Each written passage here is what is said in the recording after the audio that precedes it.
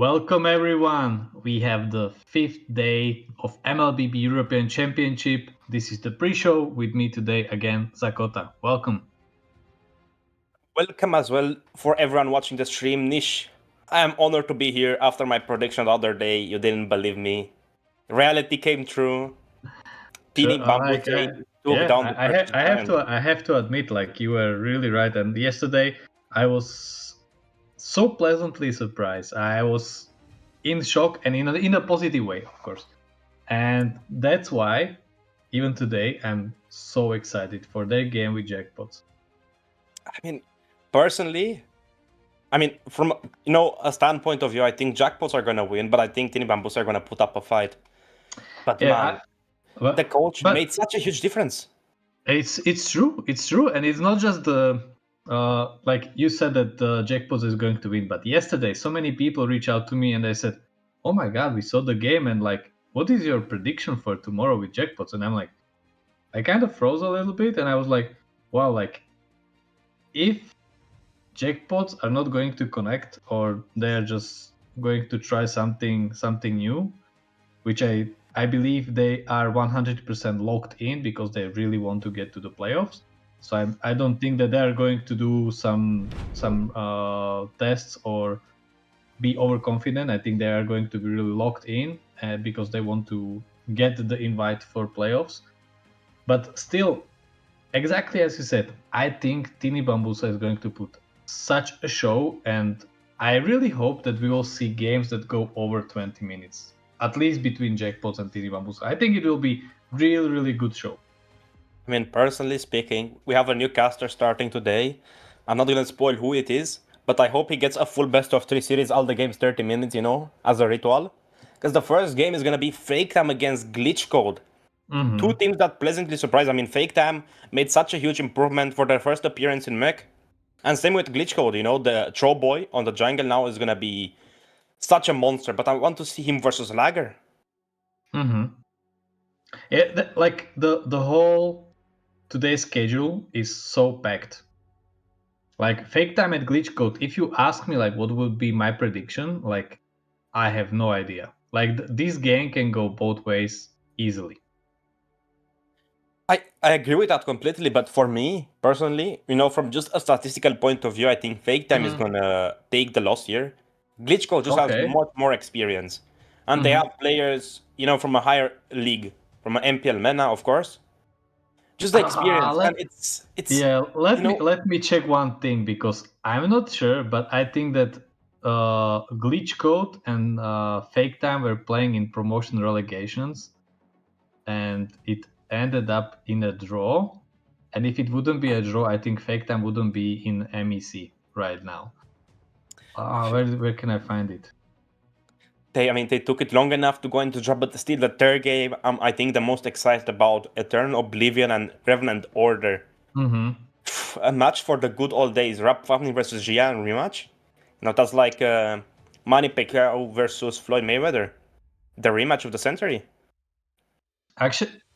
Actually, you are like, and even with the performance Revenant Order have put, like I think that's a really interesting game as well. Like I'm not really sure what to predict in this one, but for me, if we are talking purely on paper, I think Eternal Oblivion has such a good performance from last chance tournament till now. Last chance from promotion relegations till now. So I'm not really sure, but if I would have to make a prediction, I think that Eternal Oblivion would take this one. But also it would be hopefully a full best of 5. I agree and sort of disagree. I think Eternal Oblivion just has the better players on paper, of course, as you said. But they also have the rotation down to the letter. I mean, yes, Revenant Order has a really competitive jungler, Rapfavnir. But as I said himself, he's a little bit washed. So I think Xian is going to take the W here. I mean, it's going to be really dependent on the roams and the jungle nowadays, and of course the XP. It's such an important role right now. People underestimate how strong XP is. Yes, you can play new heroes, but right now I've been watching other regions MPLs and stuff, and I'm seeing some of the heroes I was thinking, yeah, this could work. Like the Terizla, we saw it from Memento Mori. The Terizla, The highlights we saw from Tini Bambuse the other day, I mean, it was doing such a splendid amount of work because they were just targeting the wrong enemies. Who do you go for? The highlights in front of you. They had the Gatot if I'm not mistaken. Who can you kill? The highlights gonna go in your face. It's gonna be doing damage. You're gonna be just getting annoyed. Yeah, and we had even during the casters meeting we had, I think it was really clearly stated that XP laners right now are the core, and that's why, for example, Metaship with Boba Rusick are dominating so much. That's also something that we were talking about. So I'm just going to pinpoint everything that we talk about because I think that all of you need to or want to have this information. So when you're watching, you can also pay attention to these details. And even if you are playing, because like we are still building the whole community, so we share this information. What is the meta right now? I mean, the meta is that's such a hard question. I mean, personally, I think Right. it's gonna go back to the tank meta with the tank junglers.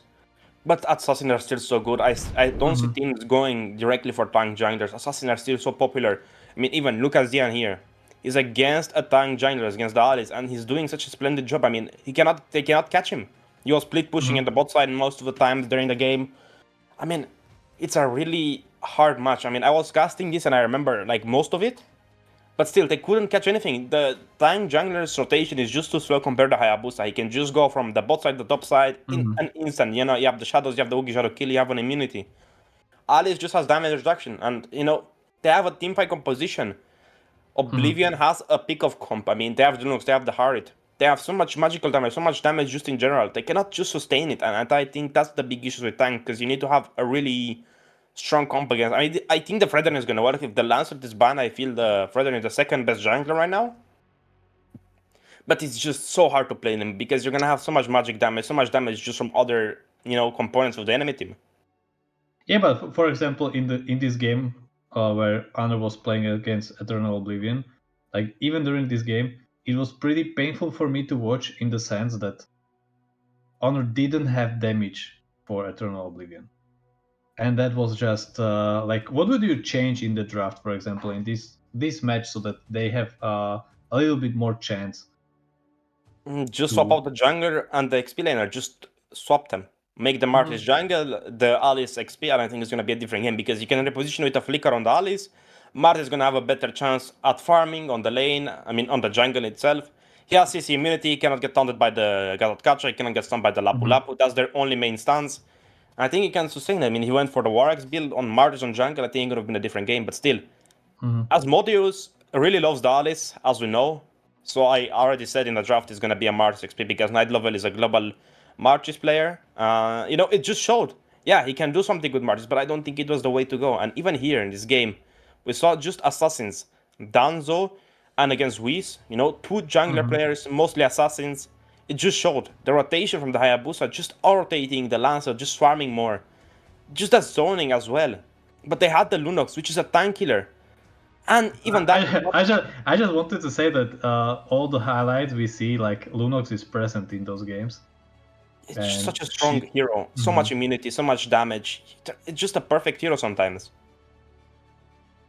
Like right now, it's really, even yesterday when we were seeing the most picked players, like I think Lunox was on 5th place, which is like just showing how important it is, like her role to meld the tanks. Because if you are looking at the draft, like you see a lot of these tanks in the draft phase.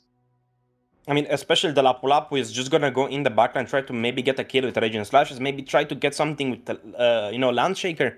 But Lunox is gonna be there. She has the Brilliance. She has that immunity. It's such a big immunity skill. You can move, you can do everything you want. And you get some healing out of it as well. You know, it's a pretty strong hero. We saw the Lunox meta. We saw her on the jungle. We saw her on the XP. We saw her on the gold. We saw her on the mid. I mean, even on the roam is the last place within Zero Lunox. But I think it's possible.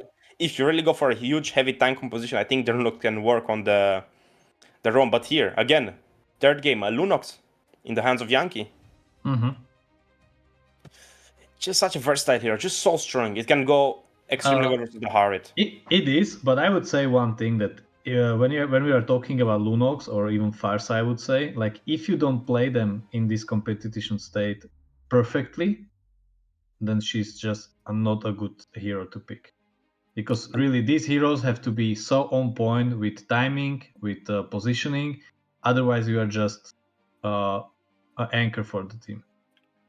I mean, that goes for everything. I mean, it goes for the Hayabusa, it goes for the tank junglers, it goes for every single hero. If you don't play them up to standard, you're gonna be at the losing advantage. Yeah, I'm not. But what I'm trying to say is you cannot just play up to standard. You have to play really perfectly because they are such a paper heroes that just you can erase them from the existence really fast. I mean, with Lunox, there's a little bit of room to, just having a little bit of a mistake. But I mean, with Farsa, as you said, yeah, you have the bird to run away, but if you get caught out, you cannot do anything. You have to force the flicker out. There's so many possibilities. But with Lunox, you have the brilliance. You can just run away sometimes.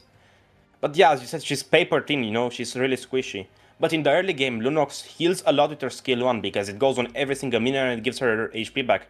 So she can put that early game pressure on and just start the snowball momentum, When the snowball starts, you cannot stop the avalanche. That's true. But as we were saying, like this game, because we are seeing Omni Knights against Void Kids. What did you think? What did you think during the game? Because like for me,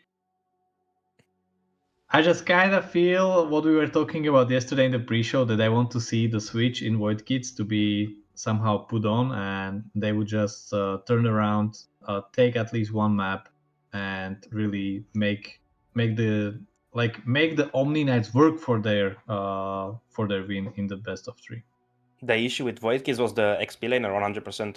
He was just so squishy. He was building Fury Hammer when he was on the losing side. They already had enough damage. They had the Heart, they had the Eve. They didn't need a third damage dealer. Look at the side of Omni Knights. They have the Kimi, they have the Sisi, they have the Hayabusa and the Granger. There's 4 damage dealers. You can consider maybe even Badang with the Thunderbelt, another damage dealer. But look, they have only 2 tanks and they have 5 damage on the left side. You cannot sustain the damage going in the backline. You're gonna get caught out by the Sisi, you're gonna get caught out by the Badang, the Grangers, you're just gonna kite you away. And I think RM just made some really questionable plays. I mean, Zedel impresses me all the time. We see him most times on the assassins, just trying to be the playmaker. But right now he was playing, the anchor of the team. He was playing the tank junglers. Maybe we are seeing that he really understands what he needs to learn. And like I said even before, like Zedel really has this mentality that he's super critical about his own game. And I think that this is a quality that most of the players should have or have. And exactly this is how they move forward.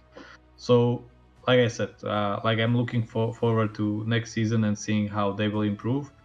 As you said, maybe they need a better coach. Like they could ask Tini Bambuso for for a recommendation, and we will see like how it's going to be for next season. But yeah, they are out of the tournament, and it's really here. We are finally in the stage where we are just knocking out teams, and they are not going to have the opportunity to get to playoffs. Even in this match, like we see that Ake, they really showed the dominance. Like I think they were so angry for the 2 losses they have that they just really obliterated Renta. I agree with you. Like, the games we saw from Ake, I was watching them live. I was waiting, and I said, man, this looks like a completely different team. They were just taking everything seriously for the first time, I feel like. They were doing an amazing job with the draft. Of course, there were some mistakes, but you cannot change mistakes. Mistakes happen even in chess. Even grandmasters make mistakes in chess, but still, they figured it out. They got a formula and they ended the games, which they struggle with the most. I mean, speaking from experience, in this last game, Shmegmi, the XP laner, Mishu, is, I believe, a really good Ruby player. And in this game, it showed a little bit. He was playing to the core of the Ruby. He was playing under tower, but not much you can do on the losing side. Look at the Lunox with the brilliance, doing damage, sustaining everything. You cannot heal with a Ruby. And I think they just got outdrafted by Ake multiple times.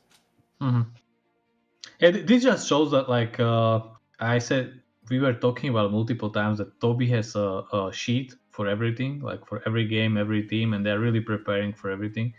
So maybe an Ake could do some lessons to Void Kids with when it comes to drafting or something. Like the sharing of information will just make the whole region strong. So maybe there will be some collaboration between them or something will happen. We will see. But at the same time, I have to give props to Warren for yesterday.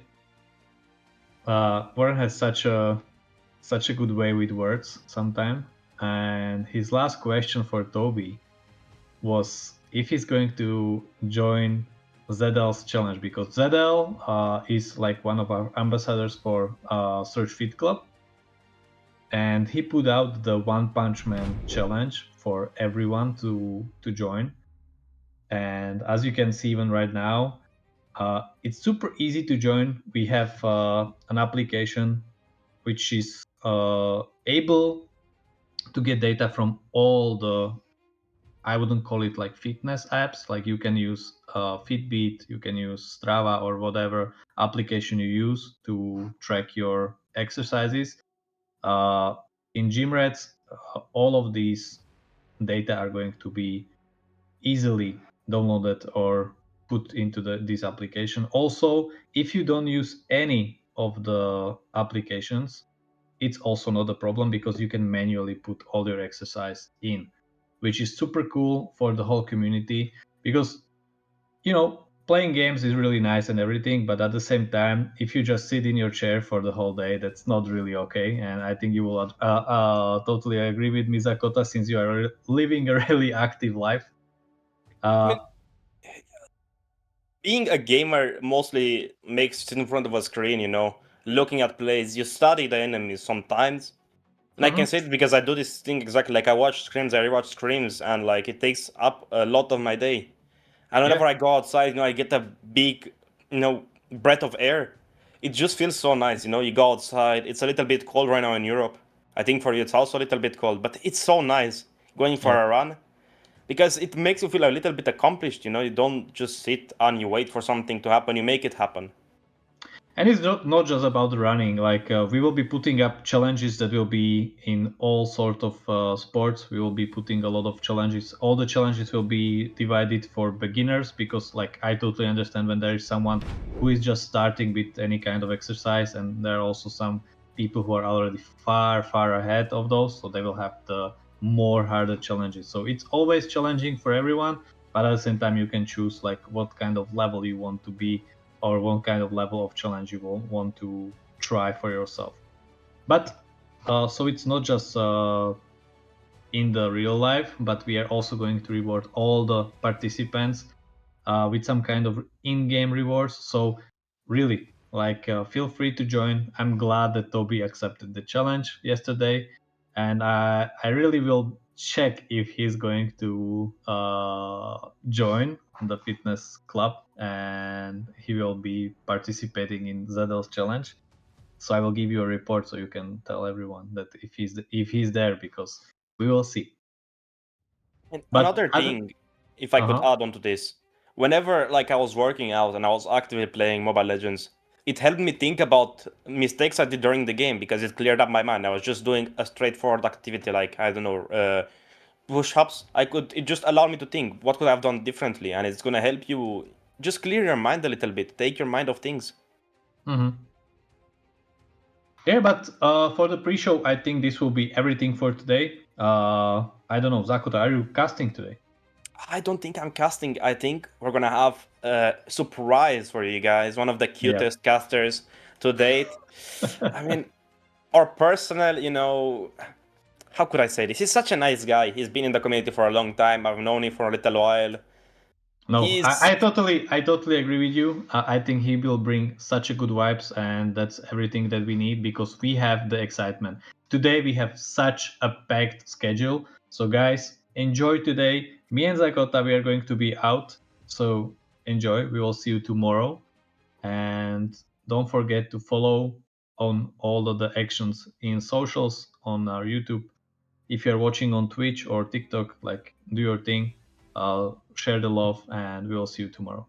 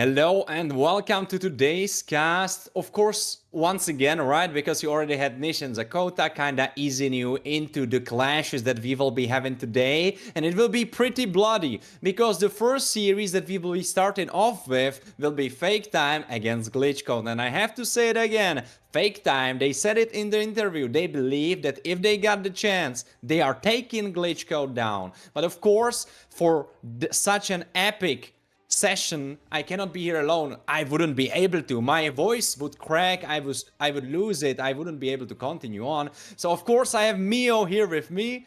Hello Mio and welcome to the cast. Really happy to be here casting for Surge. It's like really my first time to be a caster here, and like I'm really of course glad that I'm gonna cast to like a Europe tournament that I was playing with at the beginning, you know, as a player, but now as a caster, so it's a new different experience, and like I'm really ready to go for it, to be honest. And like yeah, and we have really exciting matches today, and I'm really ready to cast for the first match. Let's see what Fake Time and Glitch could have for us today. Oh, absolutely. I'm as excited as you are. I'm looking forward to it a lot. And let's kinda speak about the players, right? You were saying you kinda know a lot about Glitchko, and I kinda little bit hinted towards Fake Time being very confident in their performance, that they believe they could take them down. Let's go over what's in it for today. Fake Time against Glitchko, crazy one. Then Jackpots against Teeny Bamboozle. Well, everyone says Jackpots are the best team, but they weren't able to pull through against Memento Mori. So will the Rising Star Teeny Bamboozle come over them? Will they beat them over? Or will they not be able to? And Jackpots will stop them in their tracks and finally qualify.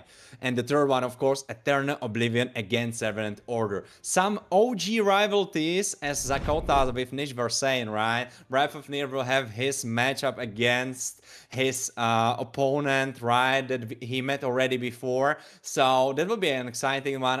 I mean, honestly, like usually there is one match that really kind of goes higher than the other ones, but I believe for today it's all good. The stories behind all of those matches are super great, but let's right now focus on Fake Time trying to beat and trying to kind of fulfill on their words, right, of beating Glitchko. And you tell me what they are standing up against, because you were saying Glitch Code are super strong. I agree. Like Glitch Code are really strong with their like really like experienced player, but we go ahead for Fake Time players. We got Lagger on jungle and also Garmadon on the gold lane, Hinukami for the mid lane, Painkiller on the roam, and jungle for the XP. And I would say something on Fake Time. They're really a new team to this. I think this is the first like very fight tournament to play as a team. And as to be honest, nobody expected really to go that far. And like they're doing really great job. And like for any team they're gonna play against them, like they always like expect it's gonna be an easy match. But when they play against them in the match, it's like really hard for them, and like they really have a hard time against Fake Time. And also, like, I don't know, like, I'm expecting today's match is gonna be really, like, exciting. Like, both teams are really equal. Absolutely, but if we are looking over at the Glitch Code roster that's coming right up, well, we definitely have to talk about Trollboy, because even though he is not in the main roster, he is one of the super important members of Glitch Code. Yeah, as I can see, Truboy is on the substitute today, also with Vladovsky. So we have some new changes here, and today we have like new players as going. Instead of them, we have also like Sixi on the jungle and also Orinkite on the goal lane instead of them. And also with our mid lane side, Gudzi and also Gabri in the same other 3 roles. So actually it's kind of like not expected today. So it will make today's match actually really exciting and really like not expected at all. Like for me, I don't really know who's gonna win after these 2 substitutes. I don't know. Really. I mean, Mio, I have to save you before you make a fool of yourself, because they tricked you as well as they did to all of us. Because even though they write Vlado as a substitute together with Trollboy, the reality is they played most of the games. I believe There was maybe one game where they did not, where one of them did not, and I might even be lying. I might even conjure it up in my dreams. I don't think it even was true. So they are just on the substitute for some reason, maybe to throw the opponents off, but they will be playing. I think I can bet my left leg on that. So for sure we will be seeing them. So you can still put your predictions up there because you were saying you believe Glitch Code should be the stronger team. I really believe Glitchcode is going to be the stronger team, especially with their jungle through Boy and also Sai. Like both of them are like MPL meta players, so they have like this kind of experience when it comes to the draft, to the game, to the macro, to the micros as well. So they have like some of that experience that would make any game goes to their side. But like seeing Throwboy on the substitute, which are their main like carry when it comes to the like previous matches we saw, and also Vladsky, which is a really good goal laner, which I've seen like his performance in the last previous matches, like seeing them out both. So I don't know. I think I will go with I will really go with fake time. I think they will win this series. I don't know, but like maybe 2-1. I don't think it's gonna be 2-0. I mean, right now, looking over the stats, it definitely looks fake time favored, though they have one more map in their hands. And honestly, the one more map didn't even help them that much because they have the same amount of victories as Glitch Code, though there's one saving grace. I mean, multiple saving graces for fake time because, of course, they have more games, so probably Lord Control, Turtle Control, First Bloods, yeah, that kind of goes hand in hand with playing more games. But the average time to win, that's an exciting one because average time to win for fake time is 13 minutes, whereas Glitch Code have 19. That's a crazy difference that this head-to-head creates, because honestly, if I would know nothing about the teams, I would be saying, oh, for sure fake time have this in their bag. Right now we'll be looking over to the draft very soon, but before that, let's talk Flying Cloud. Is it the most boring map modifier, or do you not agree? I don't know. For example, for both teams, I don't know. I think it's not gonna be really, I don't know, helpful like the other maps. I think, especially when it comes to like for the glitch code when they replace a jungle. So like winning this trio mid like by the river or something will not be really helpful, I think. But anyway, we head to the draft, and as we can see, Fake Time start with the first pick. And we will see what's gonna happen in the first ban for Fake Time. And I'm really expecting like from what I saw on the previous bans on the last matches, they have always different bans. They don't have stick with something like special or something. Not like Klitschko, they always stick with the Hilda, we stick with the Gato. So we'll see what's gonna have to us today. Yeah, it definitely feels like Fake Town trying to be more flexible with their bans, whereas Glitch Code are like, alright, these heroes are super strong in this meta, so we really need to hammer down on them and kind of get rid of them. Baksha will not be available. We saw Lager, I believe, play him. Well, Lager wasn't the only one that was playing him. Also, we saw Lager play Lancelot. Like, so the point I'm trying to make is I don't think he will feel personally attacked by the ban of Baksha. I think, yeah, of course, he cannot pick it, but he has so many other options. Whereas for the side of Glitch Code, as you were saying before, we were talking about it, I think we didn't say it on the stream, but you were saying Yisun Shin, Lancelot, and what was the third one you were saying that Trobo is super good on? Hayabusa. Oh, Hayabusa, yeah, of course. Yeah. So those three heroes are the signatures for Trollboy, and if he is not on those three, then he is not a bad player, but he is not super good player. So honestly, I'm quite surprised that Fake Time didn't have an idea of kinda banning him out, because those, ooh, alright, the Isunshin, okay. Though it's a nerf, the Isunshin. What do you think about the nerfs, by the way, before we get deeper into the draft? Do you think they were significant, or do you think the hero is still playable? I mean, I think the nerf is not like really significant, especially when it comes to Thruboy. Is like really a kind of player. Is like a one-trick player when it comes to that hero. He's really good player, Isanshin player when he plays that hero. So I think he really like adapted to that, and like he's not having a problem when it comes to Isanshin.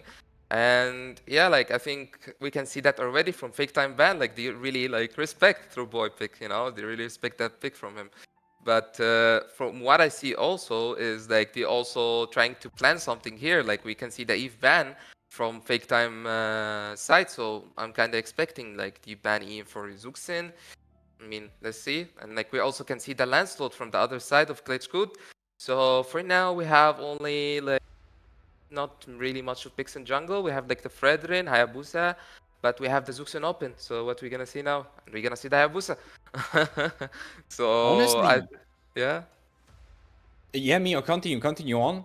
I'm just like, I don't know. I'm expecting the pick the Hayabusa because, like, if in case Klitschko took the Zuxin, they will not really have a problem. Hayabusa can already annoy her that much. But what can Klitschko pick in jungle? Yeah, they pick the Zuxin. But they pick the Gato since, like, he's the other roamer is open. Like, he's the best roamer in the game next to Grok. And, like, they just took the chance to take him out. So I don't know for fake time side. I'm expecting maybe for Yuzong, Lapu. Maybe we can see a mage like Kimi, Farsa. They have really a lot of options. Let's see. Yeah, they go for the Kimi and they go for the Hilda. And Hilda in this update, in this new update, is really strong. And like we can see it already in not just in Europe and also in a lot of regions. And there's something really small we also need to notice about Klitschko, that they were always banning the Hilda in the last matches they had. So I don't know, will they have a problem when it comes to that? Will they face some problems when you see Hilda and Hayabusa in the river? I don't know. What do you think?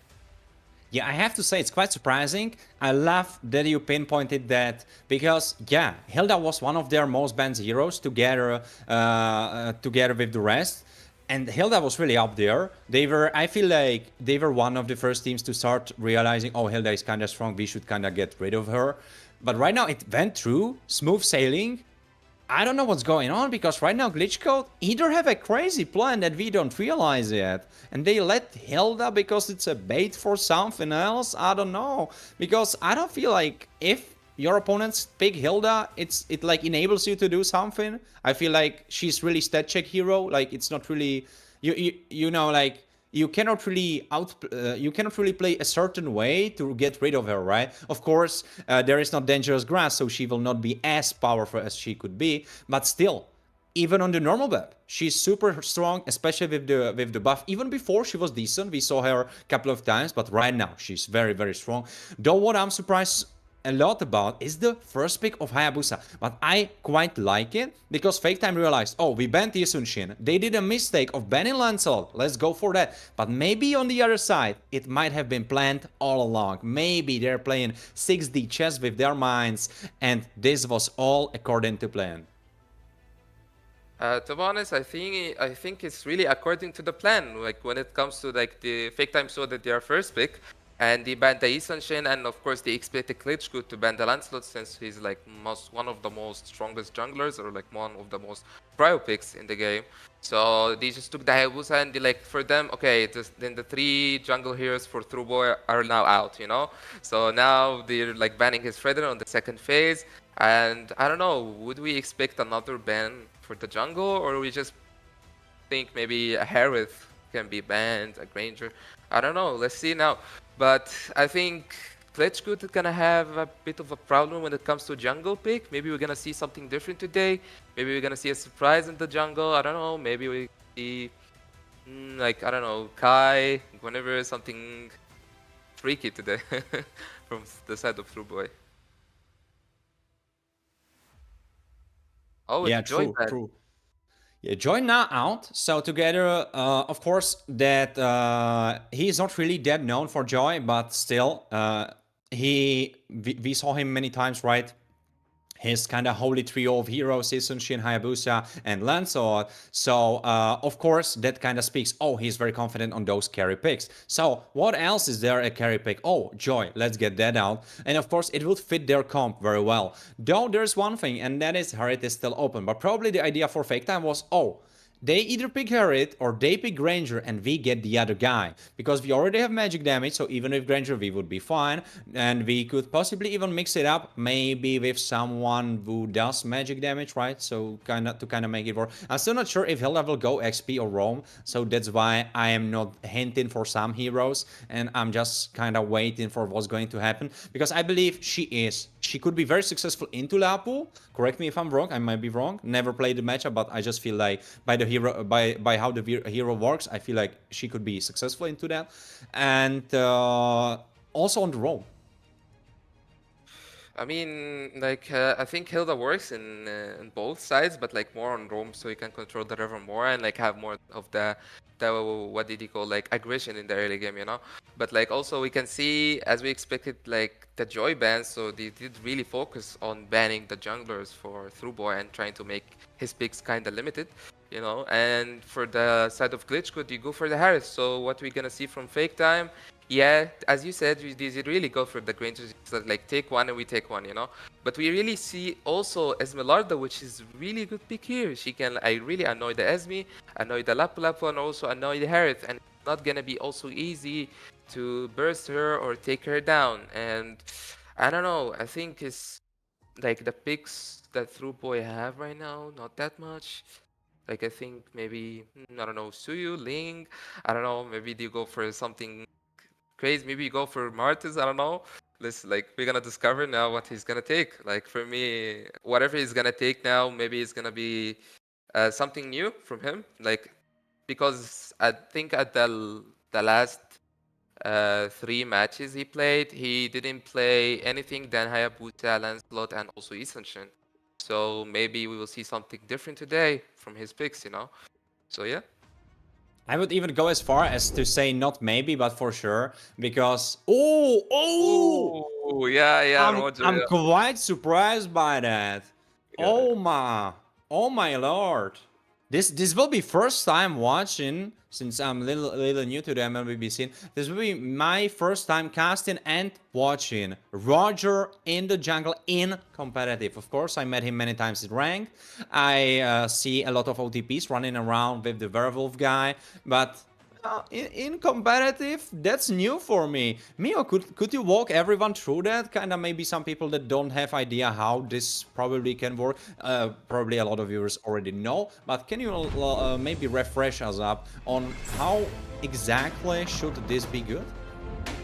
I think the only way can Roger really work is by like winning the early game. If you give him like the early game, if you snowball him at a bit at the early game, you will really see how good damage he has and like how strong he has when it comes to the damage.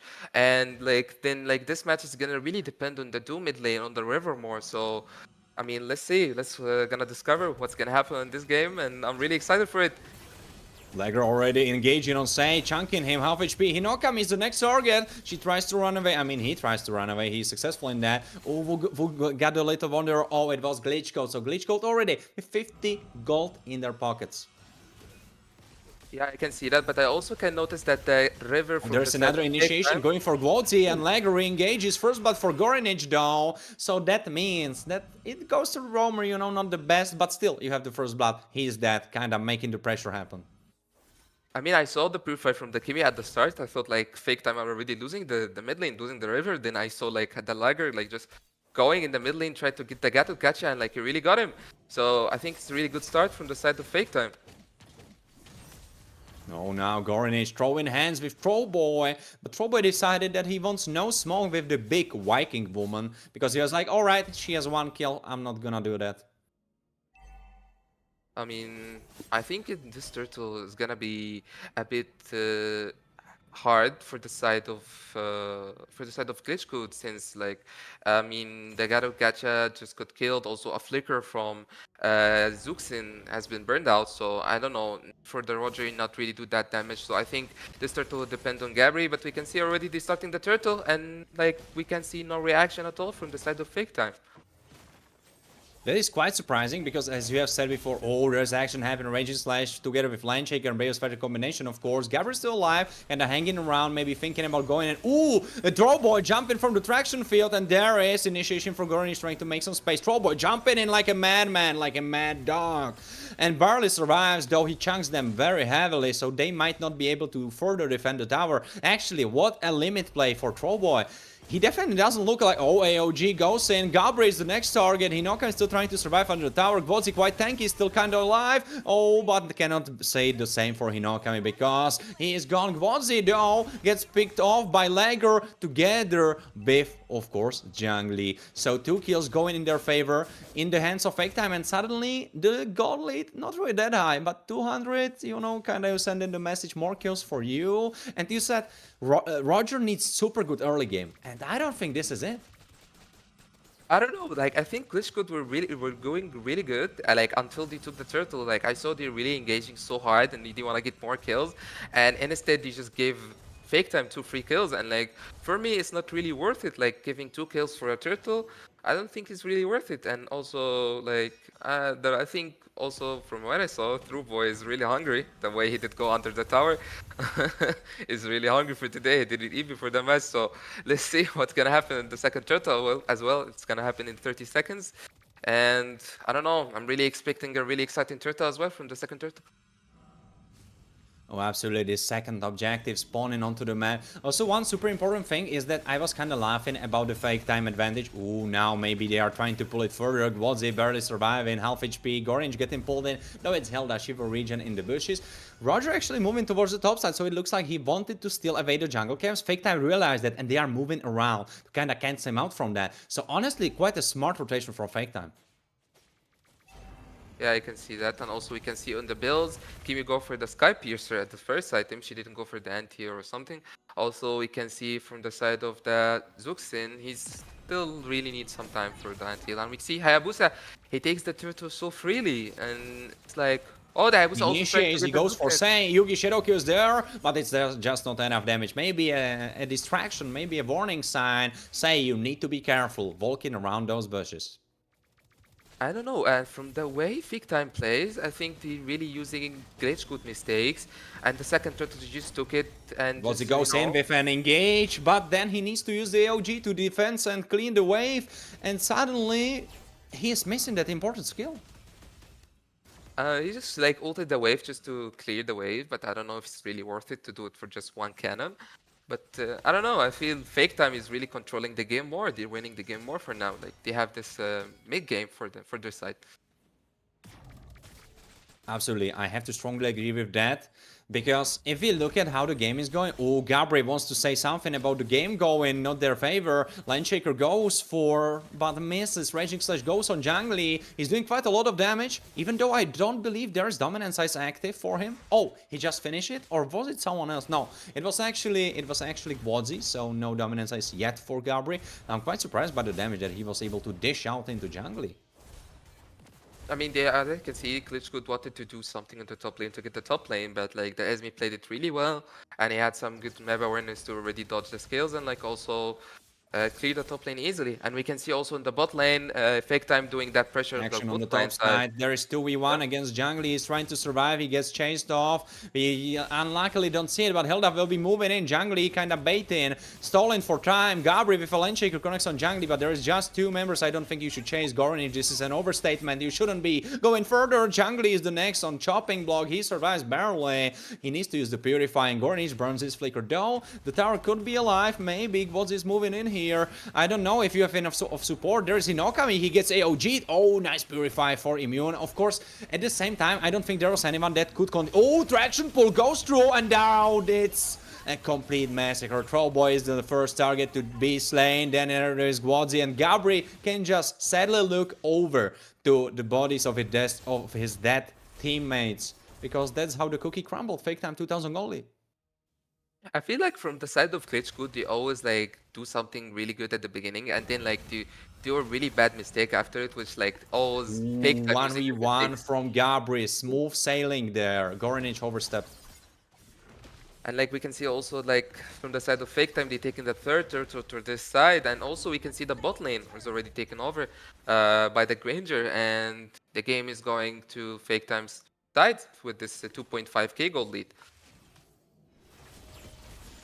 Would I be speaking the truth if I would be saying, "Oh, jungling, there's an action happening"? So let's leave speaking and let's talk about the fighting because jungling gets picked off. Trollboy suddenly with a kill. I don't know if that's quite enough though because still 2,000 gold lead for Fake Time. But say he will be going down, so even more lead because Gorinch picks him off.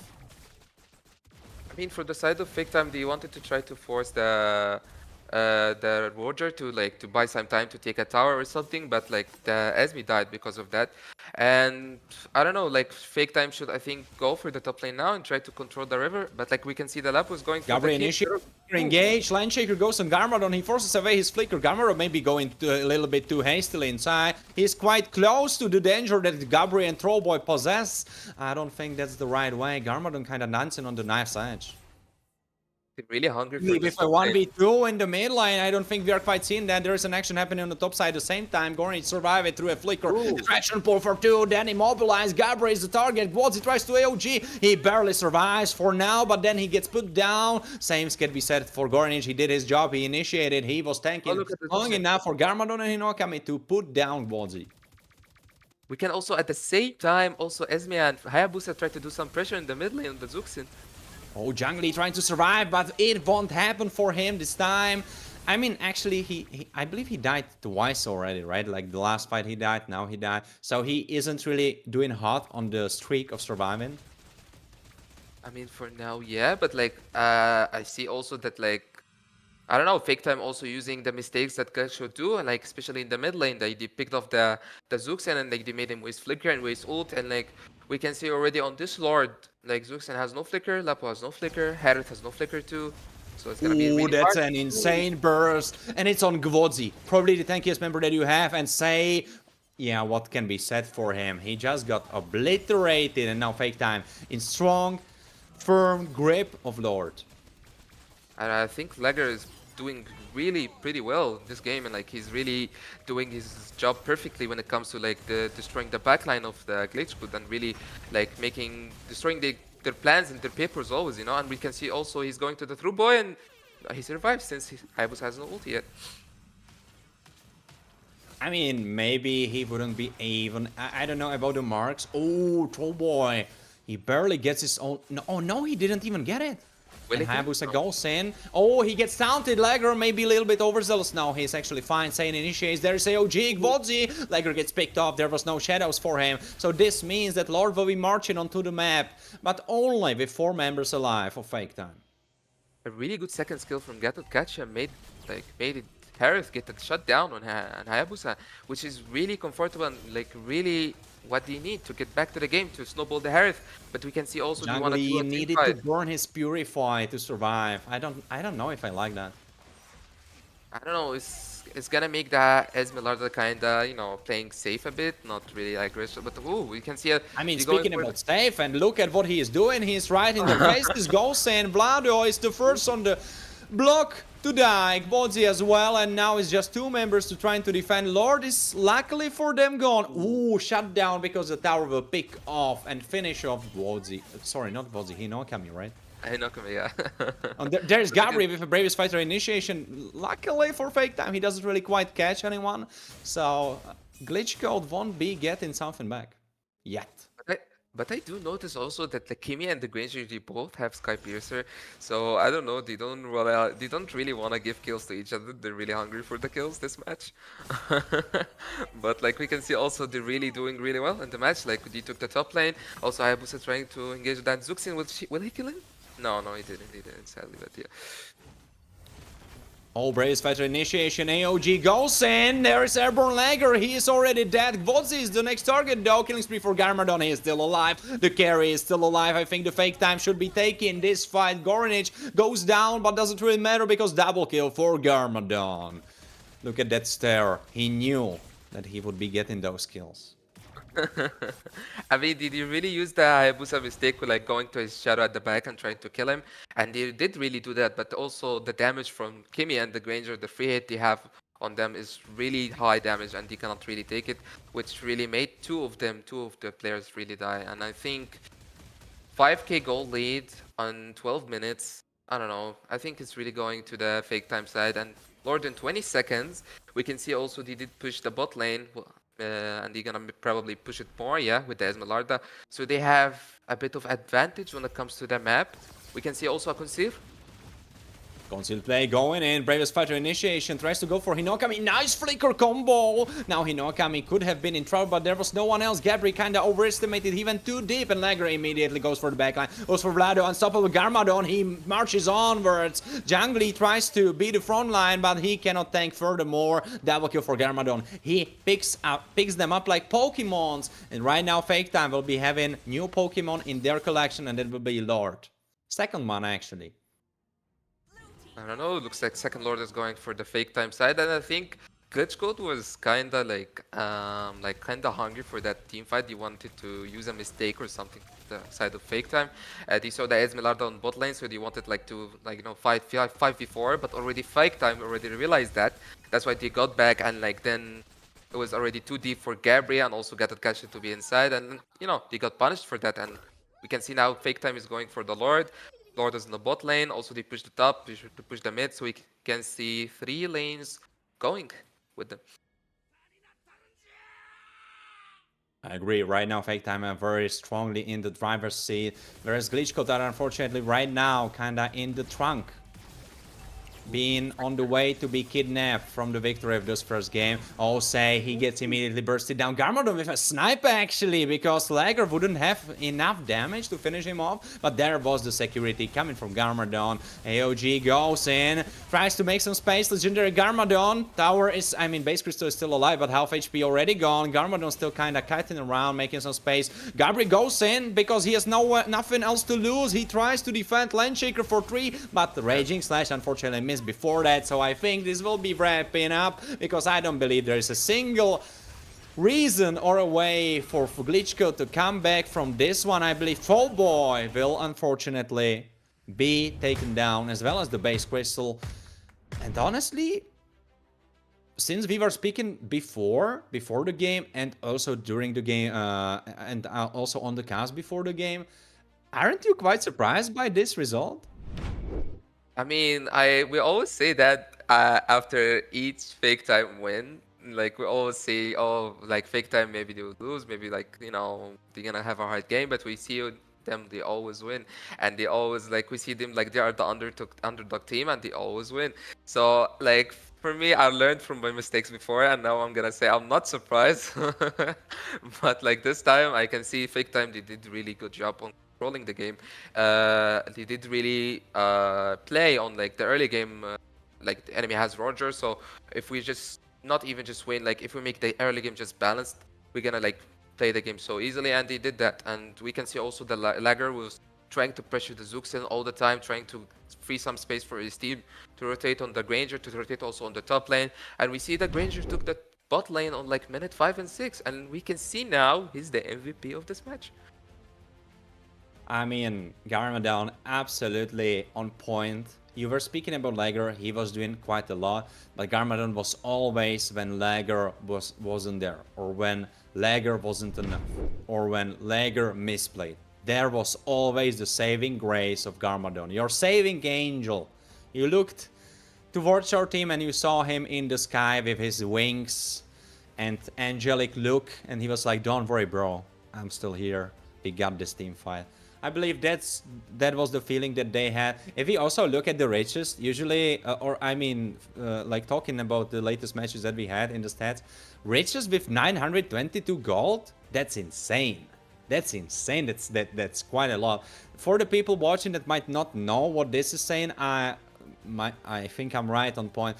It should be the gold that you are getting per minute. So this means 922 gold per minute. Almost 1,000 gold every minute for this man. It was absolutely on point. And unluckily for Vlado, I was hyping up Vlado up. I was saying, oh, Vlado, he will be the superstar. He will carry his team to victory. But this game, it wasn't about him. This game, it was about Fake Time having a super duper good draft. Because honestly, Trollboy, he played nice. But this wasn't the Trollboy that you need if you are Glitch Code. This Trollboy wasn't feeling as confident, or maybe it's just the fact that Roger is probably not the best hero for competition. I mean, he took the picks, the 3 picks that he has that is really strong with from his hands. So, like, he didn't have any choice to go for. He just go for whatever is comfortable for him, and he'd go for the Roger. And he didn't do that bad. But like, he also from the side of fake time, like if you see just the trio mid, like Hayabusa, Hilda, Kimi, it's really hard for the Roger to do something against a trio mid like this. And also we can see that like he was trying to do some trades on the top lane, like when Fake Time already got the bot lane and also try to snowball the Granger. We can see also that Roger trying to gank on the Esmeralda like 2-3 times on the top lane, but he couldn't kill Esmeralda once. He tried a lot, but he doesn't have that enough damage like Hayabusa, Isenshin, or Lancelot. So we can see that also that maybe he's not really used to take the Roger that much. Yeah, definitely. I mean, I wouldn't dare to throw shade on Trollboy. I think he had definitely a decent game. Honestly, only person you could like score-wise point out and be like, oh, he didn't do well was Gwozi. But I think that would be lying about the state of the game. We would be lying about how the game went, because of course Gwozi has a high death count, but why is it? It's because he was making space. He was going for the initiations. And if you are losing and you go for the initiation, there is no way for you to survive. The only way Gato survives a fight is if you win that fight. And if you're on the losing side and you are just kind of fighting for scraps, you are trying to get whatever you can, well then this Gato will every time die if he goes in. So this cannot be thrown on Gwozi. The only thing we can say about the first game, I believe, is just super good draft from Fake Time. I feel great preparation. Maybe I would even say, because right now after the game has been finished, I feel like I am able to say that, and that is, I believe Glitchcode kind of underestimated their opponents in the draft. I don't know how they got themselves in the position that wasn't really fitting for them, because before the game rolled and before the game ended, right, I was like, oh, maybe Roger is a decent pick, he is very comfortable on that, it will be fine, it will be no biggie. But the reality was that even though he played nicely, it wasn't working. Fake Time was everywhere on point. There were some mistakes, Gorange being overzealous, maybe Jungli going a little bit too deep, but other than that, like 85% of the game was just clean. I don't know. I think from the side of Fake Time, they had really good preparation. As we saw in the draft, they just made the throw boy like having a really hard time to choose what pick to go for. And from the side of Glitch Code, I didn't really see that kind of preparation. I didn't really see that kind of for example, planning for something to take or something. But I think from the side of Glitch Code, I think they were going so well at the beginning, but they always do something after, like really ruins everything out. Like, for example, they took first turtle, then they give 2 kills for Fake Time because they go so aggressive. So maybe if they fix something like that, maybe we can see another version of Glitch Code. I mean, definitely, we will see them from the other side, right? And every person, since we don't have the same faith structure, right, we look different from the other side. So maybe that was the bad side of Glitch Code, the side that you don't show on your pictures. And maybe now we will show the other side, because they're on the blue side, we will see them from the other perspective. So let's hope, for the sake of Glitch Code, and honestly for the sake of good MLBB, because I believe they can show us more, honestly. Like, I don't even have to be a fan of Glitch Code. I'm not saying I am, I'm not saying I'm not. But honestly, from what we saw from Glitch Code, they should be showing much better fight, much better games than what we saw before. As you have rightfully mentioned, they had a nice early game, but after that early game, it went completely out of their way. They lost the grip. The boat was gone. They were in the ocean swimming, and the sharks were flowing. I mean, not really sharks, but crazy foxes. Were swimming around and, getting pieces out of them. I mean, I kinda agree to this, and also I can see that Fake Time, they have the same plan as the last game. They have like the Lancelot and the Isenshin on the bans, which we can see already how Fake Time are planning to play. Maybe they're gonna go with the same plan as last game, but the difference between this game and last game is that Glitch Code are first pick, so that's why they're banning this kind of picks right now. And we can see also from the Glitch Code side, he's just banning the Baxia, as they always do. The Zuxin, maybe they just didn't feel comfortable of taking the Zuxin first pick or like trading it. Oh, we can see the Hayabusa, so we kind of understand now how Fake Time are planning. So, but like, well, we see Fred first pick from Glitch Code side. I mean, maybe he's the only jungler left, I think. The only meta jungler left for now. I mean, it would make sense since you know that clearly your opponents are going for the throat of your jungler. But no, Glitchcode are like, we don't care. We think Trollboy was decent on the Roger. Also, he probably has more picks up his sleeve. We don't mind. You banned these 3 heroes, now we don't care. They are out of our reach, it's fine. We go for CC. Now we can play here either gold lane or XP. So even though we are kinda forcing the way through the draft, we are kinda building the idea that Fake Time has to respond to. They don't really know what they are responding to, right? Because CC, is she gold? Is she XP? You don't really know. I mean, they can flex it with their draft. Like, even they can still take the Fredden with the CCs. It's not really a problem. But what you can see from Fake Time side, they go for the Eve and they go for the Gatot. I mean, I really like what they picked. But like, I think Blitzcode gonna go for the Grok. Like, Grok is really good roamer against the Eve. Is like just a second, like a wall behind her is gonna take a free flicker. So maybe you're gonna see a Grok, maybe you're gonna see a Fredrin, maybe a Farsa too, or Kimi. Farsa or Kimi are really good against the Eve. So I mean, you have a lot of options to take.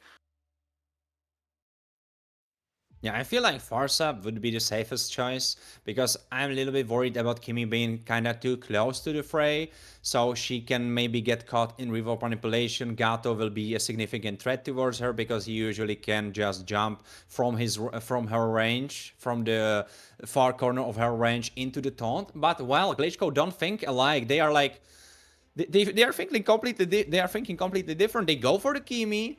They will be matching the mid lane prio because, I mean, not even matching, they will have the superior mid lane prio because you have Kalia, probably the strongest roamer if it comes to mid lane prio, maybe comparable to something like Chow.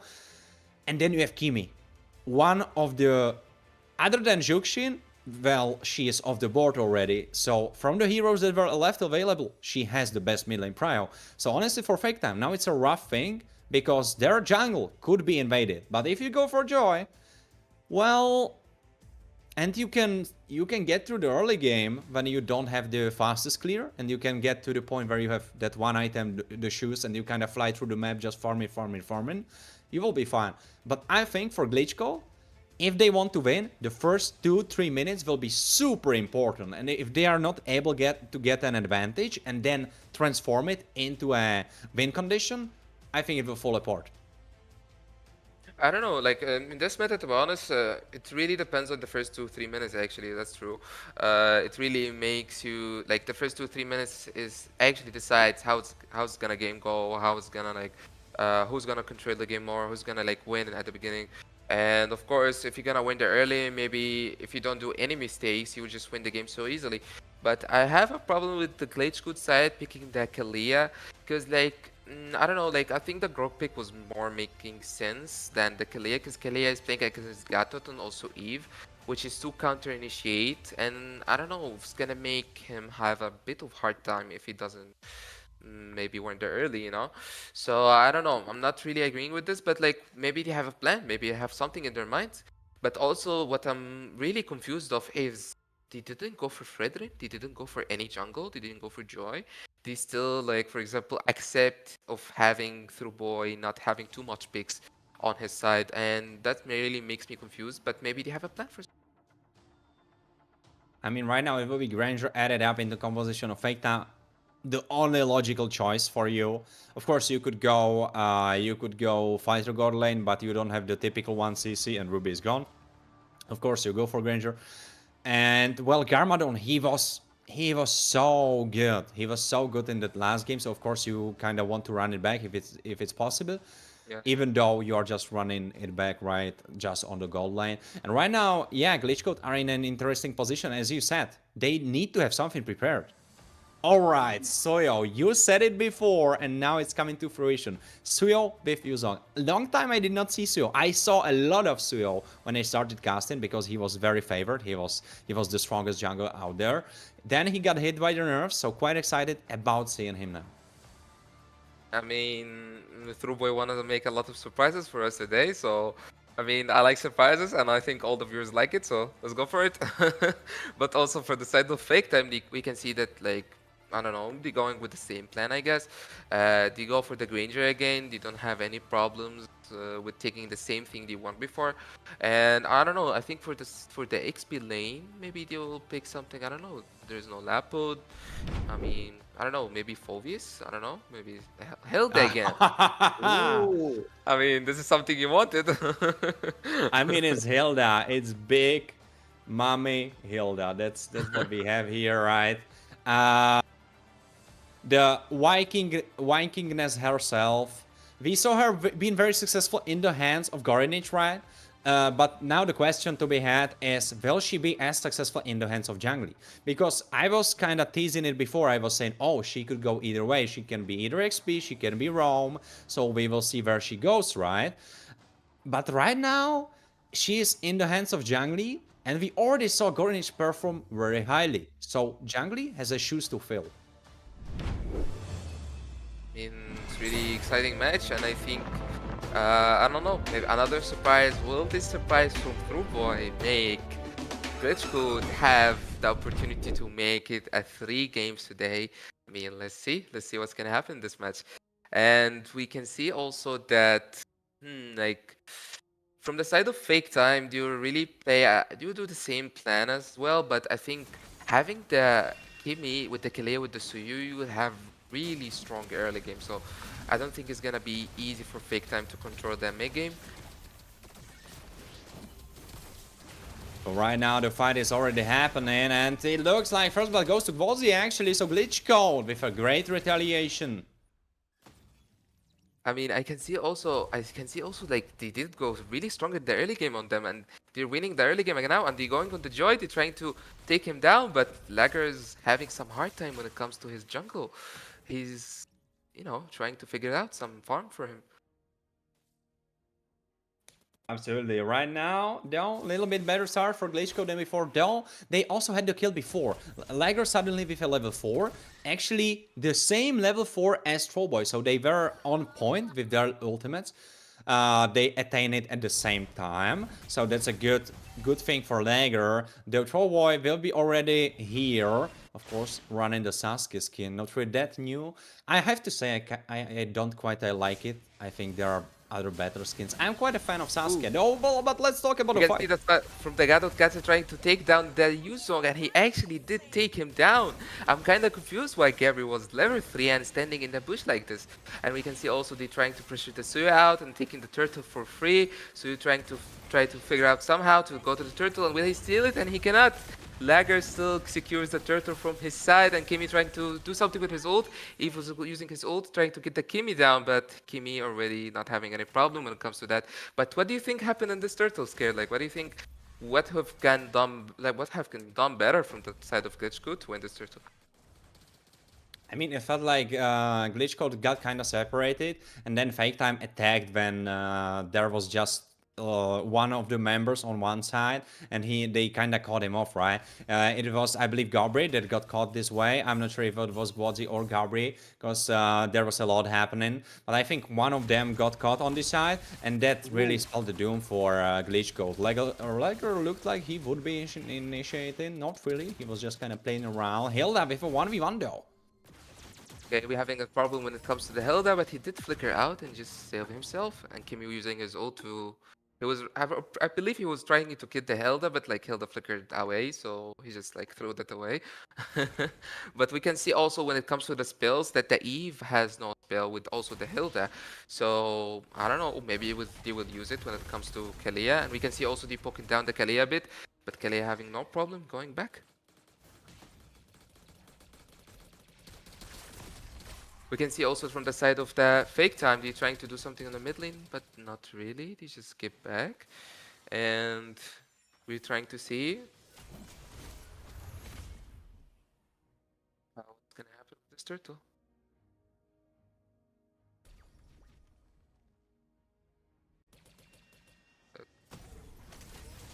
Okay, when you can see it from the side of Kalea, he's trying to take down the Eve since he has no Purify, and he did really take him down. And we can see that Glitchcode are using the enemy spells to try to win the second turtle, and now Fake Time are having some trouble when it comes to the second turtle. Hilda cannot go inside, but you're trying to hit the Yuzong, and Gabri's gonna die. Oh, he's gonna escape. He's gonna escape with his ult, and I think it's gonna be really hard for Lager to try to take down the turtle.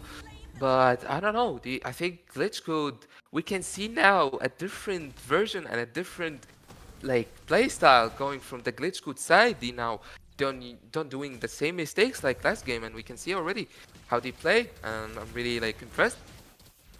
I think you're not the only one impressed. I believe Fake Time are themselves even being impressed, and they're like, wait a second, it looked easy, but now. We can see also that Eve ult trying to take down the Kalia, and he did take him down, and we're having, I don't know, Gabri camping in the bush. Will he get the Joy? He did get the Joy. Will he open the... And Joy is getting taken down. Got his ult on the Yuzong, and we can see also Jungle trying to get the Kimi. Kimi's gonna survive, and Jungle is gonna have a problem, but it's really hard for him to get back.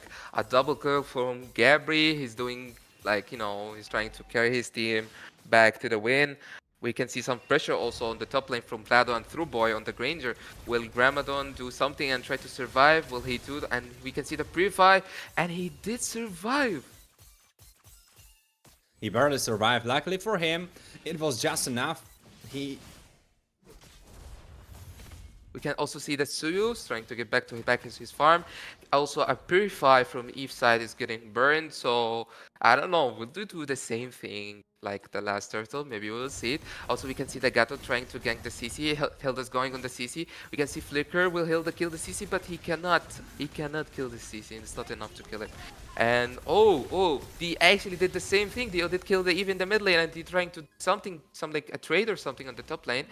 Will he try really to take down the top lane? We will see from Vlado's side. Will he try to defend? He can or not. And I think he did clear. Oh, and Jungly is having some hard time. Got to ult on that top lane to try to save Jungly. But actually he took the top lane. I thought he cannot, but he did actually take it. But also in the side on the, like when we look at the mid lane, like, where's the mid lane? Where's mid lane? I don't know. We don't see it anymore. It's just like Kimi just took it from the Eve side so easily, not having any problems. And I don't know. I think Glitch Code really having that, I don't know what is called, like lead. They're having that lead of the game. And I don't know. I'm expecting to see something from Fake Time as they always showed us. We can see also he's creating the mid lane, and I'm expecting they want to gank the top lane. And Granger trying from his side to clear the top lane quickly before Glitch could go to the top and get it. But he did really clear the whole top lane, so I don't know. Maybe we'll see a fight. I can see it from Gato to catch his side.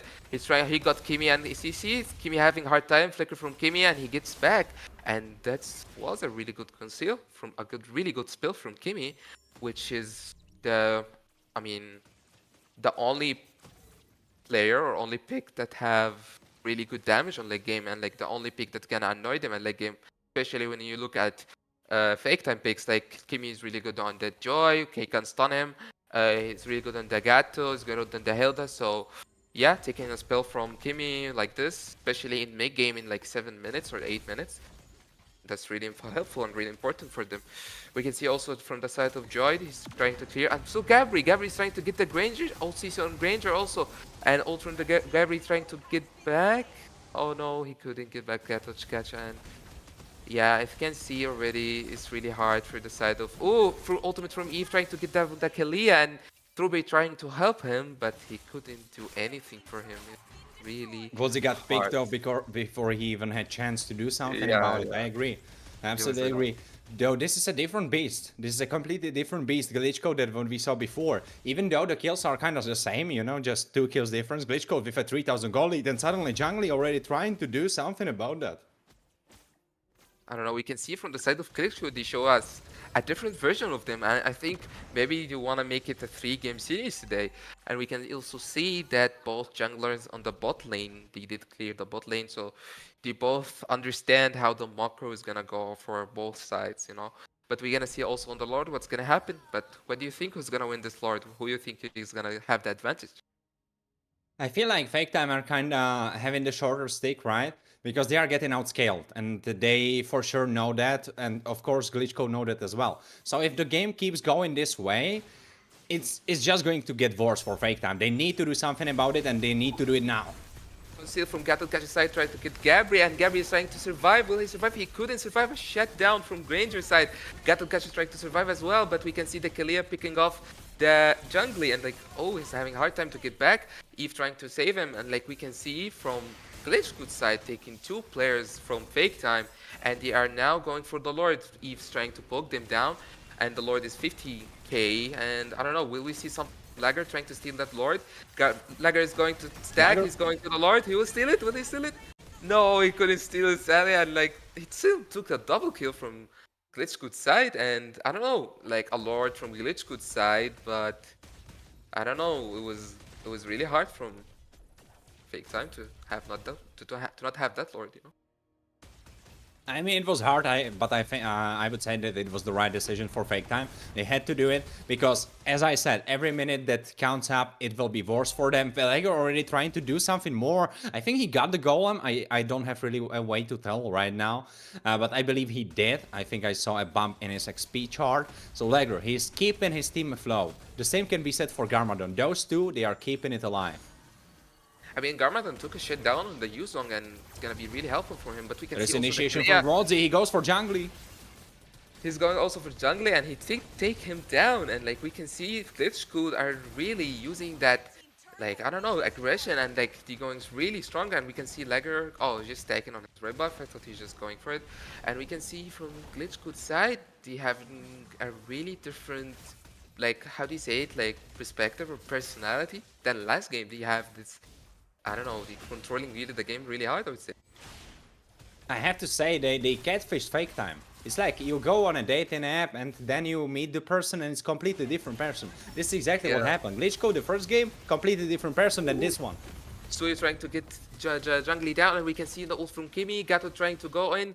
Jungly, oh, Lagger is going for the Kimi. Will he kill him? Will he kill him? Oh, he couldn't kill him, sadly. And like Kimi did flicker back, and he was really low HP. But we can see also that Fake Time, they always like use the like the mistakes that Glitch could do. Like it's just kind of typical to the last game, but this game they are on the losing side. So you're trying to use the Glitchgood mistakes. Also, if you saw that Suyu was also really low HP when he tried to take down the Joy. So I don't know, will really Glitchgood really like respect Fake Time when it comes to that? Like, will he not do that same kind of mistakes again? What do you think? Yeah, that's the thing, right? Fake Time, so far, we're able to kind of stabilize the gold difference. It's not getting higher. It's not really getting lower, but it's the same amount. It's super important for Fake Time because they kind of stop the bleeding, you know? Because right now, the wound is not bleeding furthermore. Oh, another action. And we can see also the Suyu trying to poke down the Gatot a bit, but like he did go back. And he did like kind of understand, like, oh, I'm not going anymore. I have some respect for them, you know, and just, you know, like, you know, I'm gonna play on the waves, just gonna play macro, don't want to do some risks. And we can see the side from the side of Fake Time, they have the better advantage. Oh, we can see also a conceal on the Eve. Also Gabby trying to get the Granger, and he got the Eve. Did seal, did it ult jungler, and he did flicker, go back, trying to get back, trying to survive. Lagger. Also Helga going back. Lagger doing something on the E. Oh, he's trying to get the Kimi. Oh, and like Kalia saves Kimi at the last second. This is rough. This is rough for Fake Time because if this catch didn't happen, then you would be in a pretty favorable spot, or not really favorable, but playable spot for the next Lord, but right now it's not the case. Glitchcode will probably be taking this one home, so 2 Lords, and suddenly the game has been flipped on its head. Not that really it was going in the favor of Fake Time for the most of the game, it wasn't really, I would be lying to you, but at the same time, they were able to stabilize, but suddenly the dam has been broken once more. The repairs are not just not enough, and Gabri getting caught. That could kind of help. I mean, they were trying to get some kills before the Lord, and like they now kind of they didn't get that kill that they wanted because Hill did get taken down. But we can see also from Gabri's side, he's trying to run or do something. Lagger is trying to get the Kimi, and will he get the Kimi? No, he the Kimi. And Garmadon is having some problem when it comes to the TC. Will kill him. Gato trying to save him, and he did actually save him. Ooh, Vladsko, ooh, with the flicker, getting Granger out of base, and it I think it's really worth it. I think it's really worth it taking Garmadon with the Ranger, and it's the only death that Garmadon has in the match. So will it be enough to try to give Glitchgood the win? We can see also Lugger doing a shutdown on the Kimi, and he's trying to get the goes for Suyo more. down as well. Ooh, he got the Suyo and the Kimi alone by himself, and he's giving fake time the chance to win that game. He's trying to hold the. He doesn't want to lose that match. He's doing his best, and we can see also he's going on Gabri. He's trying to take him down. he got caught. Kalea ulting him, but he did also expect that, and I don't know. Lager is doing really pretty well this match. Yeah, I have to say. Though I'm not quite sure about the mechanics, about the like how is the work. Basically, what I'm trying to say is if Kalia Tsunami slams you, can you pop your ult as Joy in the air, or do you need to use it like prematurely to kind of block it? That's basically what I'm saying. Like, of course, it was a great play from Lager, but I was just like thinking how good of a play it was really. I mean, it was so good because already Lager expected the Kalia was gonna go on him, so you did notice that he didn't like ult right away. And we can see also second from Through Boy. Ooh, second from Garrett to get the Through Boy. Lager trying to go for him, but he did change his mind and get him back. Will we see a re-engage from Glitchgood's side? Kimi using his ult, but no, we do. You can see a re-engage. Hilda is trying to hold the mid lane. He's getting back. And you can see a flicker ult from Kalia trying to get Jungly. Flicker from Jungly. And now they are getting back again. We can see that both of the teams have respect to each other when it comes to the team fight, you know? Jungly knew that he cannot die. If he would have died, the third lord for sure goes to Glitchko, and then there is no telling if they are even able to defend. Because every minute that goes into the game, that means Lord becomes stronger and stronger. Of course, he is harder to take, but at the same time, he is harder to take down after he is picked off. Ooh. Ult from Eve trying to get the Suyu back, and ult from Garrett trying to get the Suyu. Garmadon having some problems. Kimi take him down, and Gary is having some problems now to get back, but Kimi also flickers back, and like, I don't know, it's really worth it, I would say. Also trying to get Garmadon, and it was really risky, but it worked out with them. But like, the problem is not in Garmadon now. The problem is Lager always making Glitchgood having problems when it comes to the backline. I for sure have to agree. Lager is definitely a very big problem, or maybe a very small problem if you look at the size of Joy, right? Like, she's not the biggest hero, but like in a sense of not her stature, but in a sense of how important that problem is, it's a definitely big problem. It feels like no one has magic defense, or for the side of Glitchko, maybe Gwozi has a dominant size. I probably think that he should have that for sure, because if you look at the composition of Fake Time, it's a really important item for you to have. So he should have magic defenses from that, but other than that, it feels like Lager is going like a hot knife through butter. And now talking about the fight. Oh, a really bad mistake from Kimi's side, since he has no flicker, and Lager is trying to do something. He killed the Kalia, so he's going inside, and will he take the Lord? Suyu will take the Lord. It was really hard for him, and Suyu is dead. Oh, Kalia is also dead, and I don't know, was it? I don't know, it's really bad mistake from Kimi to risk his position since he has no flicker. I don't know, will it be done? Will it be over for Glitchgood? Will Fake Time win this match? I mean, it's pretty possible, because you need to clear out this Mount minion. Right now, it's this one minion that's keeping it alive, keeping the hope alive for Fake Time to kind of close it out. The minion is being targeted by the Lord. Lord will be bursted down. Oh, alright. So the steal away from Trollboy actually paid off. For a minute, I was thinking to myself, well, maybe it doesn't even matter. Maybe Fake Time will have it anyway. But actually now, in retrospective, it was quite an important steal from Trollboy, keeping Glitchcode afloat.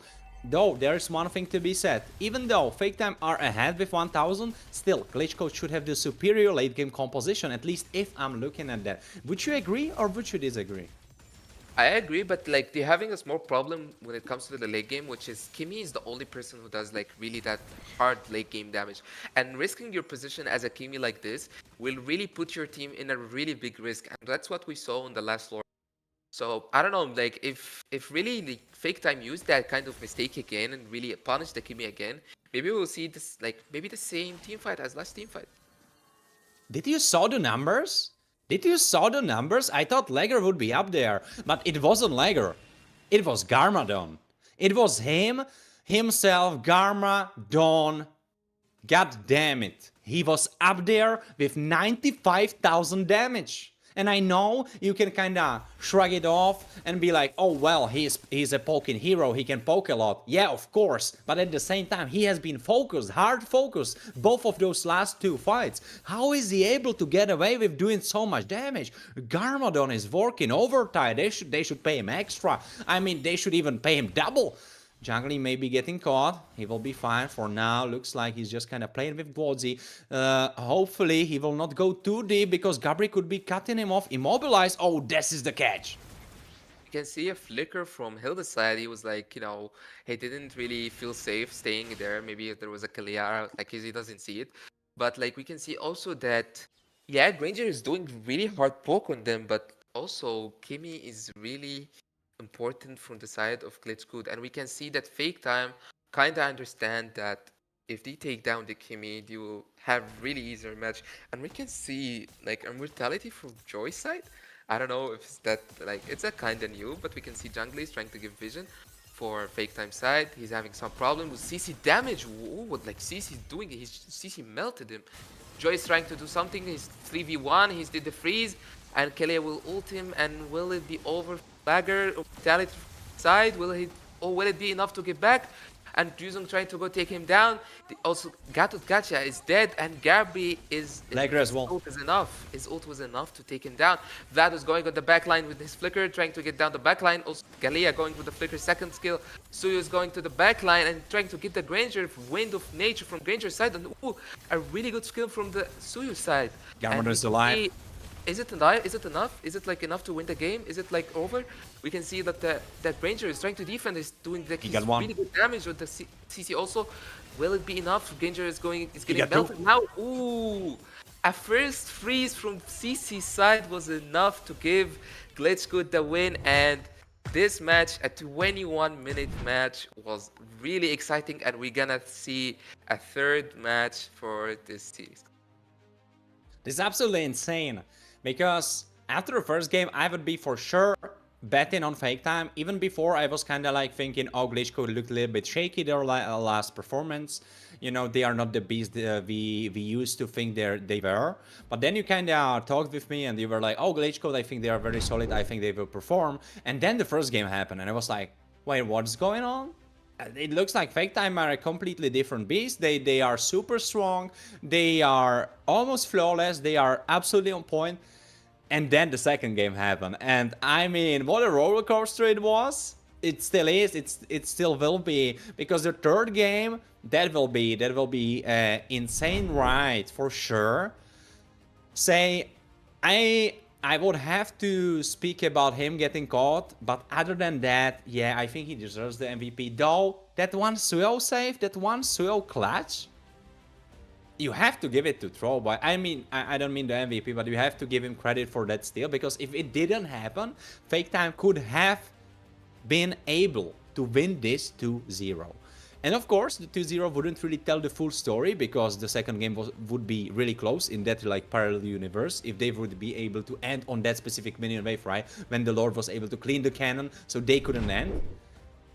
But this won't be the history, at least for now. Well, it won't be, right? Because we are moving into the third game. Let's look over the stats. Richest guy, Lager, though 739 gold. So this already speaks volumes about how equal and how even this game was. Honestly, it's insane that we see 3 people from the side of Fake Time having the achievements, even though Glitchcode won. I mean, they just, I don't know, like the game was really equal at the late game, and I don't know, like, gonna win. Sometimes I think like Glitchcode is gonna win, so it was really equal when it comes to the late game. And also, if you see the stats, if you see like, for example, the kills, like 19 to 17 kills, it's really close, you know. Also, when it comes to the gold, when it comes to like literally everything, you know. But like MVP for the side of the Kimi for Sai, I think it's really understandable, because he's the main AD carry when it comes to the late game. He's the one who having the damage to melt down the Hilda, the Gato, the Eve, the Joy, like everything. But I think they did really good plan to catch the Joy at the end, and once the Joy died, it was really already off. And also, I have to say, Glitch Code able to kind of overcome the approach that Fake Time trusted upon them, and that being, of course, aiming for Trollboy. Because Trollboy had 2-3-8. Of course, he didn't get awarded the MVP, but it was a solid performance. I have to say, it was a solid performance. Like, I'm not saying the Roger performance wasn't solid, as we talked about before. It wasn't like he did something particularly bad, but it wasn't the troll boy that we know and love, right? But this troll boy, this was a different beast, I felt like, because, you know, he was there, he was making a lot of actions happen, of course, more so as a part of the team.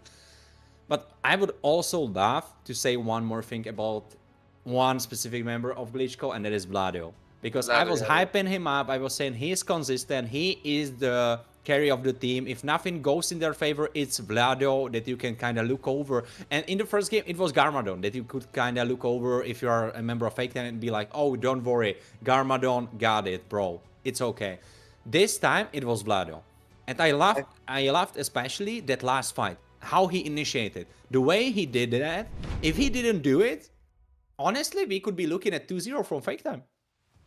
Not gonna lie, Vlado did really pretty well. Like if you saw like his flicker first on in the Granger in the top lane, if you see also his flicker in the bot lane when he tried to get the back line, also his flicker like his first freeze on the on the base when he tried to kill the Granger, and he did, which made it so easy to end the game, you know.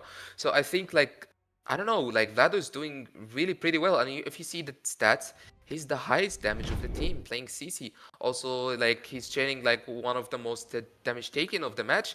I don't know, like I think he did really pretty well, and like made the Eve, also the Granger, having some hard time when it comes to the team fight. Like they cannot play comfortably, you know. I think Vlado, like I don't know, like first match Garmadon showed us like, you know, the hard carry of the team. Second match we can see also the, you know, Vladoski. Well, but you know what? We have Dangerous Grass. And if we will see Hilda third time, that will be a great one, because this map is especially suited for her.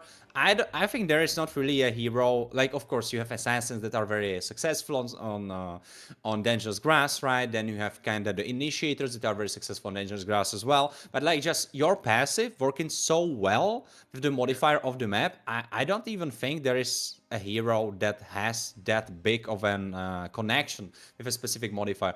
Well, maybe you could say like Grog, where he builds the walls so he can kind of fill the space where on the broken walls modifier, right? He can kind of fill the gaps and cut people off, or maybe like walk through it then wall it up. So there is this kind of synergy. So I would put it definitely up there, like Dangerous Grass and Hilda, and of course Grog.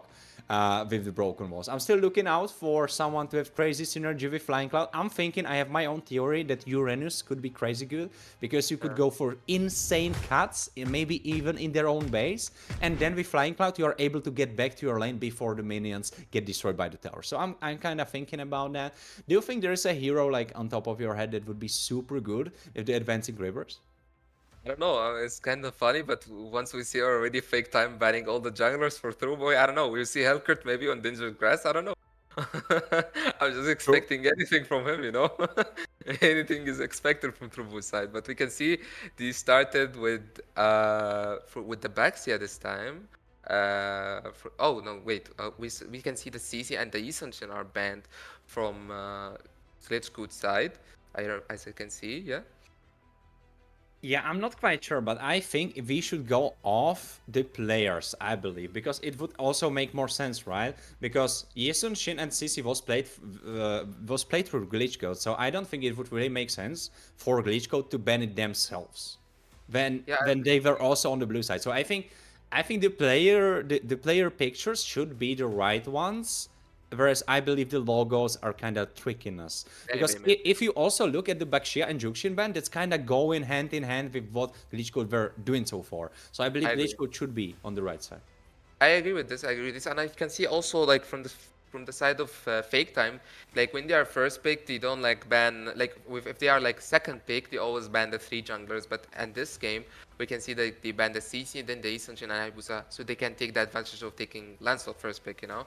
So we can see that they are planning for this, and like we can see Glitchcode denied this and they banned the Lancelot for them. you know. So maybe we can see something different, and I don't know, maybe they will go for the same plan. They will go for maybe like a Gatot, a Fredrin, Gatot catch a Fredrin, Eve.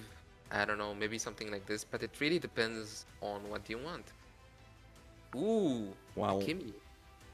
They maybe right now it gone looks like for, they definitely wanted the Kimi. yeah, they just wanted to Kimi. They didn't have any problem when it comes to the Fredrin or something. But I believe Klitsch could have an advantage now, because at the last game he didn't take the Fredrin because CC was picked. You know, like sorry, at the first game he didn't take Fredrin because CC was picked. So now, like, like he's now free. He's not having any problems when it comes to the Fredrin. True. He could go So, for that. and we Because have he is also not. Grok. Yeah, yeah. We have Grok. We have Fredrin. That's important. Yeah, I believe probably it will be a handshake. Gato traded for Grok, or Yeah. Grok traded for Gato. Oh, well, maybe not, because Glitchcode mean- are like, all right, let's go Joy and let's go Lapu. I don't know. I think they didn't go for the Gato. Maybe they can play, for example, Gato and Grok both. So they don't have a problem for letting one and taking maybe things that they want. They go for the Lapu Lapu, for example, for just, you know, in case. They just wanna like don't have any problems when it comes to the XP. And I don't know, like taking the Joy at the beginning from the side of Through Boy, it really shows that like Through Boy said, you know what, I'm done. I don't want to take new picks anymore. I'm done. I'm just done. And we can see from the side of Fake Time, I don't know, maybe they can take a Gato to annoy the Joy a bit. Maybe they can take also a Grok, you know, to freeze down the mid lane, try to win the early game. We can see, ooh, the Gato with Alice. What do you think? Gato The with Alice. Alice? Like, I think this is a really strong combo. And I don't know, we saw it also before, I think, on Memento Mori side, maybe, and they did really combo it so good. So, what do you think? You think will it really work here with Kimi as well?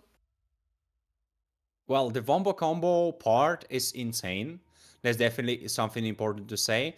Also, Alice ultimate can probably hit Joy, but only if Joy is out of her crystals and out of her dashes. So it's kind of really down to a lot of conditions that have to be fulfilled, right, for it to work. So I don't know if I quite like going for Alice. I understand for them to go for Gato because it was either Grok or Gato, and if you look at what they have, it definitely has to be Gato, because if Joy is going for a backline, typically you can just push AOG button, the big panic button, right? You push it, your carry stay in your ultimate, and you probably get the knockup off. So I understand that idea, but I don't quite understand, and I don't quite like the idea for Alice, because of course she will be a nuisance to deal to deal with for Lapu, right? Especially Lapu, because he will have a lot of trouble on the side lane against her. He doesn't really have enough damage in the early game. Even after Vorax, he doesn't really have that much easy way of killing her 1v1, so he cannot really accelerate himself like that, and then it will come down to the team fights. But I believe in the team fights, if it's all even, Alice will probably start winning after like third plus items. Before that, I think it's Lapu's time to shine. Like, he's super online just on the Vorax, not speaking about the 1v1, but talking about the team fight specifically. So I don't know. I think I'm a little bit of a hater of this idea for Fake Time.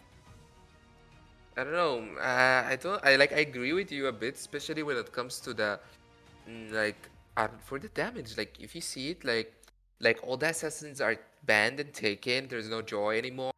Hayabusa. There's any single jungler that really has damage. You know, unless you take something like Ling or something crazy to show us today.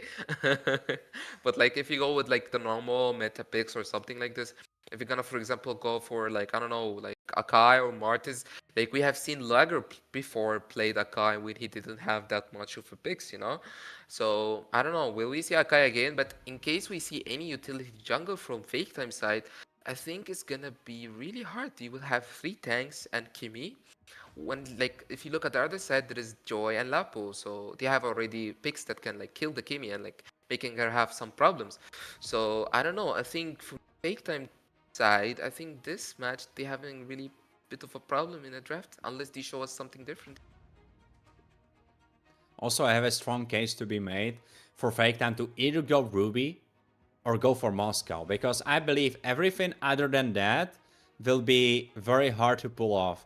Because if you look at their composition that they are kind of creating for themselves, they are definitely going for the engage part. And Kimi will have no peel. She will have 0 peel. And that's correct. Like, if you are going with this team comp, you cannot peel Kimi.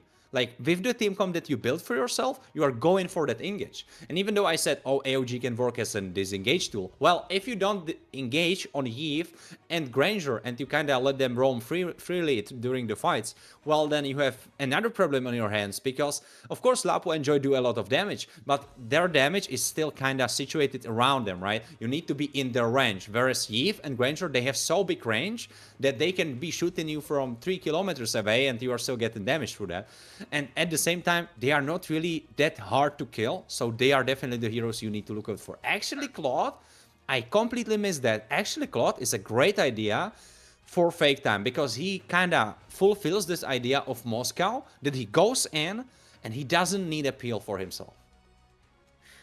This series, we saw 3 types of jungler, new junglers today. We saw Suyu, we saw the Nolan, and we saw also Roger. So a full series of new picks in jungle. So I mean, that's kind of exciting, not gonna lie.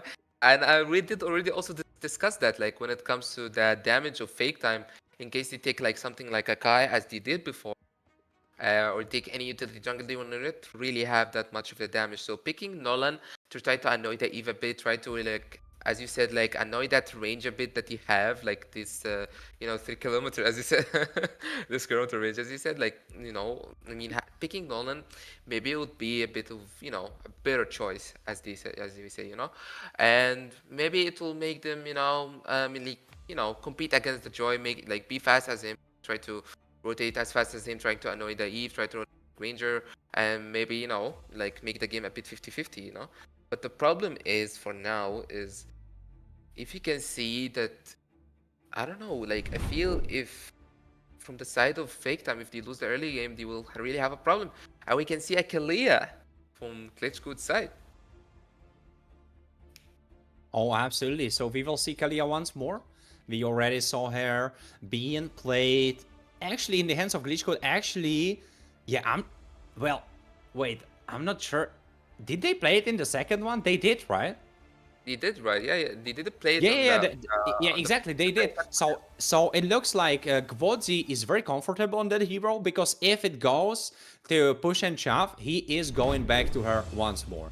Because, of course, the game before was super important, but this one, it's kind of doubly important, because both Fake Time and Glitchcode, they need to win. After this game, there's one team advancing and one team needing to still keep on fighting, right? So you definitely want to be the advancing team. Join Memento Mori, join Metashift. I mean, like anybody would love that, of course, but we can see also in the mid lane some poking and some, both teams are kind of respecting each other, and both jungler want to take down the Letho. Oh, Gvodzi getting taunted up. Now he is half HP, needs to flicker away, and that means Kalia will not be able to use Tsunami Slam with flicker combination on the first turtle. Of course, maybe on the first turtle would be a little bit too... Oh, he went in? Gvodzi, you madman! That was too deep! First blood for Hinokami, and Fake Time suddenly with an advantage. I don't think it's really good to burn down your flicker at the beginning like this and giving a free kill for Kimi. I don't know. I think it's really, not a really good start from Glitchgood's side. And we can see also the Alice doing some aggressive cut lane. And what's going to happen on top lane? And he gets back. And like we can see already that the Alice is not having any problems against the Joy or Eve or anybody. Yeah, I don't know if you went over that through your preparation, but Jungly, he's very well known here on Surge through his Alice performance. So this is not his first time running over this hero. You definitely can expect that he will be doing some nasty plays when in his hands there is Alice. I agree with this, and we can see also Glitchgood trying to start the turtle, but he get back again. And I don't know, Woody with his HP, I don't think it's gonna be a good start. Ooh. Gabriel's level 4 Revolve Manipulation cuts them off, but Trollboy is the first target. Gabriel misses the lane checker completely, goes for a Raging Slash, but so far there is no Fury X, so he doesn't really do that much damage, right? So That means Fake Time will be taking the first turtle, and suddenly Fake Time with a lead. I mean, we can see like kind of like as the first game, like Klitschko like doing these kind of mistakes that like give Fake Time the opportunity to get back to the game or to give the advantage for them, you know. And like we can see, they did take down the stole Joy, it. and it also he took his blue buff, especially when you lost a turtle. I don't know, it's gonna be really crucial in that game, you know. You know what I love? That this series is all about being consistent, all about having your having the cold head, right? Like keeping your mind together. Because Fake Time, they won the first one, Glitch Code came back in the second one, and now Fake Time are completely refreshed. They are a different team suddenly. They are suddenly the team that we saw in them in the first game. I agree with this point really well. Like I think Fake Time for now showing us like what are they like what they are really are, you know, what they're how they are with, and they're really surprising us with that the early game aggression, you know. But we can see also from Glitchcode's side that they have a bit of a problem with like the Eve and the Kelea a bit.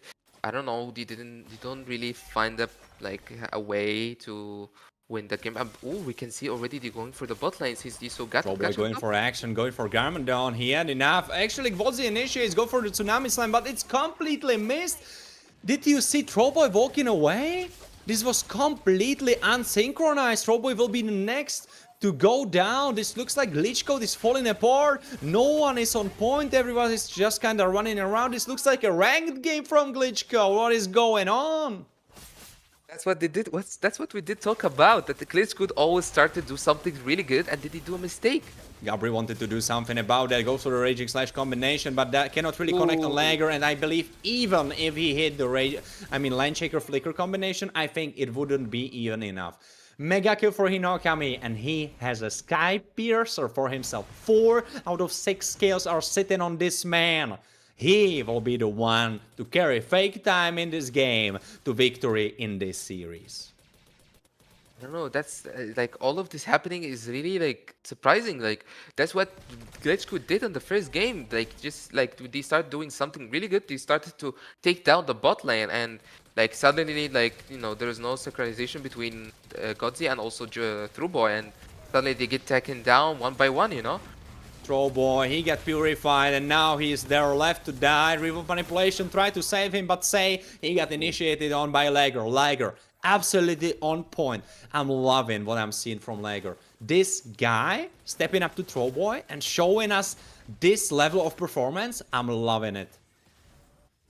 We can see also like from Kimi's side that she's getting like snowballed, like 5 kills in like 5 minutes with a Sky Piercer at the beginning. I don't know, it's gonna be really hard to, to dodge that Kimi damage in the early game. We can see also they going for the bot lane side to take down the tower. Will it be enough with 4 players from Fake Time side? Though I have to say I'm quite surprised by the damage charge, because Gabriel is up there. He is up there. Even though he has no kills and his team has no kills, he is up there. He was 18,000 damage done. And I believe the second one had only 14,000. So definitely Gabriel is doing the damage. The thing is he doing it on the right targets? Because probably the answer would be, I don't think he is. I mean, Gabriel is already having some hard time now because like playing against a Kimi damage. Ooh, he got popped. Coronage is too late, and Trollboy gets popped though. But he's kind of too late to save Garmadon. Gvozzi a little bit too. What is he even doing there? Oh my God. I think. Why is he in their jungle? What is going on? Do you think he kind of like had a faulty compass and like he tried to go north, but it was actually like the other side? Like what happened there? It's not really worth it to Joy, also the Kalia, and also Lapu died on that. 3 kills for 1 kill in this minute, and also a tower gone for Fake Time side by the Kimi, giving 2 items to her in 6 minutes and 30 seconds. So it's looking really bad for Klitschko's side. They need to do something about it. But do you know what's the worst part? They honestly cannot do anything else than this. They need to keep throwing themselves at Fake Time, because the same way Fake Time were going to lose anyway in the late game, this is exactly the same for Glitchko. They have on the other side Garmadon and Hinokami. two heroes that are especially deadly when you get into those 4-5 item power spikes. After that, it's done and dusted. It's gone. It's completed. After that point, there is basically nothing you can do, nothing how you can outplay your opponents. Oh, but maybe now you can do something, Trollboy. But Goranich, he isn't even faced by that. Trollboy gets jumped on by Jungly, but he's he's luckily able to survive. Though Gwozi, oh, poor Gwozi, will he get caught again? He's trying to survive, Tsunami Slam. Jungly has to run away, actually. There's initiation, Town goes in, and Kalia with a kidnap. Revolve manipulation, though it's Goranich, it's a tank. I don't know if he should be your focus, and he survives, AOG. And Nolan, he wasn't even part of the fight. Trollboy tries to save the game, but he cannot because he gets killed himself. Though Jungly is there in the backline, I don't think he should have been there. Double kill for Vlado, and suddenly Vlado with a shutdown on Hinokami, and as well as a second kill in his hands. And even though there are 3,700 gold lead for Fake Time, I believe Vlado is doing kind of good for himself. I mean, he took the turtle and he took the bot lane with him, with the mid lane, and he go like try to get a kill on Vlado. But exactly, look at it. Look at the gold. Yeah, I can see also also I can see that Vlado took a really good shutdown on the Kimi that has 600, you know, and he did really take a shotgun like I don't know 400, 500 gold.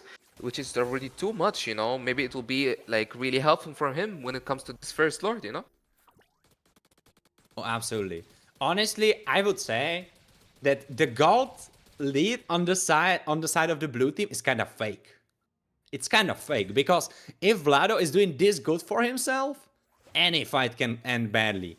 Like, of course, Hinokami is still pretty far ahead. Trollboy, oh, he's dancing around. He will be fine. Yeah, that's the problem. And now they are going for Nolan. Oh, Nolan is in trouble. He will get caught. Tsunami Slam, Lagger. Can he survive? He tries to dash around. No. And another shutdown. Another in his piggy bank. Vlado. Third kill in his. I mean, he finally... Oh, look what's gonna happen. Vlado's gonna get back. He did get back. So it's gonna be the only... Goody is gonna be having a problem to get back? No. Why did he flicker though? I think this flicker was completely unnecessary because even if he died... Oh wait, no, Lord is alive. Yeah, sorry. Yeah, that's an oversight from me. As well as this oversight from Gabri to initiate over here. Bravest Fighter tries to keep him alive. The Raging Slash as a disengage measure. Goranich is there in the thick of battle. Vlado, Trollboy initiates in, but he is not the fat Lagger. He is not as fat as Lagger was in the last one, so he cannot really do as much. But look at the gold lead. It's getting shrink down. It's kind of getting shrink down, yeah, but like we can see that also Fake Time did buy some time for Nolan to get back to the match since he was already dead in the bot lane, and we can see also some poke from the Kimi on the Kalia, and we can see Nolan is taking down the top lane. Will it get good force of down a fight since Nolan showed in the top lane? Let's see. Oh, there's action happening, Bears Fighter, but doesn't really connect on Hinokami because Hinokami, he's pretty slippery. Gabri able to block it out by Lane Shaker. There's Gwozi, he's completely alone. Revolve Manipulation tries to cut them off and is doing some damage. But this looks like Fake Time will be taking their first Lord in the third game for themselves. I mean, like from the normal or like the... Just like I don't know, from last games we always see Trollboy somehow steals Lord, you know. So will it happen this time? And I think no. I think it's really hard for Trollboy. Yeah, he got stunned by the Kimi, but I don't know. Like Fake Time is really like even when like someone gets shut down, someone gets killed. Like from he got pulled in. He need to flicker, but will he survive? He's burning. He is healing. He's alive. The hope is alive for Glitchko because if you were missing one member for this defense, could have been very tough. I mean, he's gonna like we can see also Trollboy. Trollboy goes for Hinokami. Hinokami. Oh, he got caught off, and Jungly is next as a target in their sights. Trollboy trying to dance around Lagger, barely surviving. There is Garmadon, but I don't think he wants to 1v4. And suddenly, with a play like that, Glitchcode are able to keep the hope alive. Because this Lord, he got only one tower. Do you know how much worse it could have been if they weren't as successful as they were? I mean, Trollboy gave Glitchcode like a chance to not get like, for example, not Fake Time taking like an inhibitor or something. since he did take down the Kimi, which is like the main damage dealer, one of the main or the best bad damage dealers for fake time side. And we can see also on the stats, like Kimi is doing the highest damage for the fake time side, or like for the whole match, you know. So taking Kimi down at a lord like this is really important, you know. Yeah, we spoke about it before. Let's say had to be careful in the last game for his positioning with Kimi. And the same thing has to be said for Hinokami. He needs to respect the fact that he is super important for the team. If they catch Jungli, it's fine. If they catch Lager, honestly, I would even go as far as say it's fine. But if they catch Hinokami or Garmadon, it's bad stuff. I agree with you. I agree 100%. But like, let's see, because also we can see like from Eve's side too, he's having some problems with like Gato's not making him play the game. Also the Alice, you know, and he's also scared of the the Claude as well. So Eve is not also having like a really comfy game from his side. And I don't know, like I think this game really depends on Granger. You know, Granger is the only one who's like really can poke down and damage them. You know. Oh, Gabri with a bad face check. You shouldn't have been the one face check in that. Half HP already gone. And the trade? Only Goranich is half HP. This is a great trade for you. Like my man like just didn't feel anything. He was like okay with it, you know. Ooh, we can see like Traction put pills in Trollboy, but oh, he almost got caught. Goranich may be overzealous. Oh, that was too deep, Gory. Mega kill goes towards, I believe it was Vlado, right, with the mega kill. So he is truly having the full team of Glitch Code in his backpack. He's carrying them all. I think he's the one like, yeah, he's the highest gold from Glitch Code's side, and like he's now like, you know, if you can see it, like they always like play out like beside the snipes, Bozy initiates. I even thought for a second that he would go for the Tsunami Slam. I think he was baiting out Purify from Hino, but he decided not to persevere, not to continue with that, because they got the space, they got the Lord. That's all they wanted. I mean, it was, ooh, look at Gabri, he's trying to get the Nolan or something. Ooh. Gabri too deep. Now he will be missing a flicker, and Jungli will make him pay for that as he initiates on top of his head. I don't know what happened with the ult. I believe it was either blocked or I don't know what happened there. I don't know, like I think that Ellis is using his flicker too much for like not really, like I think he did like really good when it comes to the mid lane when he tried to zone that E Ranger, but using on flicker on just Lapu Lapu, even if you kill him, I don't know, I don't think it's really worth it, you know. I would have to confront you on that, because I kind of see the vision that he had, and that probably was, alright, they have Lord. Let's cut one of them off. Ooh, Gvozi maybe going too deep. He gets immobilized, half HP, he flickers away, but now his HP bar is not really suitable for the rest of the fight. Jungli is getting poked though as well. Say big initiation, Garmadon with a backline engage, and he burns them all down. He got killed, but I think he made them pay. Though, did he make them pay enough? Because Hinokami is next target to go down. Trollboy gets picked off by Lager, but it's just Lager and Jungli. Can they defend the base? Right now it's Gabri, say Vlado, and Gvozi marching into their base. Can they defend it? They will definitely try, because this BO3 could have been resulting in them advancing, being qualified, but right now it looks like they cannot, because Lager is trying to still play it. He got one. Can he get more? Can he get more of them? He got two. Can he get the last two? The wave is still alive. Lager goes in. No, he cannot. Base crystal explodes, and that means that the team to go further will be Glitch Code. It was all about Vlado. Like Vlado did all this damage by himself. It's just at the late game, he's like taking shutdown after shutdown, just getting that farm. Like on the second Lord, if you saw him, he was full build. Like he was literally full build. Bro, you were losing the game. Like you have full build already. Like it doesn't make sense, you know? So like having this full build on the second Lord, that shows how Vlado is really like focusing on his farm, trying to like to get Glitch Code back to the game, and he really did. Like if you see at the late game, he's like they always play like in front of him. They always give him like the chance. They always give him like, you know, the time or like the chance to free hit. And of course he's the MVP of this match. Like all he did, like he even sold his boot. He even sold his boot, and like he bought another item. Like he was on the losing side. He was not in the winning side, you know. So what he did is like absolutely like amazing, and I think without him in this match, Glitch Code won't be like winning 2-1. Absolutely, absolutely no. I mean, it all comes back to Vlado, right? Like, you know how I believe it was Thanos who said all things end with me, right? I think he said something like that. It was a long time that I saw Avengers last time, right? But he said something like that, and that's exactly what probably could be said for Vlado, right? Everything ends with him. Because the second game, he made the comeback. Of course, not only he, but he made it happen as well. He was part of that. And this third game, I'm sorry. You could throw away the whole team and just keep Vlado. I think he would still got it.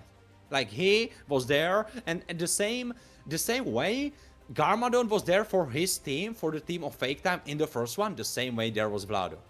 You could always look, every time Gwozi died, he could always look over his shoulder towards the rest of the team, and he would see Gladio flying on the cloud with the angel wings, being like, don't worry, bro, I got you, homie. This was exactly what was happening. And insane performance from Vladio. I think he is definitely, and I will fight someone for that, I think he's definitely the most consistent gold laner that we have here on Surge regular season on the MEC. I think he is the guy, because I didn't see a single game where he played bad. I think on the CC game and this game as well, like he's like the highest damage of the team. He's always like, you know, consistent. He's not like doing any kind of like mistakes or something. He's like always like if they wanna like glitch code, they wanna depend on someone, they always depend on him, you know. And we can see that like the glitch code have 10 kills only, 7 kills of them are just for him. So like that shows already that like the whole early game was just like nothing, and like when it comes to his like just the mid to late game, it's just all about him, nobody else. Absolutely, absolutely. But of course, maybe if someone missed that, it's super important to say that Glitch Code through this series are indeed advancing in the playoffs. They are locked in together with Metashift and Memento Mori. They will be joining as the third team, because it could have been Fake Time, but unfortunately for them, they didn't make it. And honestly, right now, you can look at Fake Time and be like, oh, they are on a kind of on a losing streak, because they started against White Kids, they got their win. Then they went against Revenant Order, they got their win, and suddenly they were 2-0. They were feeling the best they could have been feeling ever. They were feeling so good on top of their game, but then Metashift happened, and Metashift shifted the games on their heads. They made it impossible for them to persevere, to go through, and Metashift made a statement. They were the second team, they were between the first two teams that were able to qualify into the playoff. And right now, this battered and drained and tired Fake Time were like, let's go. We still have the chance to qualify. We can still do it. We are against Glitch Code. We said it multiple times. We are very confident in our skill. We believe that we could be able to beat them. We believe that we could make it. We believe that we could qualify through this. But unfortunately, Vlado happened. Vlado happened. He was there. He wasn't holding back punches. And he was just on point. And that means, as I said, Glitch Code are the third team to qualify. Don't worry, today there will be 2 more teams to be qualified, to be decided to qualify. But unfortunately for Fake Time, they need to battle it out into the 2-2 bracket at the complete end of the qualification part to make it into playoff, possibly. Of course, it also means that the super tough opponents already probably will be qualified, right? So kinda, it will be probably maybe easier for them, but still, if you look over there, there is Misa, there is Omni Knights, there is Minerva Fury in 1-2. That's insane. Those teams, they have sounding names, they have big names. It won't be an easy one. It won't be easy one, but like we can see that like also like Fake Time, they always show us that like, you know, they do this kind of surprises. I mean, winning against like Revenant Order and like winning also against like Void Kids like was a really good start for them, you know. So I mean, we can expect anything from from their side, you know. Especially they wanna get like they lost against Glitch Code in a really hard way. I mean by Vlado's side. So you know, full series. Maybe on the next games we're gonna see something from them, a surprise for them. Maybe they will qualify. But can we see also from Glitch Code side that like you know they did really good way, you know, to advance to that, like winning against Aki, which is a really strong team. Like you know, they had a really pathway on the last surge and like also the surge, you know, winning against them in the first match. Also like losing to Memento Mori, of course, you know, a big team, yeah, but like they were trying to compete against them a bit, but they didn't have the chance to win against them. And also winning against like Menevia Fury, which is a really strong team as well. So I think like Glitch Code is one of the teams also that they can compete against the big teams. And well, talking about this topic, we of course should invite Say over here to the interview. Welcome to the stream, Say. Lovely to see you. Man, you pulled through. Were you worried in the first game? Very worried in the first game because the first game it was hard.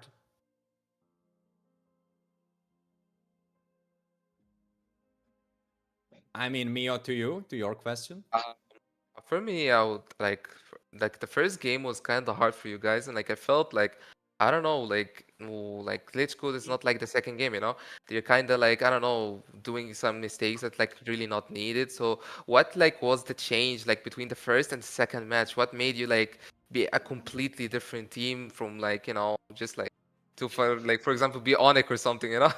What made you like really change? What was something that just made everything different? Uh, for the first game, we didn't expect that they're gonna ban the jungler and take Hayabusa. The big Hayabusa was very hard for us.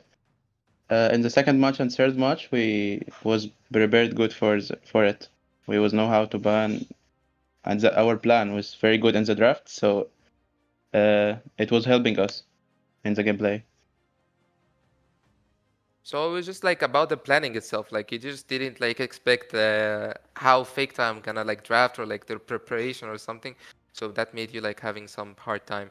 But like that will take me to another question, which is like oh like we saw new like picks like Roger and also like Suyu. Like we see like soon some new picks on the jungle for True Boy side, you know. So like is it like you know like he did really pretty good on him with them. Like I think for Suyu game if he didn't like steal the Lord for like 2 times, I think, or like you know, maybe without these Lords, it will be already over, you know. So I think he did really do well, pretty well. So I want to just ask, like, is he really used to this kind of heroes?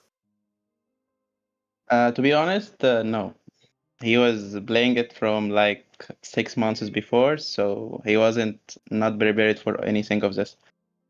But you know, Boy is good, so he did his best. For He's me, really like, good. I just want to give it to Warren. Like, what do you think about like what happened today? Yeah, it was crazy. It was crazy. I was so hyped for this duel, especially, and I have to say it was a crazy one. It was a wild ride. Of course, if it was a wild ride for us casters, it definitely must have been a wild ride for you, right? And we already talked about it. The first game super rough, but you were able to refocus. Did you have like some TED talk, or did you have like some draft talk, or like what kind of made you bounce back into it? Because I know you said you had a different strategy, so you were like very like calm, or very like stressed. Like how was it on the voice chat? Uh, After the first game, we was very stressed. We didn't expect that we're gonna lose the game like this, and we was play very randomly at the first game. But second game, as I said, we already get our core picks. Like me, Kimi, and Vlado, Cici, and Gabri was Labo, I think, Yuzong, yeah. So our comfort picks was helping us so much. And after winning the second game, it gave us a hope for the third game. So it was like the second game was the point that decided that we have much energy for the third game.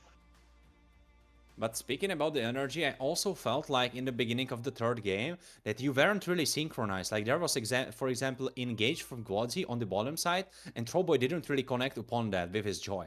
What was really going through your heads? Because for me, it felt like maybe there is some discourse happening, maybe not the best shot calls being made. What was really happening? Did you feel it, or was it like a misplay that you didn't really like?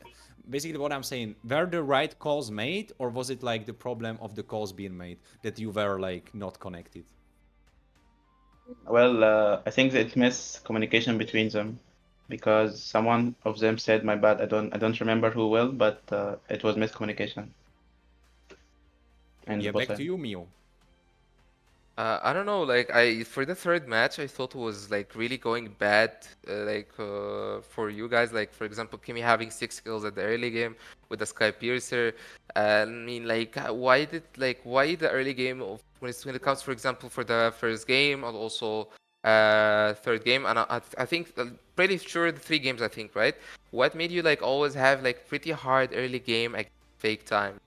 I always see that like always just not going so well when it comes to the early game. So what made you like always having problems with that? I think it's individual mistakes, not team mistakes, but everyone. If one of us do a mistake, it will be make the early game for us very hard. So I think it's individual mistakes. I mean, we can see that already from the stream and stuff, but like I want to know from your opinion also, like what do you expect, like what you gonna do for the next matches, or like for the next following things that you're gonna do with you and your team for the matches. Like, is there really someone that you really want to play against? To be honest, I wanna face Jackbot. I wanna play with Malfurion. So let's see. Okay, what do you think, Warren? But before we well, since we already exhausted you with a lot of questions, before we let you go, I have a super important one for you, of course, and that is Jackpots against Tini Bamboozle, right? That's the matchup that's coming on after this one.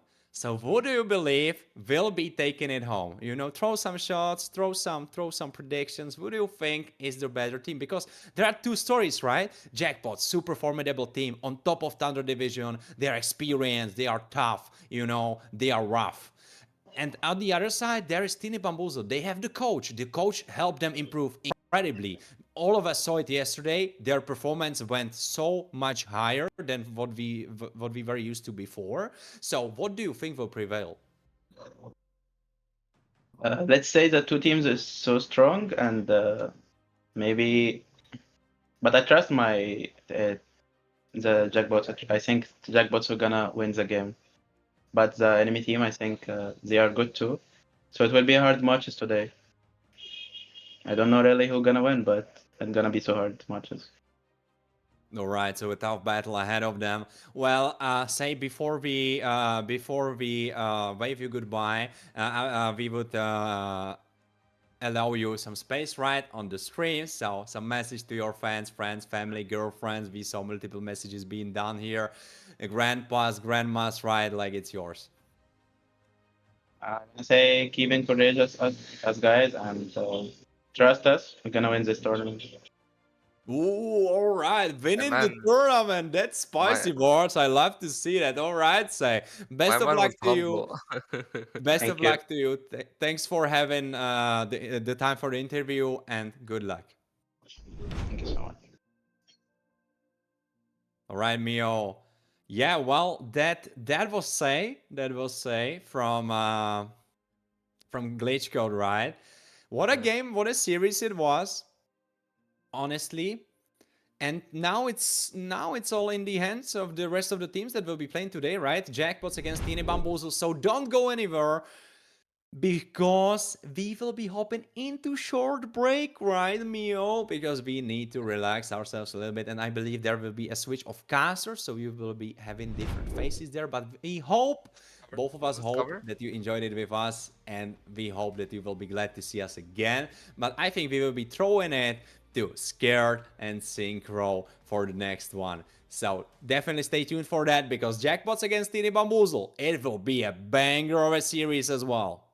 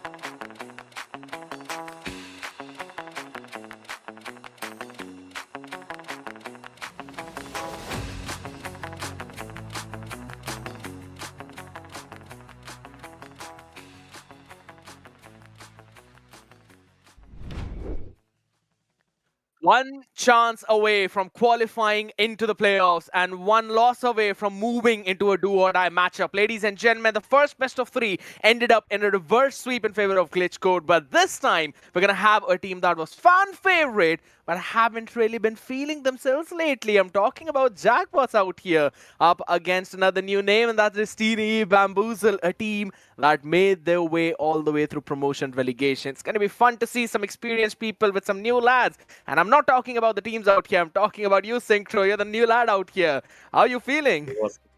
I'm feeling pretty good. I'm very excited for today. I mean, we see Tenya Bambuse against Jackpots. We saw Tenya Bambuse yesterday, what they can do, especially after their coaching. So I'm very excited to see how they pull it off to beat Jackpots, or how they will not pull it off. Because I need to say both teams are pretty strong right now.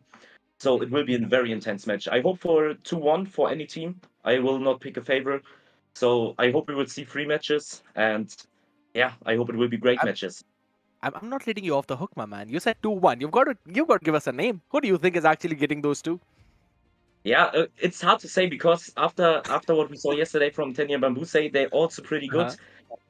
Before Search started, I was like in favor of Jackpots, but they lost to Memento Mori, so they're also doing mistakes. And so now I need to see who will win it, because I can't really say who will win it, but I hope it will be a 2-1 and not just a 2-0. You know, with the way how things have been going, I'm actually expecting Teeny Bamboozle to pull it through. Yes, I do know that I've been singing the praises of Jackpots throughout the Thunder division, throughout the promo relos and every other stage, but it just feels like finally getting so deep into the event after soaking up everything from their hero pool. Now they're getting figured out. I'd have to say I kind of want to see a little bit more depth from Walkie itself in the jungle, because I remember him talking on the interview. He said he doesn't like to play those tank jungles. As long as he's on the assassins, it's fun. But even in previous series, we saw some unconventional picks like the Nolan and the Suyu being brought out. So I think it's about time Walkie himself jumps into some of that hero pool as well. Yeah, for sure. I need to say both teams have great players, so for sure it will be good matches. I'm really looking forward to it, right? Because after the addition of Malfury and the new man out here in the mid lane, Jackpots were looking absolutely untouchable until they faced up Memento Mori. And I'd have to say, my man, Synchro, what do you think about the addition of King? Because I personally feel like, yes, Pelmetronio is literally the best gold laner out there, but King is actually fulfilling the shoes pretty well. What's your opinion on that?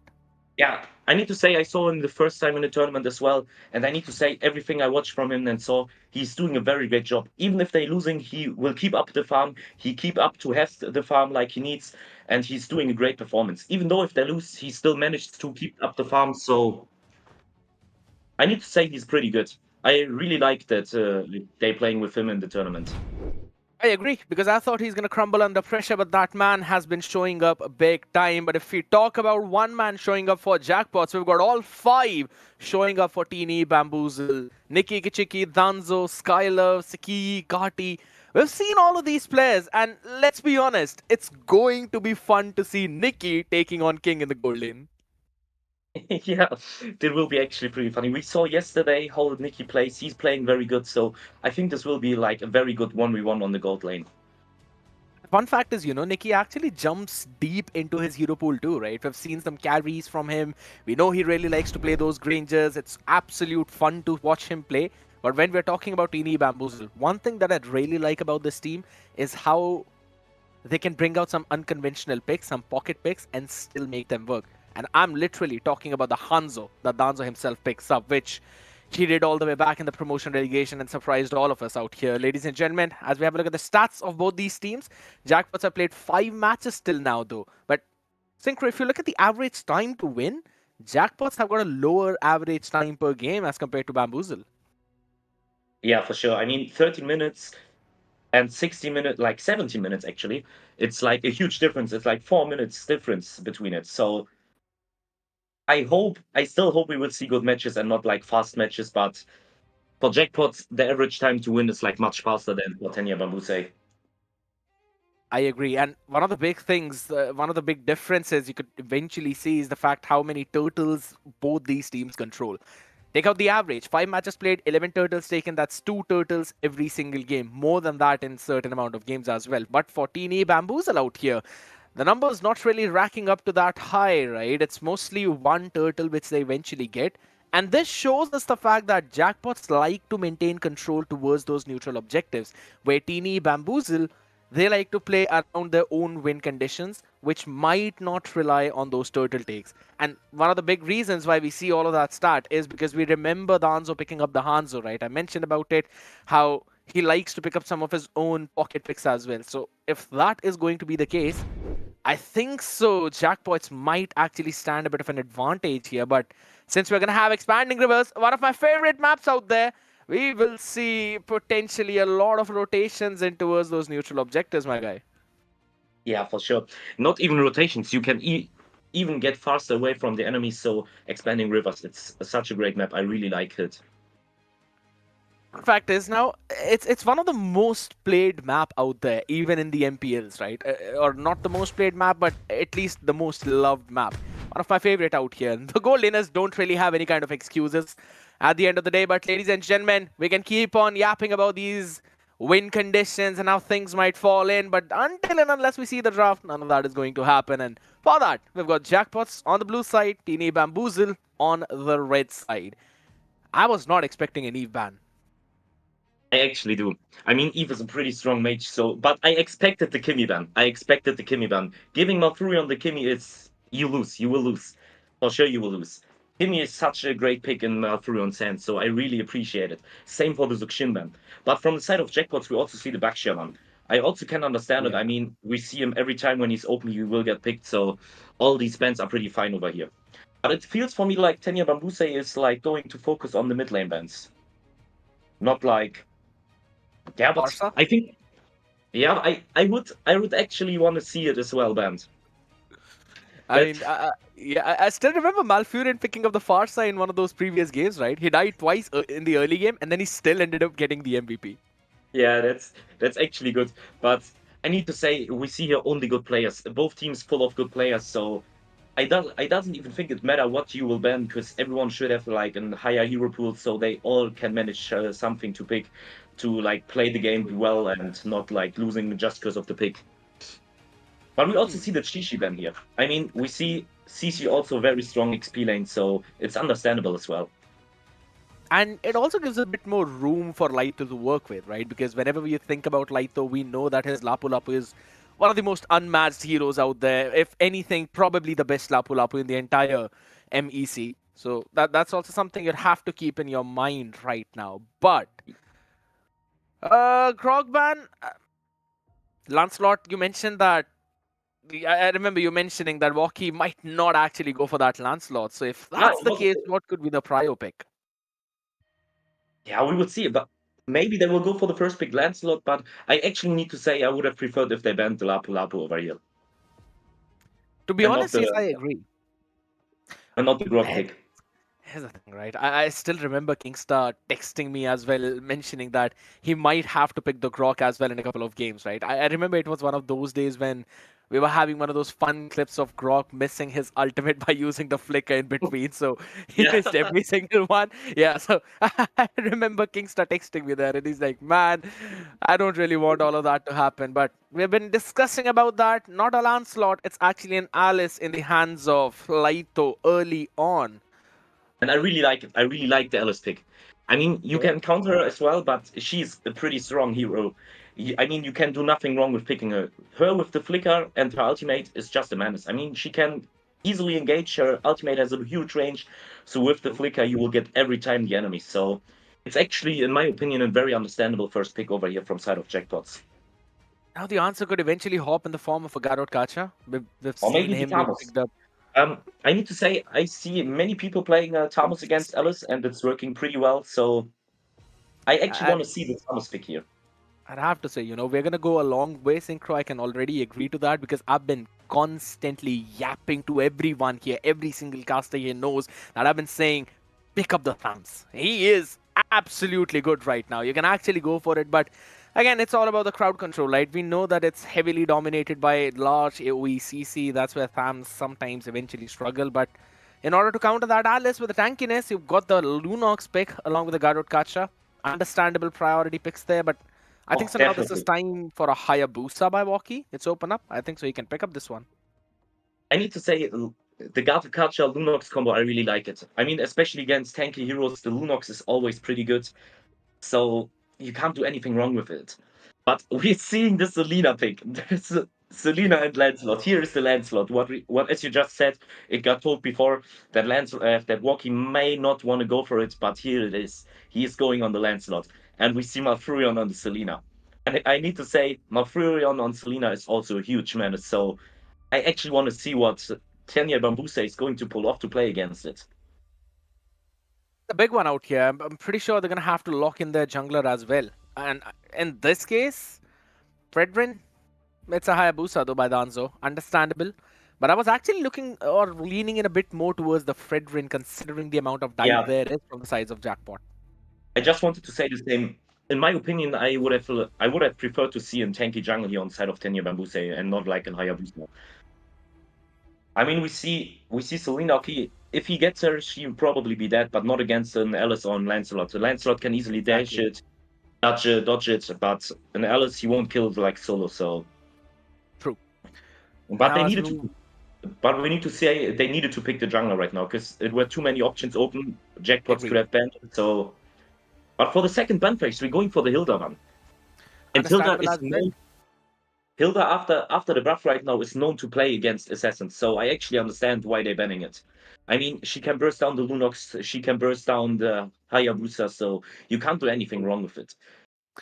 Yep. One of the big things is, again, with Hayabusa, you want to farm up early on in the jungle. You know that he's not that viable there, and Hilda just instantly counters that.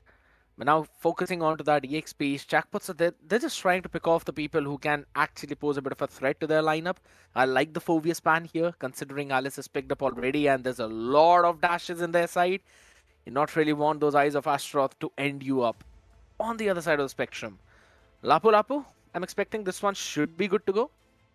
Yeah, I still expected also that they were going to ban some other heroes, but not the Wanban. I don't like the Wanban ban. I mean, if you can play her very good, she's still very, very strong and she can still dominate the game. But I would have banned like maybe other heroes. Because we need to say there's still also like tank heroes like Ruby open for their gold lane, so that could be pretty hard for them as well. But they're picking the Hereth on side of Tanya Bambuse. And we need to say Jackpots is focusing the XP laners out. They banned Shishi, Phoveus, and Yuzong, so 3 XP laners, or Shishi is also playable on gold lane, so... Granger Kalia. Yeah. Oh, huh? They're going for Cloud Khaleeds.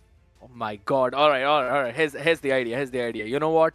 We are not playing any front-to-back composition. We're going all dive. We don't care what's there on the other side. I understand the idea, but it's a bit risky. It is definitely risky, but I mean, if they manage to pull it off correctly, they can easily going for the backline. They're easily taking these enemies out, and that's pretty huge. I mean, they have the Khalid who can engage pretty easy, the Alice, the Claude as well, and Selena if she hits her stun as well. Same for the Lance with all the stashes, so they have a full dive combo here. What are you going to pick for the anti-dive out there? You need something that can actually stop them. Yeah, probably. I would have loved a Fredrin in this case, man, but you can't really go for him. And I don't see any other option apart from a Lapu Lapu. Esmeralda won't work. There's nothing else that you can do at this point. Like, they're going all ham on you. You might as well want to go all ham on them, but it's a thumbs pick, my man. Synchro, you called out for it. Just as I said, the Thomas pick will be pretty good here against the Alice pick, and now they already picked the Thomas pick, so I'm actually I just want to see it. It could be pretty huge here. I mean, both teams have a great comp in my opinion, so we're just going to see who will play the better off. Absolutely. Out here, ladies and gentlemen, the one who plays better will get the advantage in this game. Number 1 of the best of 3, which we have. The winner qualifies for the playoffs and the loser is sent to a do or die series. That's going to happen tomorrow. Out in the open is Jackpots taking on Teeny Bambuse. on the blue and the red side respectively. Hold on a second. Quite an early skirmish happening out there, even towards the Litho Wanderer though, but here's the thing. Jackpots can actually take those skirmishes. They've got a quick Yeah. stand guard on Kingstar. Jackpots will definitely take the lead. I mean, Lunox got bursted down already. Gato isn't full life as well. And I think actually it would be pretty bad for Tenya Bambuse if they had tried to go for it. Yeah. Look at the emblems out here, Synchro. Tell me if there's anything funny happening here. Seems to be good. Hard to say. I actually like it. I actually need to say I like it. I like everything I see over here. Perfect. One of the things that always stands out to me is always the tenacity on those marksmen, specifically King on the Claude. Understanding that Nikki can be a problem in front of him, so he'd rather want some extra bit of defenses up. Yeah, for sure. For sure. But I need to say it's actually pretty good because the Khalid can zone out the enemies pretty fast and Zelina just follows up, and that's actually pretty huge. Oh, that could be a big one out here. The Oogie Shadow kill Malfurion. Flicker forced out before this turtle. But the fun fact is now Danzo doesn't have the shadow kill for the turtle out here. So that's what I Jackpot should wanted to have say. the advantage. I doesn't really like it that he used his ultimate before the turtle because now Jackpot can easily go for the turtle here. They're gonna go again in for that skirmish, man. Dini Bambuza, they seem to be absolutely desperate for a pick here. To have the opening, and they don't have that. Hold on a second. Skylove out here in mid will be forced to use the brilliance, and guess what? They eventually wanted to dive in. Danzo, Retribution is there. The flicker into the raging sandstorm. Danzo sent back home as it's a double kill coming up already. There's still a 2v1, so in trade-off for the side of Tini Bambuze. And I loved what Karti was doing. Yeah, for sure. I need to say I like the try that they're going to kill out the enemies on the enemy blue buff, but they should have just gone back after the turtle fight, to be honest, because Jackpot's team wasn't following up completely, so it was Alice alone. She used ultimate, she used flicker, which she won't have like for the next 2 minutes. They just took out one. They just took out the Hayabusa, so I need to say if their team would have followed up, they could have probably taken more, but he went alone, so I wouldn't even say that it was that worth, to be honest. And now it's again. Yes. Yeah, it's saying they go first. Oh, hold on, Kingstar. Getting a bit too cheeky out there up on top in front of Nikki Kichiki. And the fun fact is all he needs to do is just play that survival game. And he's doing that perfectly. But I also need to say, for the turtle fight again, it was a huge mistake for the Hayabusa to use his ultimate before the turtle fight. Because it was 10 seconds up, so he wouldn't have got her ultimate back for the turtle fight. And it was actually then a free turtle for them. Because they can't really contest it without his ultimate, though. Yeah, and here we go. You talk about not being able to contest. There's some big wins happening in for Tini Bambusa out there in mid. And now in Kingstar is going to be forced back. Up on top, Nikki taking a lot of gold out of that shield. Dancer is going to be pushed back, so that's at least something happening in. But out there in mid, now Skylove should be taken down. A bit of a regen coming in with a brilliance. Is able to save him with the dash phase. Other Walkie. Yeah, Finally punching the Lunox. And it's actually again the free turtle for team for the side of Jackpots. Walkie did it very good. He engaged the enemy on the blue buff. He made Hayabusa one shot, got his blue buff, and then went back to the mid lane to kill out the Lunox. So they had again nothing to engage on the turtle fight. And now Danzo can't really go in for his own orange buff as well without actually being pushed backwards there. Oh, up on top, there seems to be trouble. Nikki, he wants to try and run away. Those Hammer Force dropped up. Does not really have mana, but barely enough for him to sustain through all of that. Even the Blazer Duet was used up. Just remember, as we said, how much of a dive combo they have. I mean, just look at Walkie, who's dashing around their jungle like nothing. Like Nikki wanted to get one of his minion out there, eventually taken down as Danzo can't get any target to land in his Oogie Shadow kill. Yes, Walkie's there, but he's got a lot of skills to iframe. Hold on a second, there we go, the AOG though, but a perfect iframe yet again coming into taunt is even better! But guess what, there's a Thorn of Ruin for the answer on the other side, and Danzo hops in with the Oogie Shadow kill. Perfect moment to go in and take the lead back. Tini Bambuze. Jackpots want brawl? They are giving them brawl. Yeah, they do. But I just I just need to say it. Walkie survived one shot, and Malfurion survived like with 1 HP. Both of them managed to get out. And that's the thing. Both of them have so many dashes, especially if you play Selena right. You can dash around like, I don't know like what, but you can dash around her like nothing. So it's actually pretty good. Both of them survived one shot. And now Tenya Bambuse is probably able. Okay, they are not getting the first turret, but the first turret is almost destroyed. So that's actually pretty huge. And if we see on the gold lead, even though Jackpots just got 2 turtles, they got still only like 500 gold lead. But Tenya Bambuse is better in the fights right now. I mean, we can see it in every team fight they're doing. Tenya Bambuse is coming out like much better than Team Jackpots. They're doing the better trades, even if Jackpots is getting the turtles. Wow. But here's one. But here's the kill on Hayabusa again from Walkie. And I need to say, Walkie's playing it this game very good. He's playing it very huge. That's one of the biggest things which you rightly mentioned, you know, individually shutting down Danzo. That has been the key highlights out there, though. Another Raging Slash doesn't really work with the Blazing Duet. Now, finally, there's going to be Jackpot Walkie running in. It's going to be going back out, though. The classic Lancelot misses. Happens. Yeah, but I need to say it's actually pretty impressive. They're getting, again, the free turtle. In all 3 turtles, they had nothing that tries to engage on them. They had nothing that even could try to take the turtle from them, because Hayabusa was never even close to the turtle. And he is actually like, with his shadows, he can actually easily steal it. If he managed to do it right, he can easily steal it. But he wasn't even close to the turtles once. So 3 turtles for side of Jackpots, and already now 1k gold lead. Not as much as I expected, actually, because we are already 7 minutes in the game, still only 1k gold lead, and that's actually not that much. For 7 minutes, it's not much. If we see on other games, they probably have after 7 minutes like 5k gold lead, 6k gold lead, but here we have just 1k. One of the big reasons for that is the only person who's dealt the most damage in this game has been Kingster for the side of Jackpots. Apart from that, it is Teeny Bambuse all along the way out here, and it seems like this one's going to be changing in a bit, though. AOG forced out on the other side. There's another dash on the face. The half HP from Danzo taken out. There's the re-engage coming in with the Zaman Force. They want to jump in. Blazing Duet on the face. They'll have to be forced back as Laito joins the fight. And it's an answer back from Jackpots. They tried to poke around, and Bambuse eventually bit it all. Hold on, another stun connecting. That should be enough to take him down, though. Yes, the dash on his face. Walkie with the Phantom Execution was able to answer back. Not a lot of mana, but guess what? Doesn't really need a lot of that, though. Nicky Icky Chicky is outplayed Walkie. Zaman Force at the face. Massive performance from Teeny Bambuse. It was, in my opinion, it was actually a misplay to engage on the turret, because even if he would have gotten, he used his dashes on the minion, so he wouldn't have come out. So I think that actually was a misplay from Walkie over there. I agree. But we need to say, right? Jackpots is doing it pretty well right now. They got the turrets, they won the team fight over there. I mean, they would have won it if they not like going too much, if they not overstayed there.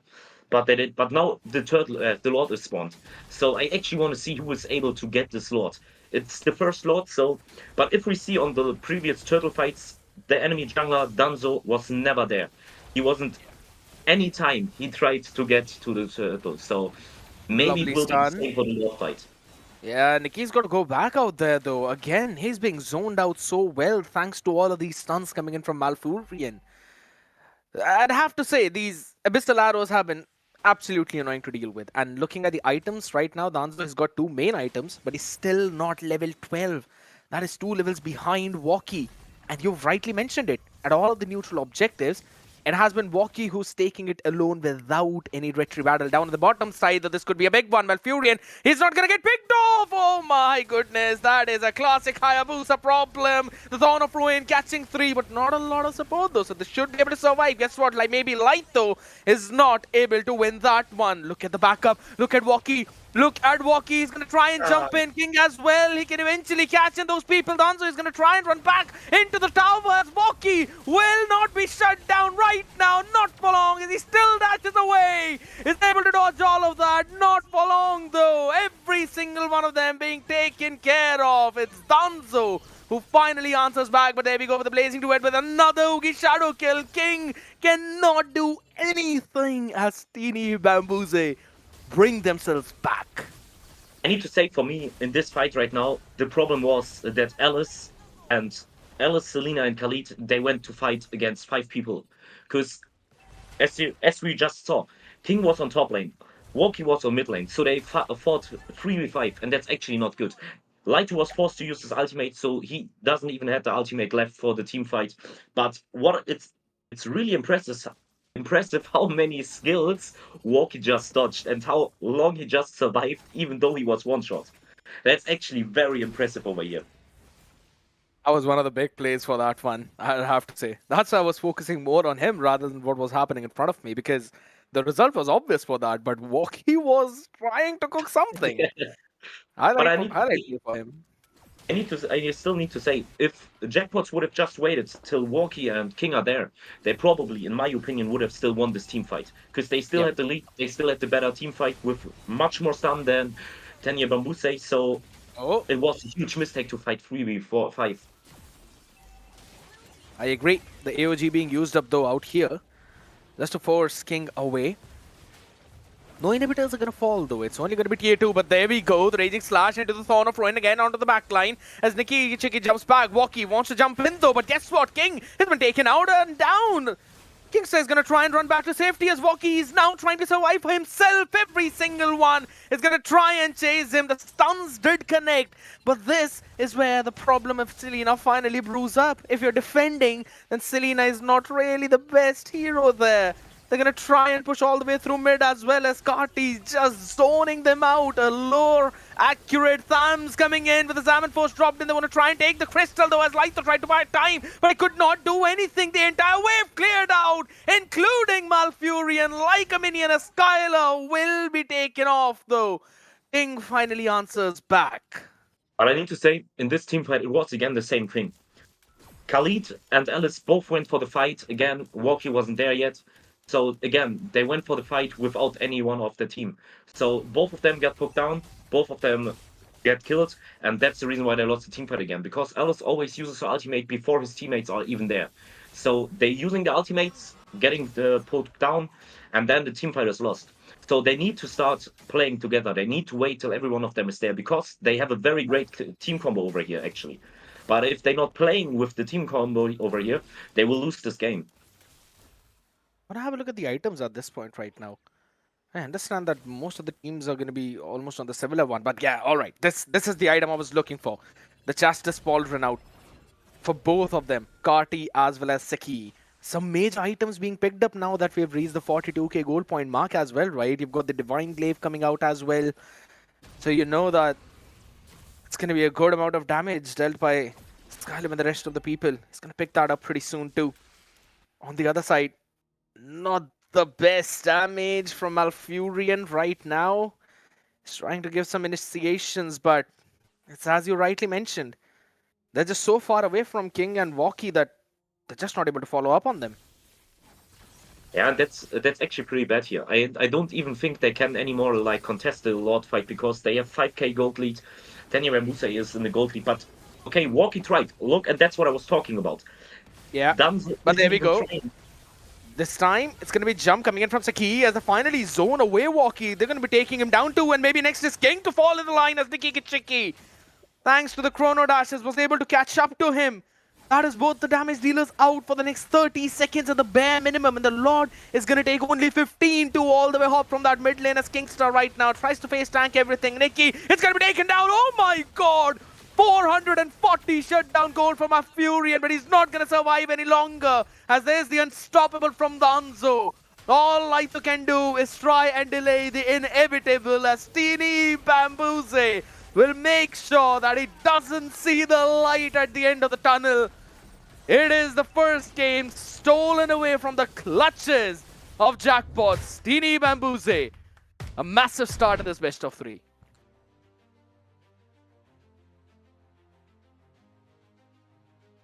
Good game. It was actually an intense game. I actually thought after the early game, what we saw was Jackpots was doing, especially on the turtle fights. I actually thought they would take this game, but I don't know. I felt like after the turtles, they just went and playing like alone. They wasn't playing like a team.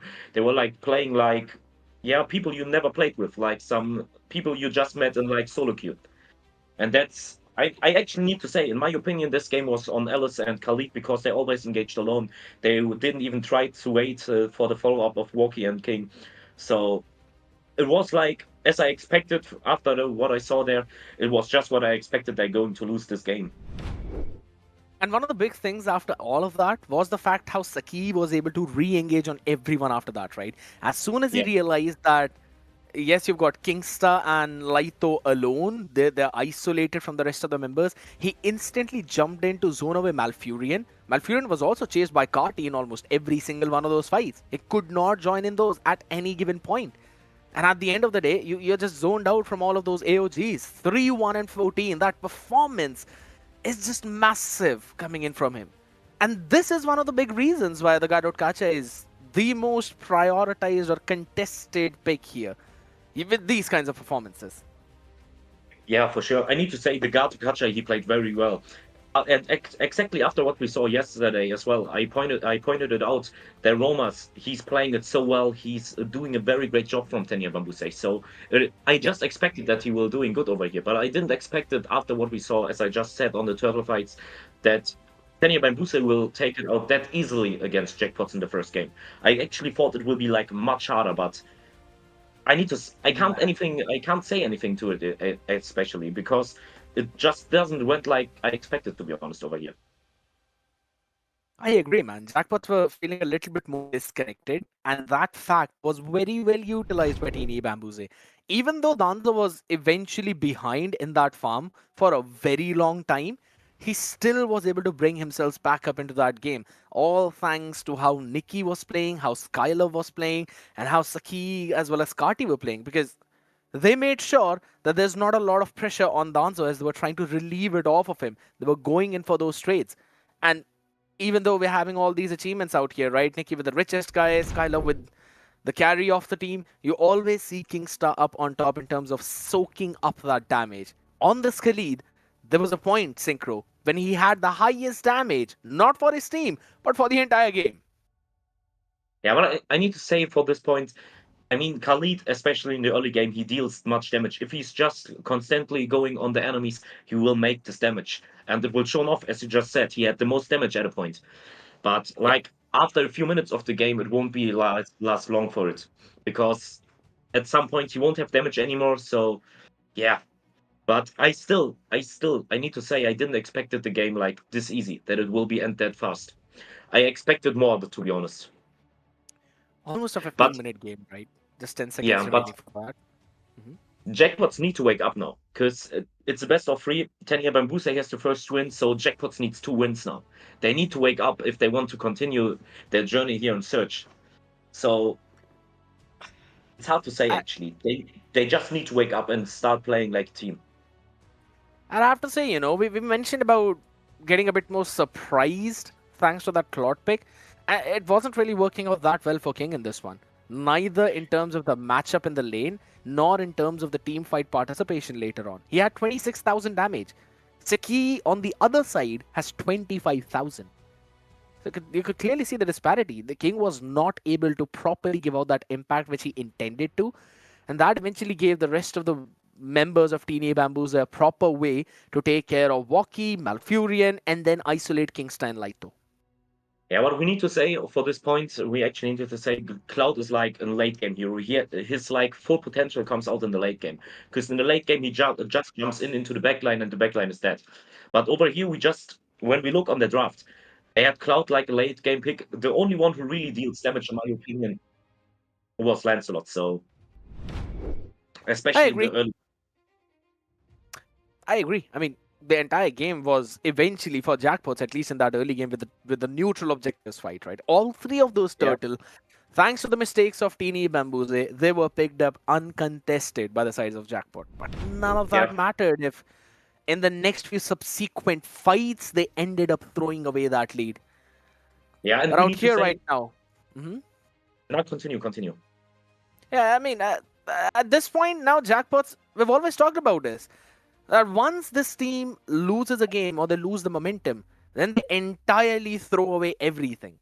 So I want to see them bounce back in this one. Yeah, for sure. I definitely want to see them come back.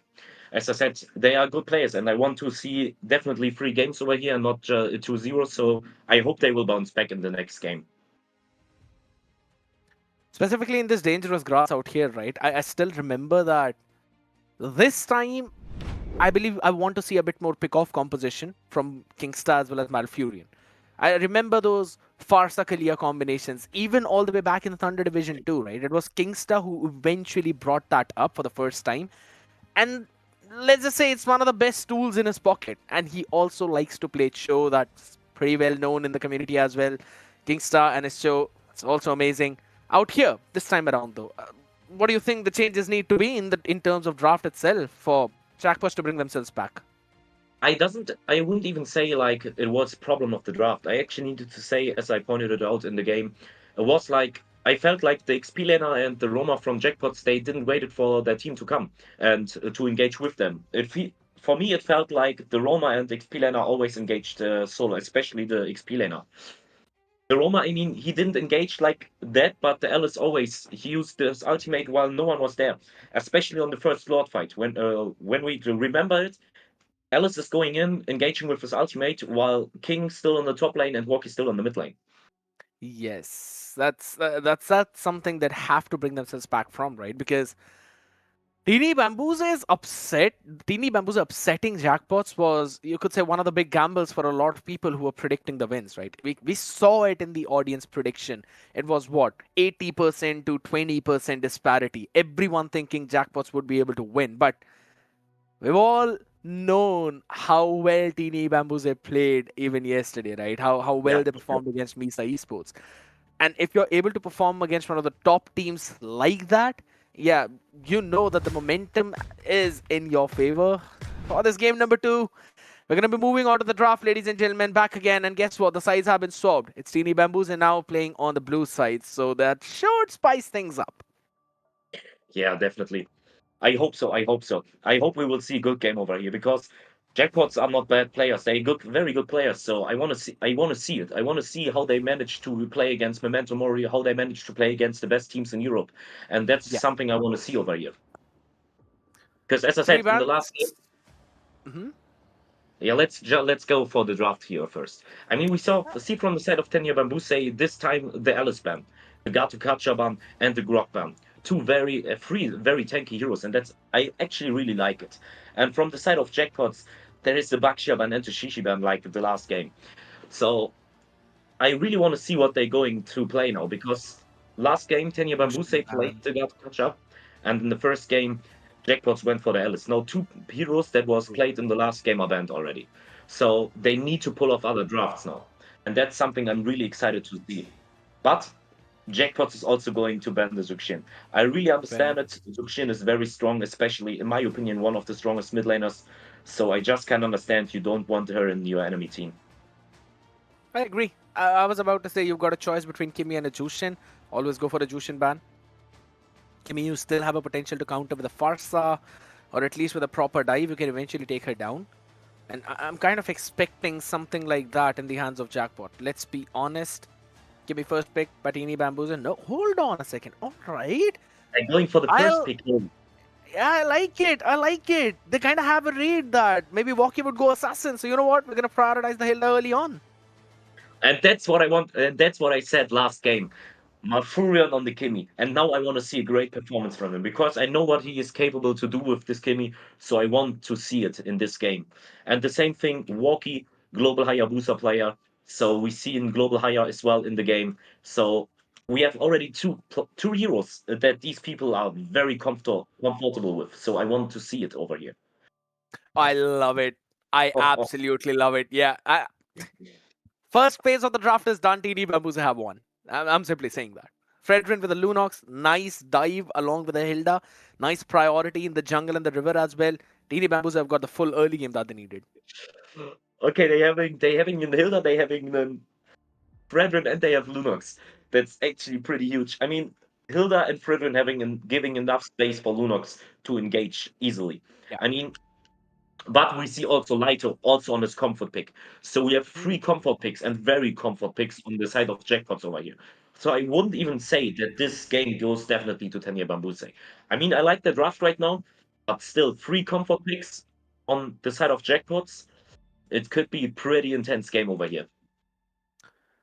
I like the idea of a Yu Jong ban as well, just to make sure Yeah, that for there's no sure. one to threaten the Kimi in the backline.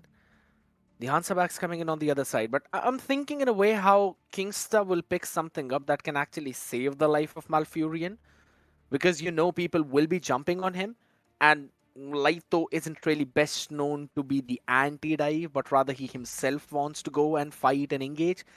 So Malfurion will be entirely open from multiple directions, right? And there's already Skylove on the Lunox who can jump with the Ruby DD combination on him.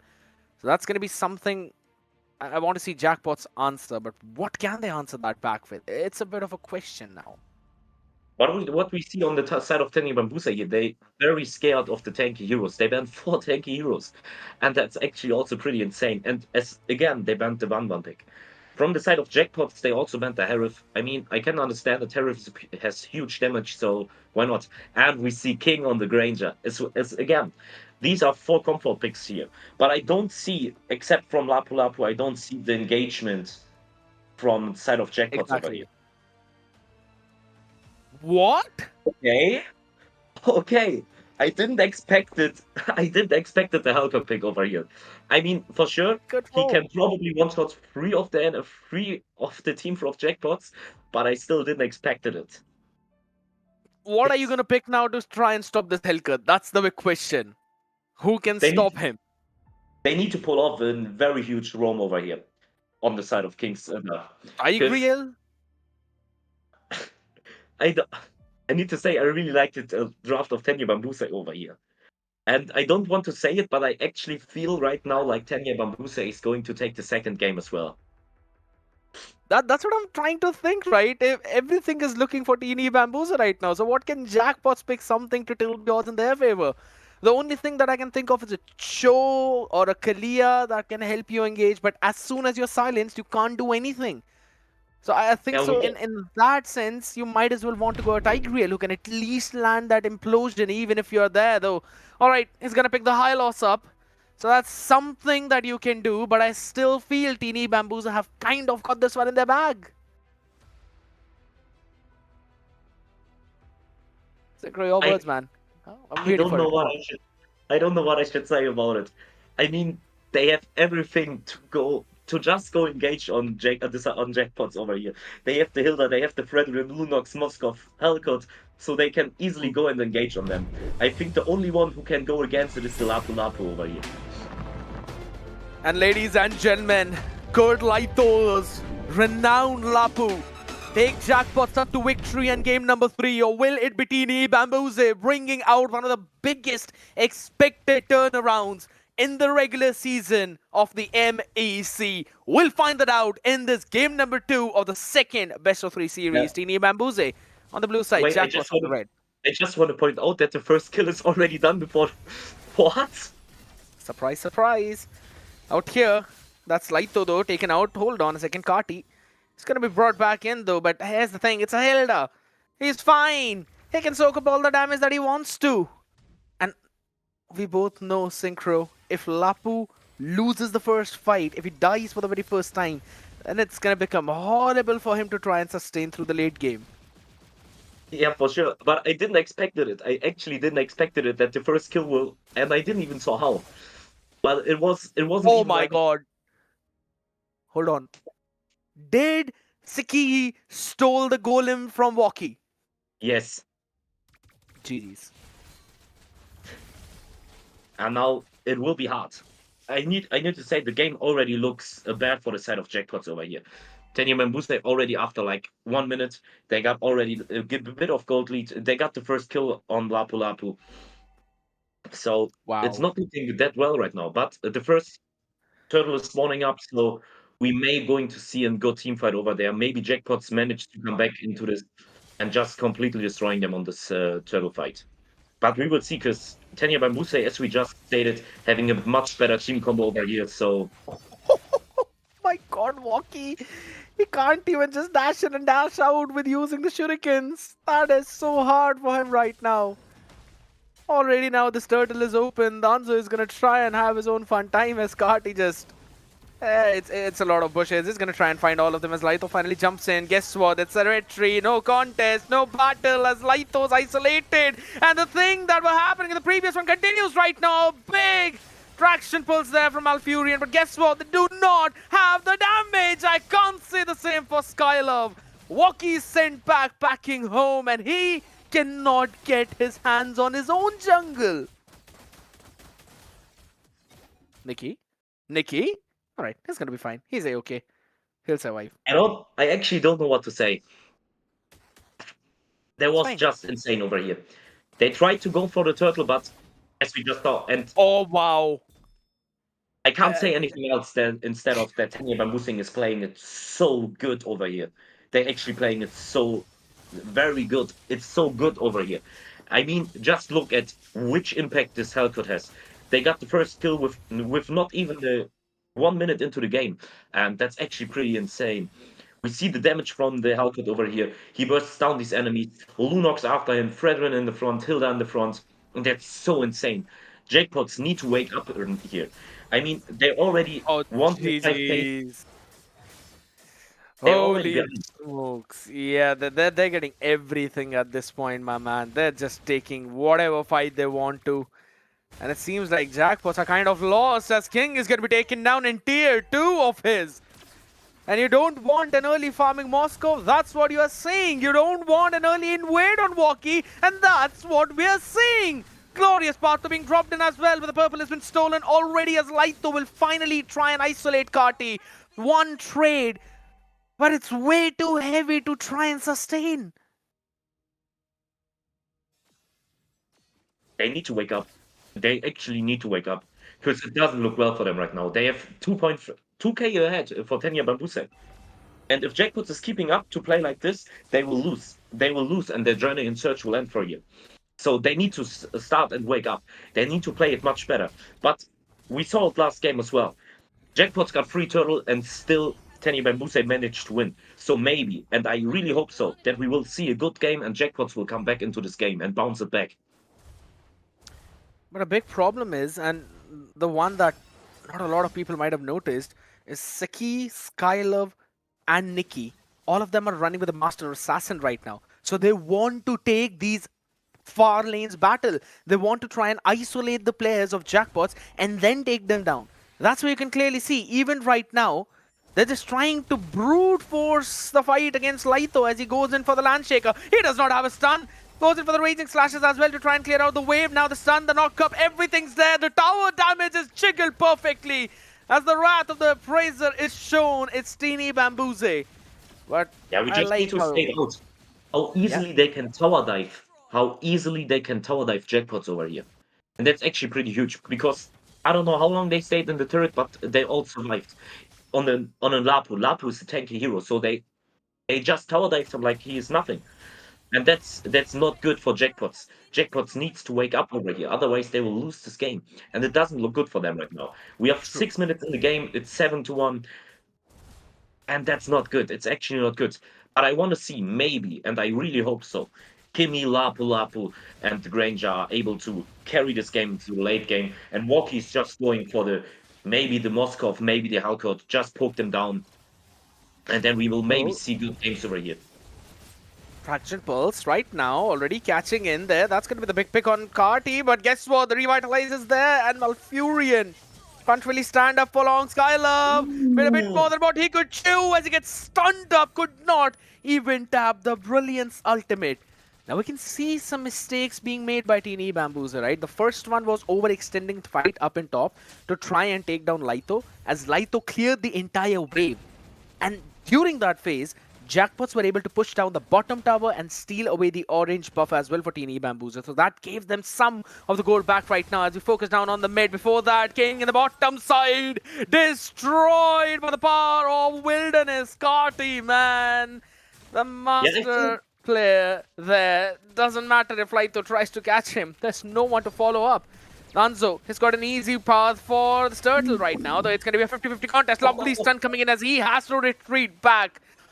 Finally, we're seeing Jackpots with a good coordination. Yeah, they just I need to say they just woke up.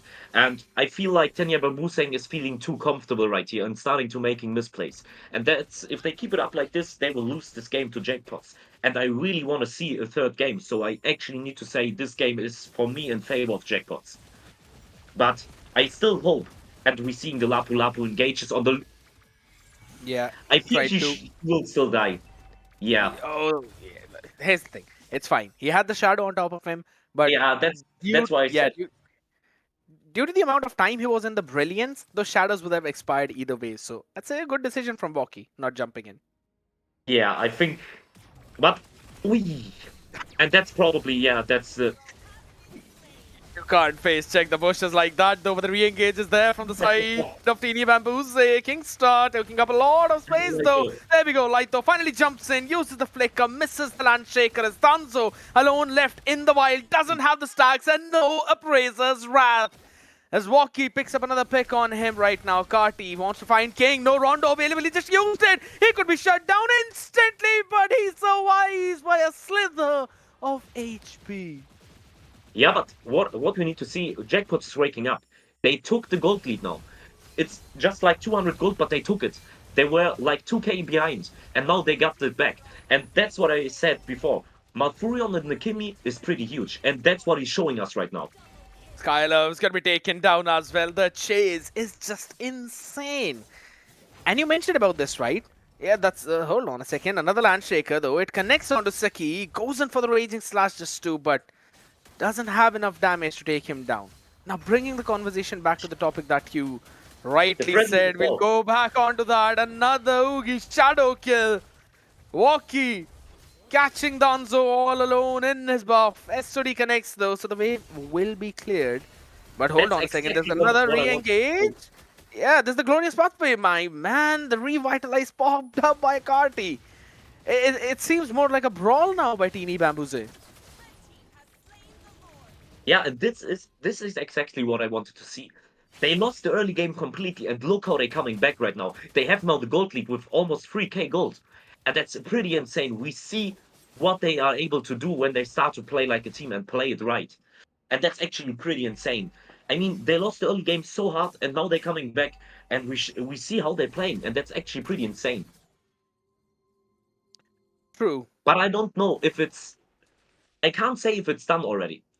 I need to say, I still think that Tenya Bambuse come back to this. Because they also showed us in the last game, they were behind and still came back into the game. So that's what we might want to see here in the second game as well. Probably, but guess what? Laito wants to make a play of his own. Goes in for the bravest fighter as well. The Appraiser's Wrath catching absolutely no one. So Danzo will have to retreat back. There's a petrify the backline. King, he can try and take down Saki out. They use the flicker as well with the Rondo. He takes him down. The law's been taken care of. A 1-for-0 trade with the Yugi Shadow Kill available, and he's going to try and make it a 2 for absolute 0. Passive in the mid up, so the Holy Shield will clear out that wave though. But man, Jackpots finally using their late game power spike.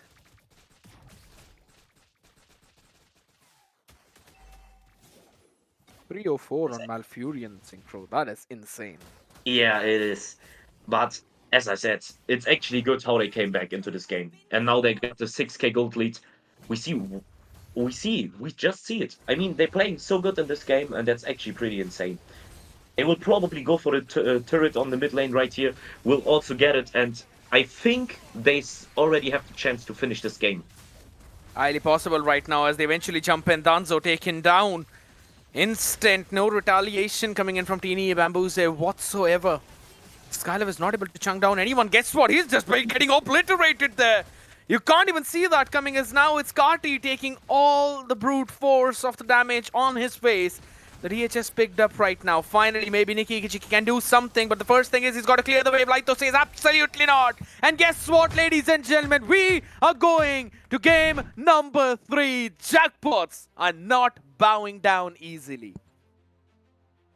I need to say I'm very surprised. After the early game, what we saw there, I actually thought that Tenya Bambusa is going to take the second win, but they managed to come back, and that's pretty good. I mean, just look how good Jackpots played it. They played it very well, especially on every wall. Laito made very good engages. They all actually they all played very good. They all engaged good. They all didn't engage like stupidly. They just went in, took the kill, took the turret, went back, and not dying for it. But I need to state, Go ahead. I need to state especially like before they finished right now, the Alcohol was pushing on the bot lane. And that's something I didn't like because now they could have easily finished the game.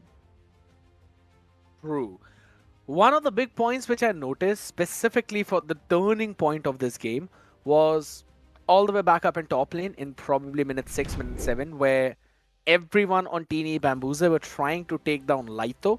That was the time Jackpots decided to steal away the orange, take the tier 1 in the bottom side, take some of the gold lead back, and then started to find the openings in that armor. Right? And that's when they started to pick people off one by one. Malfurion surviving through the onslaught of the entire early game, not dying once, made sure that he would have the items once they started to pick the pace up. And that's when you could see the tides turning all the way around, right? It was Malfurion who was constantly poking them out, no one able to dive onto him, everyone else eventually just falling apart because there was not a proper front line coming in for Teeny Bambuze. That's one of the big reasons why Jackpots eventually were brought back in this one. Richest guy, Walkie, carry is going to be Malfurion. Kari took the most damage out there on the Hilda though, but we finally have the wingman. Kingsta, again, all the way up in that. Yeah, for sure. I need to say that's what I just said before the game starts. Jackpots is playing on their comfort picks. They all played their comfort picks, and that's what we were seeing here. They all played so good. Lapu's engages were good. Malfurion's damage just insane. He did such great damage, and that's what we just saw over there. Walkie also with his shadows, he also just went in, made the damage, came back without dying, and then it was actually a free game for them over here. We saw it, especially after the early game, which they lost, but we saw how they came back. And that's now we'll go into the third round of Jackpots versus Tenya Bambusa, and that's what I wanted to see over here. I said it before, I want to see a 2-1, and that's what we're going to see today. I want to see what's going to happen in that game 3, right? But again, before we move all the way there, we have to discuss about this one. I actually need to say I can expect a Lapu Lapu one and then Kimi ban from the side of Tenya Bambuse in the third game.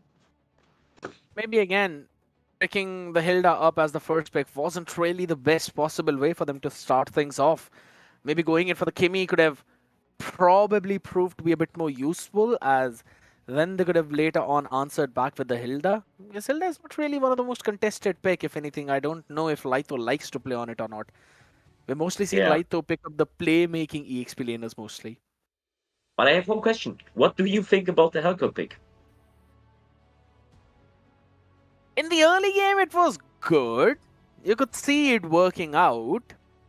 But then eventually they lost the coordination between them.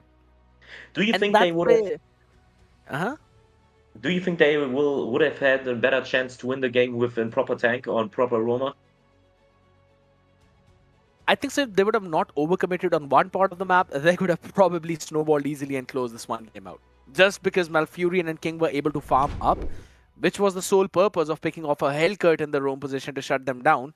Since that happened, I eventually realized, now they don't really have a proper frontlining since the snowball is already in effect. Malfurion cannot be reached properly. He will have a lot of tools to run away from that Hellcurt. So you could clearly see all of those pieces falling apart, right? Plus, if anything, it was more of an individual play from Teeny Bambuze, which eventually got them into those precarious spots. But, ladies and gentlemen, we're going to be moving on to the map of Flying Cloud. Not that precarious, I'd have to say. You got those machines to go in for a fast rotation in those towers, but 3 games, 3 different maps. It's going to be a fun one. Yeah, for sure. I love Flying Clouds, to be honest. I really like to play it because you can move to your lanes so fast, and I hope we're going to see it. I mean, it's not that easy to clear out lanes anymore because the enemies, even if they die, they will be there and back on the lane pretty fast. So I just want to see which drafts they're going to pull out in the third game and in the last game, because for both teams, it's everything on the line right now. Both teams need to take the last win. They need to take the last game to continue. And that's what I want to see. I want a full game of tryout over here. In my opinion, I want this game to be like 20 minutes, 25 minutes, where both teams fighting for their life to win this game. That's exactly what we're going to see. Out here, it's going to be Jackpots on the blue side again. Seems like the teams are having the red side buff. The one who's on the red side will eventually win the game. That's what we're seeing right here, though, at least. But the first few bans, I'm expecting them to be similar to what happened in game number 1. So maybe Jackpots themselves banning the Eve, yeah, exactly in the same manner. And Teeny Bamboos are answering back with how they banned the things out. So we might Yeah, possibly see a restart of game number 1 itself. Yeah, Zuxin get banned this again. I mean, I think she will get banned every game because no one wants to play against her. And we see it here. In every game I casted Yas, yesterday I cast today, in every game she gets banned. And that just shows how much impact this mid laner can have. Absolutely. It's been a long time though since we've actually seen a proper nerf on Jushin where she could be picked up, or something else that's even more broken than her. It's just the Yeah, kit true. and the entire utility, right? How it helps you sustain through most of that. Now here's the thing. A Gato early ban. We've been seeing that previously as well. But that also opens up the room for Malfurion to pick up something like the Farsa for himself, if in case he feels like. Yeah, for sure. But there it is. There is the Kimmy ban again. They don't want to go against Kimmy again. And that's what we see here. They're Call for respecting it. his Kimmy. I actually said it also in the first game. They will go for the Kimmy ban, and they did it. It actually surprised me that they didn't ban the Kimmy in the previous game, but I'm actually excited which drafts both teams will have in this game. I think so. The reason why they let the Kimmy go through was because they had the idea of going for the Hellcut room. So they were like, even if Malfurion picks up the Kimmy, we're gonna burst her down instantly with the deadly stingers. None of that happened though. And the Grog Grog ban. ban. Grog also, every game is banned. But Right. yeah, I would definitely go with you. I think they actually were thinking about, yeah, we can go the Hellcut, bursting down the Kimmy, but Kimmy wasn't like getting easily to poke down because they just need to reach the Kimmy first of all to pull her down. True. But they wasn't able to, or they wasn't capable of doing that. So the Hellcut pick wasn't that good in my opinion over there. We'll have to see now how that one's gonna pan out. Yeah, we It's a just see they all. pretty. It's an obnoxiously slow draft out here, man. Yeah, that's what I And the just Varsha want banned to out. see how long it will take for them in this game to ban. In the last games, like, every game they banned like very fast, and they gave the CC open. Good luck working around with that. Hilda is We available also- though. We also have Alice open.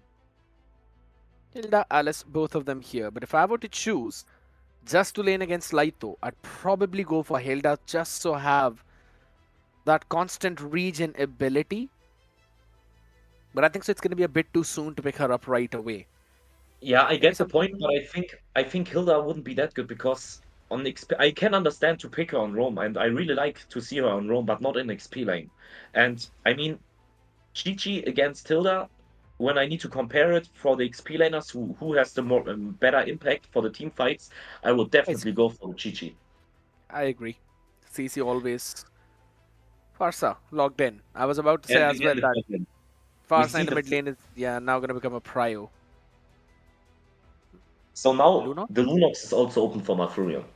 And I mean they have the Fredrin, they have Faza, so the Lunox pick wouldn't be bad as well. So they also Selena? could go for the Lunox over here. I think so. Selena was- could also be a pretty good choice. Yeah, Selena could be pretty good as well. And like going for Harith and Hayabusa. I mean, Walkie showed us what he can do with Hayabusa. He did it very well. And I want to see it again in this game. King on the Harith. Harith either got picked by Tenye or got banned. So I want to see what King is capable to do with this Harith. I like the idea right now. Okay, you lock in the Mathilda. I'm liking it. I'm really liking it from Teeny Bambuza right now. They've got a good amount of disengage, or more or less like the proper anti-dive pick in the form of Danzo's Fredrin. They can go for these engages as well thanks to the Circling Eagle. You've got a jail-free card with the dash coming in, the Mathilda Airlines, and you know the bombardments are going to hurt the heck out of you if Skylove catches you. They're gonna try Yeah, and choke down that mid lane. Lunox banned out, Eve taken care of already previously, no Jushin, no Kimmy. The only other thing, or the only other ban I could see Teeny Bamboozle going for is a Valentina.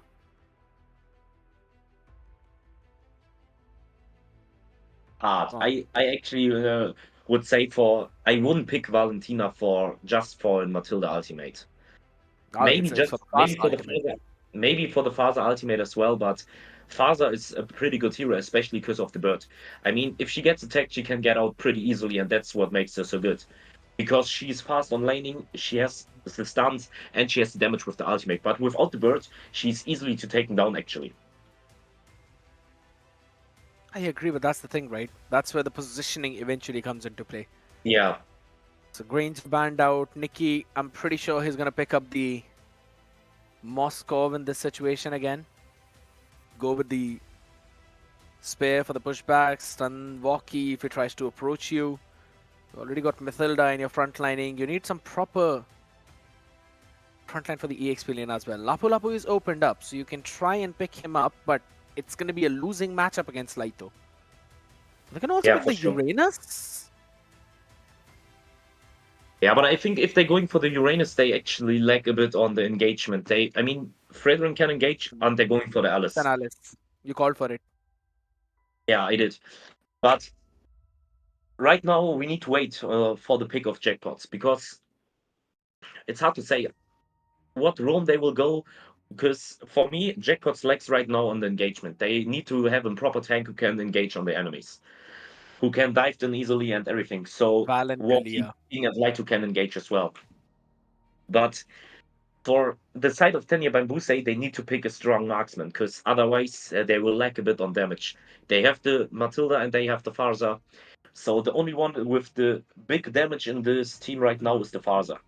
So they actually need to pull out a bit of damage. I agree. That's why I'm expecting a conventional marksman for them. But okay, it's a Lo Yi along with a Hilda for Jackpots. Not a proper way of engage though, but a lot of mid control, a lot of river control, very aggressive early game. I like the idea of fighting aggression with aggression. Nikki, what are you gonna pick? An Irithel? You can eventually get caught there. A Moskov is gonna lack a hell lot of range. I don't like a Moskov pick in this case. If it were up to me, I'd rather go for an Irithel. I actually don't know. Obsidian 1-1 Because or also Kirito can get taken out so easily by the Hayabusa, actually. True.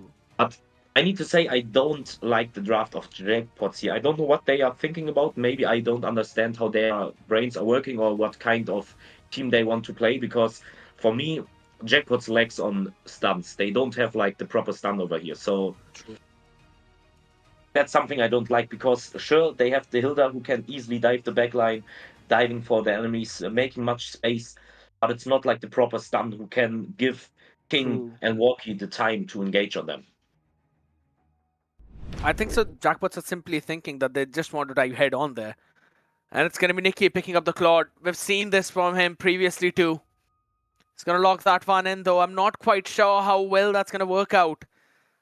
As again, there just seems a little bit more desperate card out here for Nikki Kichiki. But ladies and gentlemen, we'll have to see if in that desperation, Teeny Bamboozle are going to fly higher than ever. Or will it be Jackpots cutting off their wings and sending them back in the eliminator? We'll find that out in this game number 3. Jackpots on the blue, Teeny Bamboozle on the red. But what do you think? Who will going to win? Just based on the draft. Which draft do you like more? It's tough to think about. I can see the win conditions from both the sides. It's just going to fall down onto the fact of positionings of Mage out there. Oh, Walkie. Oh, holy smokes, look at the damage. Skylove, barely surviving with the skin of his teeth, is going to run back. And again... We need to say this is going to be easy now for Jackpots, because they know Faza has no flicker for 2 minutes, so she won't have the flicker for the turtle fight. So they can easily dive her, they can easily go on her. If Malfurion or Kingster is able to stun her real quick, she will be dying. Oh, you're talking about dying, and that's Carty in the bottom lane, which I see uses double flicker as well to try and survive. Kingstar will get the first blood instantly, only to be shut down finally. Hold on! You are not surviving that, Kingstar! How do you pull that off? It's a mad move from the roamer, and this is the reason why he's one of the best in the business.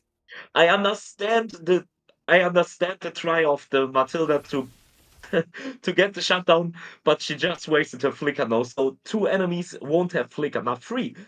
Alice flickered as well, so they have non-flicker for this engagement on the turtle. So Alice won't be that big of a problem for the turtle fight over here, even if she's level 4. There we go.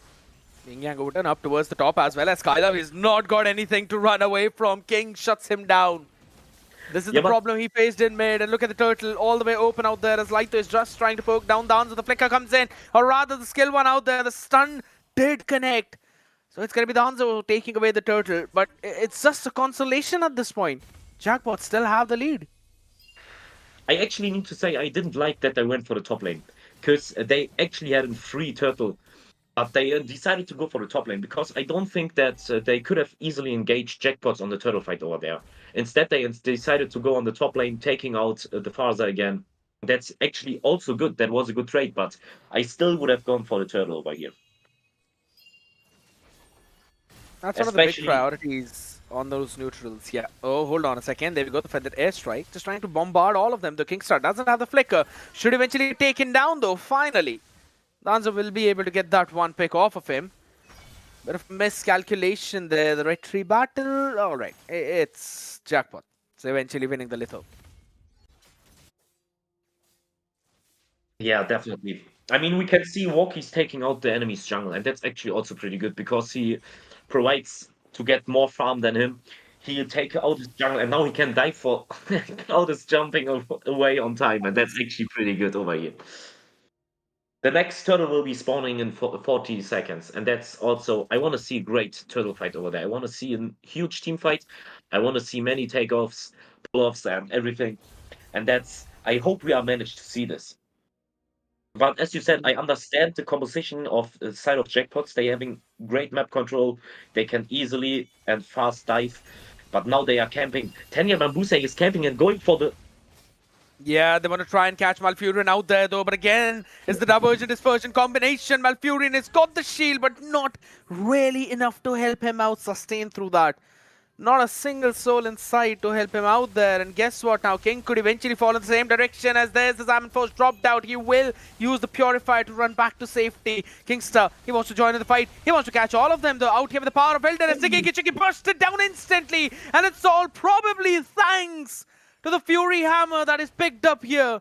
I wanted to point it out that as soon as he picked up the Black Eye Shield, he wants to go for the Fury Hammer, and that worked out really well for them. It does, it definitely does. And we see now Kingstar is doing a very great job. He's zoning out the enemies. He's every time he's going on the enemy, he can take out easily. And that's... Oh, hold on a second. Thorn of Ruin just to zone them. Everyone dodged it perfectly as Malfurion picks up a shutdown onto Carty. That is a big pick there because this will give them the access of the tier 1 up towards top at least to dish out some damage. In the back line though, there we go. The Matilda Airlines out there just to get a bit of shield. Lane cleared out perfectly, but hold on in the mid lane. Skylove, good luck surviving that. My man just flickers at the right second. But he's not having a fun time on this far side at all. Yeah, I mean, that's what I just said. The Walkie can easily dive on the Farza, and that's what we're seeing here. He easily takes them down. Blazing the way in the back line. Malfurion shut down yet again, realizing it doesn't have the flicker though, but Kingstar is always there on the trades, and this time the Guiding Wind's there to try and help him out. Laito still wants to go in, and there we go. The feathered airstrike bonks on Kingstar. Doesn't matter. Skylove, he will sustain yet again the Guiding Winds along with the Flask of Oasis. And then the Thorn of Ruin to zone out everyone who wanted for a chase. Tini Bambuse. 2000 go behind, but still trying. I actually like it how Farza is always surviving like with very low HP. I mean, Walkie does it very good. He's also every time he's going on her, she's using her ultimate on her, but every time she's managed to survive. And I have no clue how Danzo did not manage to survive in the bottom lane. An off-cam pick out there by Laito. That was actually a kill I didn't saw. Same for the Lapu Lapu kill in the early game last game. Oh, hold on a second. Right now, there's the Flask of Aces passive helping out Nikki. Surviving through the entire Yeah, but shadow kill there. Jackpot's getting now also a free turret on the bot lane because no one tries to protect the turret, and that's what we see. And no ultimate on Fredrin now anymore. No ultimate on Kingstar soaked up 3 ultimates there. Maybe the 4th one if he tries to survive though, but the burst is a bit too much for him to handle. Saki eventually getting the better of him though, but it's 4 ultimates to absolutely none now. There's the curtain's call onto 2 out in the open. Skylove getting bursted down yet again thanks to all of the Zaman Force Chrono dashes. Malfurion answers back. Carty, nothing he had in his tool was enough to save his life as this turtle will be taken by Jackpots. I need to say I don't like it from Tenya Bambuse. They're always using their skills before the turtle even spawns. And then they won't have the skills for the turtle and can't engage him properly. And what we see, the CC has a very huge impact. And oh my god. Diversion dispersion down there in the bottom side as Nikki Kichiki eventually goes in for the blazing duet to try and survive the back in the line. There is another circling eagle stunned with a Thorn of Ruin to stop Laito from retreating. But someone saved Nikki. Someone shut down Kingstar as they finally catch him isolated. And man, he wasn't going down without a fight. Seems like this dude is actually from the tribe of Lapu Lapu. Yeah, Father used flickers. Same for Louis. I actually don't like it that Louis tried to go engage on him again. I mean, Father already used the flicker, so he already lost the team fight over there because he he needs to use the flicker to get out. But Malfurion decided to jump back. King, he's got to try and play it safe. Nikki almost bursted down to the diversion dispersion yet again coming in. Malfurion wants to help his team survive as King dashes away. But there we go, Carty up in front. The feather air strike is there with the last pong. He was able to take down King though, but guess what? Now Malfurion needs to run away. Kingstar is on the opposite side. Malfurion, you've got to go towards Kingstar, not away from him as Carty still is on chase. He finally will use the flicker too, but he bit a bit more than what he could chew. As Kingstar will take him out, and Teeny Bambuse are losing the brawls which Jackpots are taking. Yeah, it's actually, again, I need to say, Jackpots is playing it very good right now. We see the impact of the CC. I mean, CC is bursting down the enemies every time. He's engaging the right target, and that's actually pretty huge. And we can see it. Jackpots are doing such great job over here. I mean, they fought right now, they fought a 2v4, and they got 3 of them out. They killed 3 of them. I mean, Malfurion, if we see him on Louis, he took out all of them. Even the Alice, who still tried to go after him, even after Kingstar was helping him. They just died. Oh my god. I have no clue what Nikki wanted to do there, but guess what? Kingstar seems to be isolated online and Thorn of Ruin though, but with the flicker is able to dodge every single thing. The Zaman Force dropped in as well as a key would want to try and survive, but no, Flask of Ace is passive for him to help him out there. He still will be alive as Laito was just zoning out everyone on the right side of this map. Teeny Bambuse, they cannot do anything. Yeah, and now Jackpots has the free lord. They will become the free lord, and we need to say they have 6k gold lead. Jackpots right now has 6k gold lead. They have the turret lead. They have the kill lead. They have actually every lead in the game right now, and that's pretty huge. We saw after the first game. Oh my god, that's a bit overambitious. All right, boys, calm down. Okay, that was actually a bit unexpected, but I like the idea.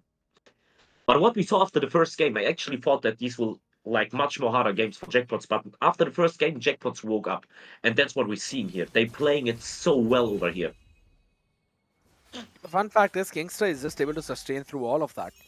Yeah, that's also one of the big reasons why it's giving Malfurion an opening to fight in those fights, and also to King to do his own thing out here right now. But overextension there, good use of ultimates by Teeny Bambuse, but I don't think so. It's gonna matter. I need to say, I actually, I don't know if it was like not wanted or if it was on purpose that Kingstar was dying there, but Tenya Bambuse used so many ultimates over there, so they won't have the ultimate here for the team fights. Hold on a second, where did Nikki even go? Thanks to the one diversion dispersion combination, it just instantly gets deleted by Walkie with the Yugi shadow kill. Yeah, And he now- just exploded. Yeah, he was just deleted from the map, like he never really existed. Inhibitor on the top, still standing thanks to 11:13 the clock. You already have the Holy Shields for the first wave, but now the second one's going to be a bit of a problem. There we go, another Thorn of Ruin into the Feathered Airstrike, just to zone all of them off with the circling Eagle, enough to push all of them back from the tier 3 of top, but the bottom one is lost. Yeah, all of Tanya Bambuse went for the top lane. I mean, sure, they defended it, but now Jackpots had the free time, especially Walkie and Malfurion. They had the time to take out the bot turret. They got the first inhibitor on the bot lane, and that's pretty good. Inkster is just trying to taunt the heck out of them out here right now. Lighto moving a little bit too far ahead though. Jackpot's Walkie finally jumping in for the flicker, helping him to survive as Kingstar walks back. Is the Feathered Airstrike, but there's no one in sight. You help them need recall. to explain me the damage of this Hayabusa. I mean, every time on the Oh! My god. Alfury, just stop doing that, man. You're giving a mini heart attack to 7 people there. Yeah, but I really like it. I really like how they're ultimating all the time into enemy base. And they will probably get the turret now on the second inhibitor on the top. And now Oh, it's curtain's only- call. Yeah, it's actually got 2 out there, but the Salmon Force dropped in as well. Nikki Kichiki gets bursted down thanks to the Yugi shadow kill. Even Danzo was low. It's 3-for-0 trade. Jackpots! They take the fight and they win the fight. Yeah, Only there's 2 no- remain. There's And no now- chance for Plaza now to defend this lane. I mean, Plaza Yeah. just used her ultimate for the heroes, not for the defending. So Jackpots can easily finish this game now. Absolutely. They close it all out, ladies and gentlemen. It is Jackpots for you to win this best of 3 series and become the next team to join the first 3 in those playoffs. One fumble against Memento Mori. But all those people who place their bets on this team will finally take their fruits, man. That was a fantastic game coming in from Jackpots. Yeah. One thing is for sure. Don't give Walkie Hayabusa. Yeah, definitely. I mean, just look at the damage he's doing on the Cloud all the time. Cloud every time is just exploding, and that's pretty huge. Actually, because the Cloud has 0 impact in the game anymore, because Walkie all the time went for him. Like, the Cloud just exploded, and that's actually crazy. But I The also big need to thing- say, Yeah, go ahead. I need to say the Lu Yi made such a great impact. They could go and dive enemies so easily, so fast. They went for the lane so fast, and that's actually very great. And then also Laito just having his own advantage in his lane, right? It was 2 of the 3 winning lanes. If anything, it was all, I believe it was all 3 winning lanes. Yeah, I mean, you're winning with the Harith Claude matchup. You're winning in the mid lane matchup too, thanks to your Hilda and Louis combination. And then there's an Alice picked up in front of a CC. So you know that Laito is going to have his own fun time. Picking up the Yeah, blade sure. armor as well towards those later stages. Made sure that Nikki, even if he had the blazing duet, he couldn't do any damn thing in that game. Yeah, true. But I also need to say, leaving Shishi open is a huge mistake. Because if your enemy plays Shishi very good, it's a free game. Because Shishi, if he's playing good, she makes very much damage. She can't die, and that's what we saw over here. 78,000 damage dealt. If anything, it's not just he was not dying, he was also making sure he's inputting his own damage on the other side. It's constant curtain calls with a yo-yo blitz that has been harassing everyone on the other side. Richest Yeah, but- guy is going to be, again, Walkie, no problems there out. And let's have a look at the items out here, man. Synchro, talk to me about it. I really like it. I mean, we saw the damage on Laito, and that's what we can also see on his items. He had the tankiness, especially against the Cloud. Because, as I just said, Farza is the only really damage dealer over there with the Cloud, but they took out Cloud every time. Luigi's built also for the damage on the tanks. Same, even Hilda with damage, and that's what we could also see, because she went for the Cloud, she went for the Farza, and they always died, and especially the Hayabusa. We see it. In the last game, he built defense as well, but in this game, he went for the full damage, and that's what we saw on the Cloud, how he exploded every time. One thing that I don't really like was Danzo going in for a semi build out there with the Vorax and the Queen Swings. Yeah, I'd have to be honest, right? You already have a utility build on Saki, Carty is again an Alice. You can't really expect him to soak up a lot of damage. So I was expecting Danzo to go for a full defense. Yeah, I really go with that because Danzo didn't have like now this tankiness he should have had, especially also at freeze. So he actually missed very much many items. So he wasn't as tanky as he actually should be. And one of the big reasons why he was being bursted down was because Malfurion was pre-hitting him with the diversion dispersions combinations. But I need to say, I need to give shoutouts to Jackpots over here. Their focus on the enemy heroes were so good.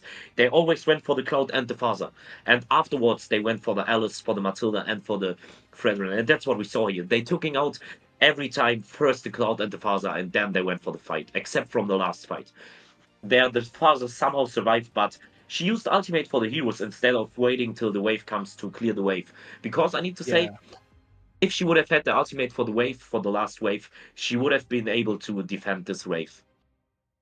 Yeah, probably. Again, it fell down to that timing which Bamboos they were not able to pick perfectly. Jackpots bringing themselves back from the brink of defeat. If anything, they were losing the early few minutes of the second game. And that was a do or die game for them. Pulling themselves back up from that point onwards, that's a pretty crucial call for the boys, I'd have to say. And again, though, that's not really answering a lot of my questions there, Synchro, because let's be honest, Walkie on Hayabusa, yes, Jackpots have got technically 100% win rate, but without a Hayabusa, that's where the problems are. Yeah, I think it's hard to talk about something like this. I mean, I wouldn't say it's a zero pool, but maybe it's because of the synergy, because maybe his team is like more used to play with an Hayabusa than with other junglers. Probably. But that And that's still is a bit of a big problem to deal with, right? Because let's be honest, you've qualified for the playoffs, but you're not going to get Hayabusa as easily as you are getting it out here. Yeah, because I mean, if their future enemies for the qualifiers see what they are doing with Hayabusa, I think they will go for the Hayabusa ban as well.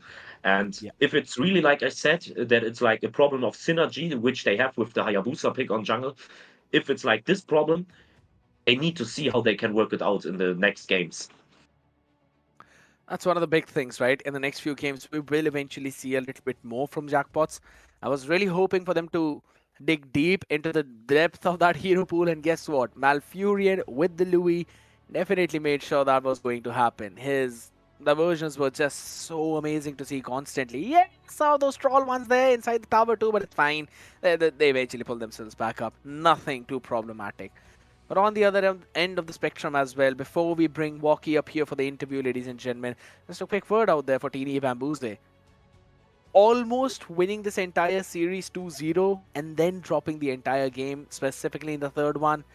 I believe there still are the loopholes that they need to fix. Yeah.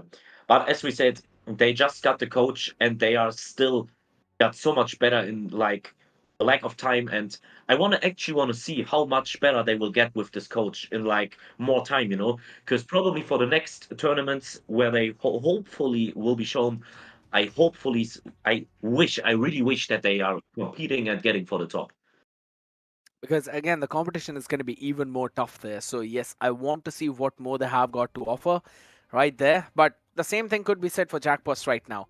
I've been liking what they're trying to do, but there are certain games where they eventually drop the ball. But ladies and gentlemen, there's a lot of questions out here which all of them need to be answered pretty soon. So let's welcome the man who's gonna answer all of those questions for us. Let's welcome Walkie back up here. Walkie, how are you feeling, my man? Because I'm pretty sure that was a nerve-wracking game. What you say? I don't understand. I'm just asking, how are you feeling out here, man? Because you almost lost the series and then made a reverse sweep. So, how are you feeling? I mean, I'm not happy with all the situations right now. What's going on with the team? We have some problems, and yeah. What should I say?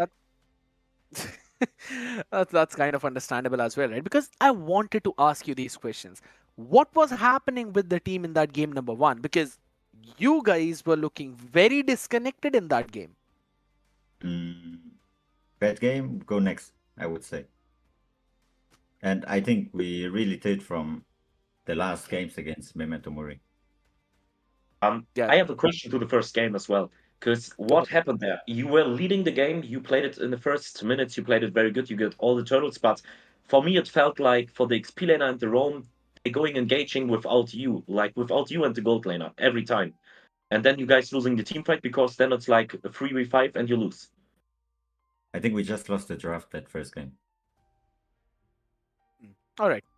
Since you're already on the topic of this draft as well, whose idea was the Louis pick? My mage idea. He say, Louis, good. I want to play. And I gave to him. And I trusted him. Even with those in the turret dispersions, in the turret Louis ultimates that Yeah, you yeah. eventually showed in the last one. I mean, I don't know, just wait for the playoffs. We still disappointed that we lost to Memento Mori. But we won the other tournament against him in the finals. So yeah, it didn't change anything that we lost in regular season and not in playoffs. Playoffs will decide everything.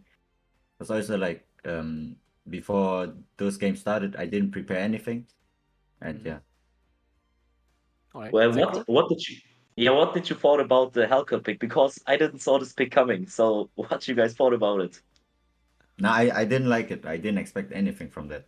But they did good early game. They're supposed to win early game with Hida and take it, but nothing happened in mid too late. So yeah, wasn't really necessary pick. And Moskov should have carried that game in my opinion.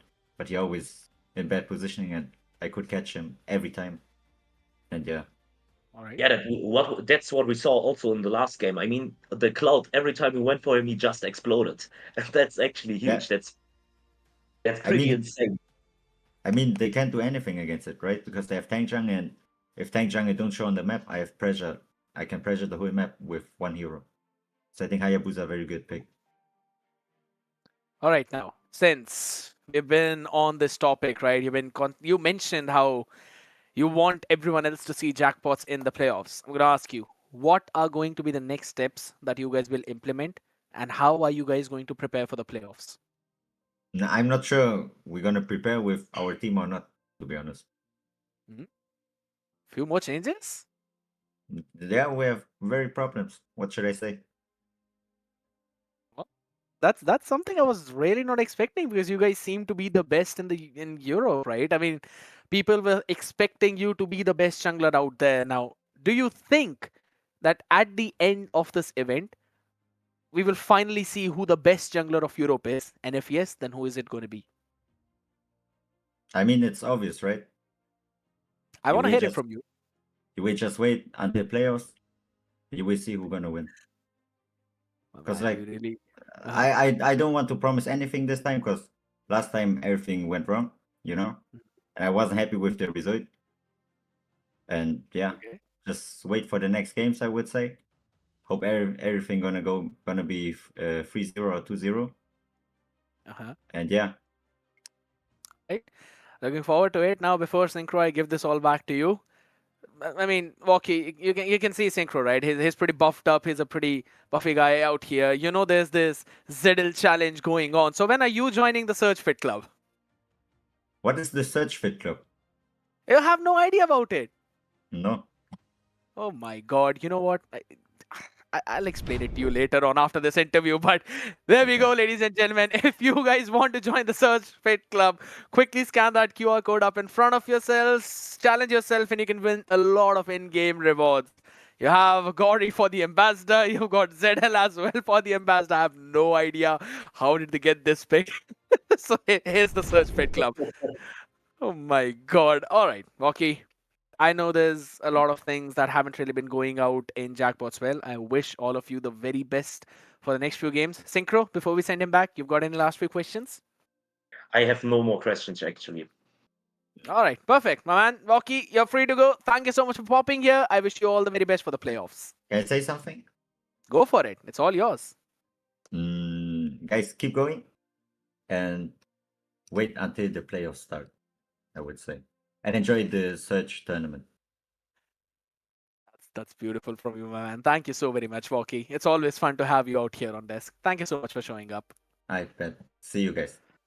Congratulations and good luck. And It seems like he was not really happy with this win. Nah, I can imagine it. I mean, they lost against Memento Mori on Surge, but on another tournament in a best of 5, they clapped them. So I can actually imagine that they're not happy about it, that they lost here in Surge against them, but win in another tournament about it. So I really feel it actually. But I hope we will see them coming out stronger, getting better, and yeah, just win this tournament. I mean, I understand. I kind of agree as well. Here's the big thing out here, right? Every other thing can eventually happen, but you've got to prove yourself on the biggest stage in Europe. You've got to prove yourself in the biggest tournament ever in Europe, and that is the MLBB European Championship out here, ladies and gentlemen. Yes, we've got Jackpots as well, another team that have qualified in the playoffs. We'll catch one more team out there. There's still a lot more remaining out, but who's it going to be? How are we going to see things through, ladies? We will find it out with gentlemen out here after this short break. Don't go anywhere.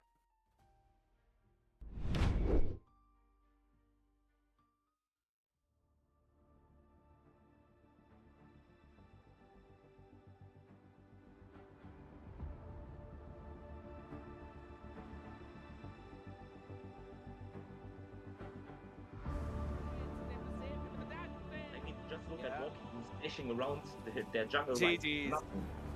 Like Nikki, there we go. The AOG, though, but a perfect life from yet again coming into taunt is even better. But guess what? There's a Thorn of Ruin for the answer on the other side, and Danzo hops in with a Oogie Shadow kill. Perfect moment to go in and take the lead. And Bamboose eventually bit it all. Hold on, another stun connecting. That should be enough taking down, though. Yes, the dash on his face. Walkie with the Phantom Execution was able to answer back. Not a lot of mana, but guess what? Doesn't really need a lot of that, though. Nikki, Icky, Chicky is pinking as well. He can eventually catch in those people. Danzo is going to try and run back into the tower. Walkie will not be shut down right now. Not for long. As he still dashes away. Is able to dodge all of that. Not King away. No inhibitors are going to fall though. It's only going to be tier 2, but there we go. The Raging Slash into the Thorn of Ruin again onto the back line. As Nikki Chicky jumps back. Walkie wants to jump in though, but guess what? King has been taken out and down. Kingster is going to try and run back to safety as Walkie is now trying to survive for himself. Every single one is going to try and chase him. The stump. It's a lot of bushes. He's going to try and find all of them as Lytho finally jumps in. Guess what? It's a retreat. No contest, no battle as Lytho's isolated. And the thing that was happening in the previous one continues right now. Big traction pulls there from Malfurion. But guess what? They do not. That's so insane. Jackpots need to wake up early here. I mean, they already want to fight. They're just trying to brute force the fight against Lytho as he goes in for the Landshaker. He does not have a stun. Goes in for the Raging Slashes as well to try and clear out the wave. Now the stun, the knock-up. Give them some of the gold back right now as we focus down on the mid. Before that, King in the bottom side. Destroyed for the power of Wilderness. But we... And that's probably, yeah, that's the... You can't face check the bushes like that though, but the re-engage is there from the side of Teeny Bamboose. Kingstar taking up a lot of space though. There we go, Lytho finally jumps in, uses the flicker, misses the Landshaker as Danzo alone left. Probably, but guess what? Lytho wants to make a play of his own.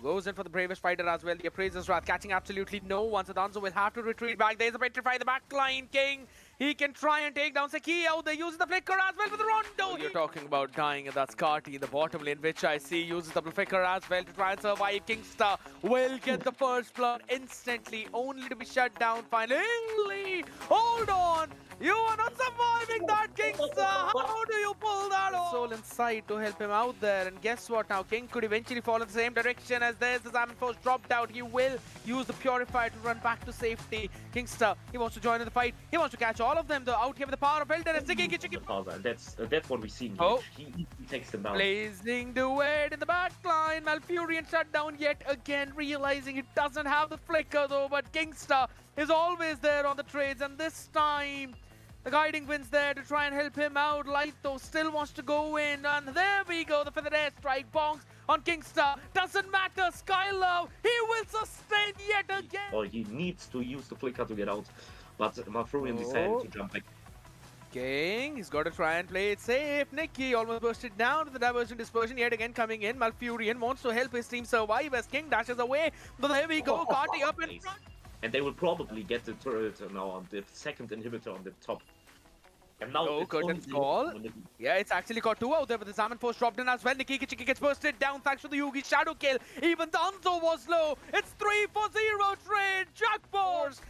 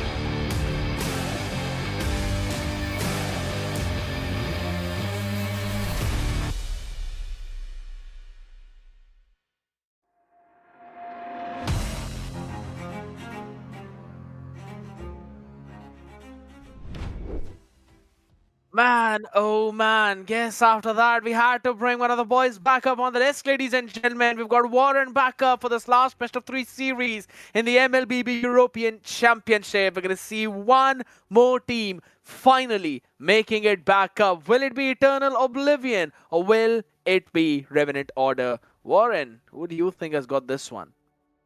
I love the way you phrase that because truly it's been getting back up story, right? For Eternal Oblivion, it started already in the first round low-key because they lost to Memento Mori, right? Then they had to get over Ake, then they had to get over Honor, and now they are in this 2-1 spot. Honestly, what a roller coaster for them. Whereas for the side of Revenant Order, they already won in the first one, but then they started falling down. Because they fell down against Fake Time, then they were luckily able to save it. As you can clearly see, they were luckily able to save it through Stolen Angels. Unfortunate for Stolen Angels. So both of the teams had their ups and downs, you know. But I have to say, Eternal Oblivion fighting it back out from the shambles, you know, getting put down right there into 0-1 after the first round, tough spot to be in. But the thing is, one of those teams, and only one of those teams, well, maybe two actually, because there is still spots to qualify, but today, only one of them will join the qualified teams. And the question is, will it be Oblivion, Eternal Oblivion, or Revenant Order? Because there is multiple reasons for either of those, right? Because there is one strong reason for Revenant Order, that being, of course, they have Fafnir, so... I think it would be, I think it's useless for me to introduce him, but if you don't know, yeah, big OG on the scene, very strong player coming back.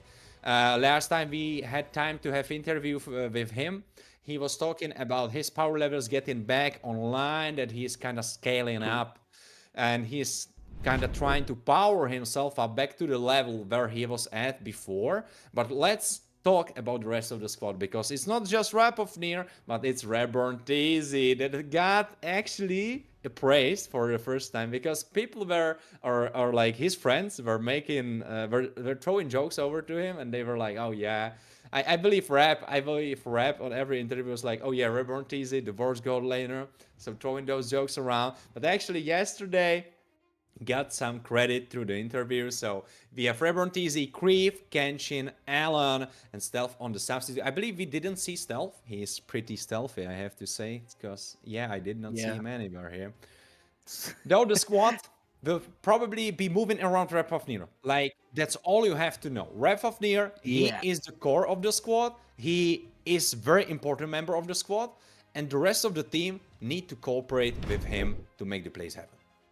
I agree, because Eternal Oblivion is a foe to be messed up with out here. Hanji, Xian, Origami, Paxi, and Professor. Every single one of them has been a brilliant performer in their specific lane.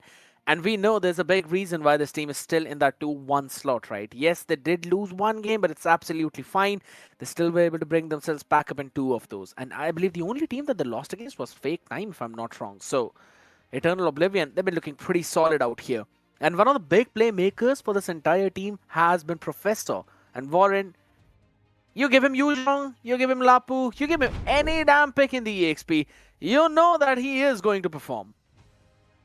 Absolutely. But let's look over their stats. And I have to say, for the first time today, it's really equal. You know, in a sense that, like, oh yes, of course, the average time to win goes to Revenant Order and the Lord Control goes to them as well. But if you look over to the side of Eternal Oblivion, First Bloods go in their favor and Turtle Control as well. So I like the way this matchup is being led statistically, because if we are just looking over the stats, it's telling us this will be a bloodbath. This will be a super exciting match. So we hope you aren't sleeping yet, because those 2 series, oh, they were exciting. They were tiring. I would even go as far to say that, because there were ups and downs all along. One of the big things is that this one is going to be an even bigger roller coaster out here. Because here's one big thing I noticed out here, right? All right, Warren, think about it. If you remove that one game of Eternal Oblivion taking on Ake, I believe the stats are going to be changed way more than what we actually see. Right? Those Lord controls, yes, there's a big disparity. Eternal Oblivion lost 5 Lords in that game. Remove that, right? Remove that 5, all right? Add in 2 or 3 maybe. And then we can see a lot more comparative stats there. If anything, it would be leaning towards Eternal Oblivion. But yeah, that one game has been, it was probably one of their worst nightmares not coming to fruition. That's their resilience always showing up. And this is something which I always talk about. You look at Eternal Oblivion, you know that this team will be resilient till the very last minute of the game until you take that crystal down. Actually, you know what would be a funny statistic to see? I would love to see a statistic that would show you the moment when you had less lords and less objectives than your opponent and you won. Like just number of games. And just like look over that. Because this can tell you many things. Because as funny it is to speak about Ake not being able to close out games, well, apparently Eternal Oblivion are the big blockers for these games to be closed out, right? Because their defense, especially Origami, he was working overtime. He was absolutely on point. I believe it was I am 100% certain it was him who built those 3 Halo crystals on the Eve to just dish out the most damage he could. So definitely look out.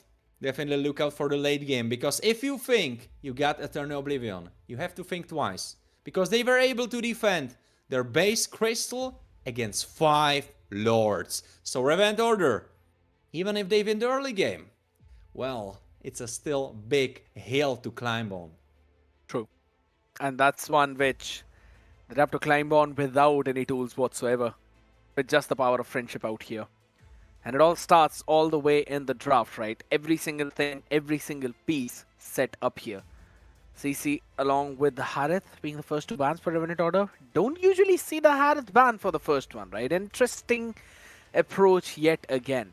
And it seems like now these bans are taking shape depending on the teams that we are watching, rather than setting things down for a standard ban. And I kind of like that idea, because you don't want the other side to be comfortable. True, definitely adapting the draft. But talking about adapting drafts, Glitch Code were not doing that at all. We saw that they just kind of knew. Well, they actually did it later into the series, but their idea was mostly to go for the important heroes. And honestly, looking at Eternal Oblivion, they are kind of doing the same thing. It's Baxia, it's Juxin, and it's Lancelot. Yeah, they are eating out of my hand. They are doing exactly that. Kimmy open, could be picked up for the first one. I mean, Scar, did you already vote in the chat who is going to win? Because I think you should vote, you know? I haven't voted yet. You know what? I'm actually going to go and vote. You look forward to the draft till then. Absolutely, absolutely. I will take care of it. Because Hold on! we have Repfafnir on Fanny. Jesus Christus. You look 1 second away and Repfafnir is holding sorry, I wanted to say holding Hanny. That's not a hero, I'm sorry. He's holding Fanny, and he is going to be flying on those steel cables all around the map, and what a way to explode the first game. Insane. First pick Fanny. I'm so excited for that. You know, the most surprising part, rather than Fanny first pick for me, is the Jesus Christus. The way how you rhymed it out, I mean, for non-native out there, yeah, that sounded absolutely funny. But guess what? The first pick Fanny, we've not been a fan of it at all in any kind of game whatsoever. She's not had a good win rate here. If anything, every single game where the Fanny was picked up, the team eventually lost. And one of the big reasons is now this that we're seeing. You've got the Fredrin, you've got the Grok. Priority picks out there for the roam as well as the jungle. What can Revenant Order answer that back with? It's going to be interesting to see. I really want to see a Kimmy at this point. Yeah, I have to say I agree with your idea. Ooh, I don't like the way they are going. Lapu is possibly one of the worst heroes into tanks. Like, his whole kit is all around burst damage and all around, like... The point I'm trying to make is that he has no percentage damage in his kit. Like, there is nothing that he has to do against tanks. Like, yeah, he has the damage and he typically has the sustain, so this goes for him. But there are so many other heroes that could do the same as he does, but at the same time be useful into tanks. And you already see Fredwin and Grog. I see no one in your roster who is going to do any damage to them. And suddenly, I'm favoring so strongly Eternal Oblivion immediately after the first rotation of the picks. Because I'm sorry, but what they did here is so good. They got 2 tanks, then they were looking over to their opponents and were like, oh, they fumbled. They didn't go for Lunox because she's very good at shredding tanks. We take her away, now we get Eve, and now the draft phase is basically won for Eternal Oblivion. I will be very surprised if Revent Order is still able to shake things up, because I think coming from the draft, Eternal Oblivion will be strong favorites. I was about to say you've got to pick up a carry whatsoever in this case, but you don't have any of that, right? You've got the jungle for Fanny, you've got the EXP for Lapu Lapu, you've got the gold lane for Granger. Who's gonna melt that front line in your maze? That's a big question, man. I don't see any other way apart from a farce. But even that is going to be tough. You've got a Fredrin, you've got a Grok, doesn't really care about the Feather Airstrike, who wants to barge you on your face. Kato has been banned out on the other end though. One good ban from Eternal Oblivion, the Eve, because you know that constant damage after the Wishing Lantern, it shreds out that front line very quickly. But who can you pick up now? I mean, it might not be a Lilia pick or something like that. Honestly, my breath got stolen away. I don't even know what they are supposed to do, because the crazy initiation through Fanny immediately backfired with 2 tanks, which honestly, if I was to think about it for like 3 seconds, I would be like, yeah, obviously that's going to happen. So jokes on me. I shouldn't be that surprised that they picked 2 tanks, especially since Fredrin is really meta. And yeah, Grok, with you also banning the other super successful roamer, Gato, right? So now you are kind of putting them in a bad spot. But the funny thing is, no pun intended, of course, but the funny thing is that Revent Order could have banned for Gato themselves, but they just skipped on that opportunity. Like, they completely missed it. I don't know.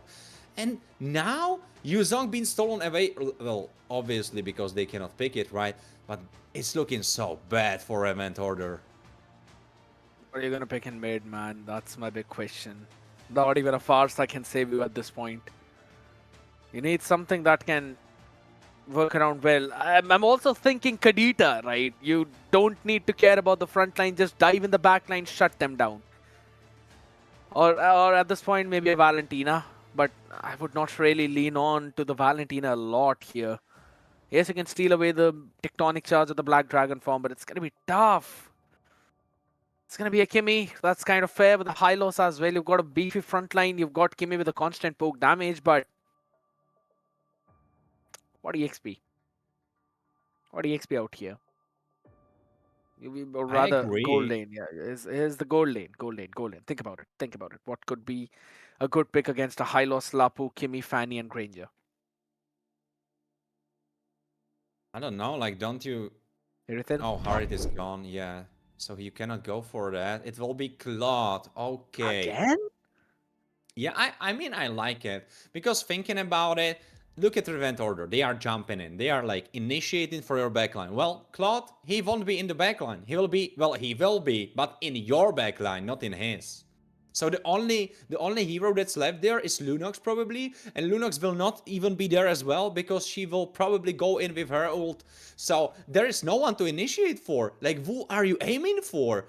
And let's just think about that there is a perfect scenario where Revent Order are able to immediately burst Claude, immediately burst Lunox. You are still left with Fredrin, Grok, and Yuzong.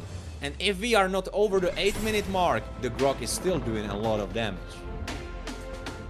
That's the big thing, ladies and gentlemen. If this one is going to be a game where you, with a Fanny first pick, can try and defeat that curse that has been prevalent in the entire MEC. It's Revenant Order taking on Eternal Oblivion. Absolutely. Interesting start, by the way. Creef immediately going for the gold trap, already making some pressure happen. Grog with an initiation going for Creef. Creef is trying to make some space with his laser blast. Origami might be in trouble, but the Lethal Wonder is has gotten into the hands of Eternal Oblivion. Origami with a flicker, actually. So far, it looks kind of good. Ooh, there's Wrath of the First Blood. It looks like he is back in his element. Fun fact is, it's not before Origami takes down Creep. So that's still a 1-for-1 pick. Yes, Rapapney got the first one, but there's an answer back instantly. So I don't really see that as a very bad trade out there. And the fact that we're actually looking in the bot lane out is, again, an important one because Hanji needs to win against Reborn TZ. Claude individually wins against the Granger. And he needs to farm up as quickly as possible because Eternal Oblivion are relying on two of the damage sources, and both of them are mid to late game scaling damage dealers.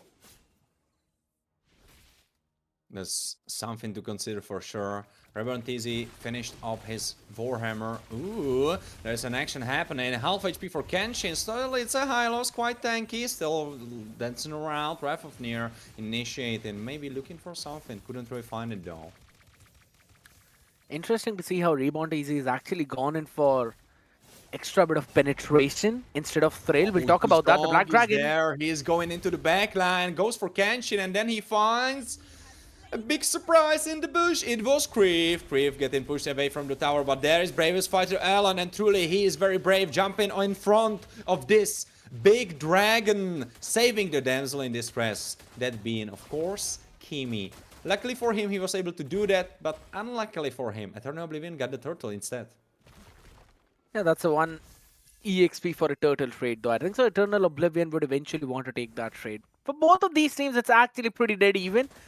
Because now Revenant Order also steal away some of the gold lead from top. Or rather that gold shield. Hanji taking away that Go Crab. That's big though.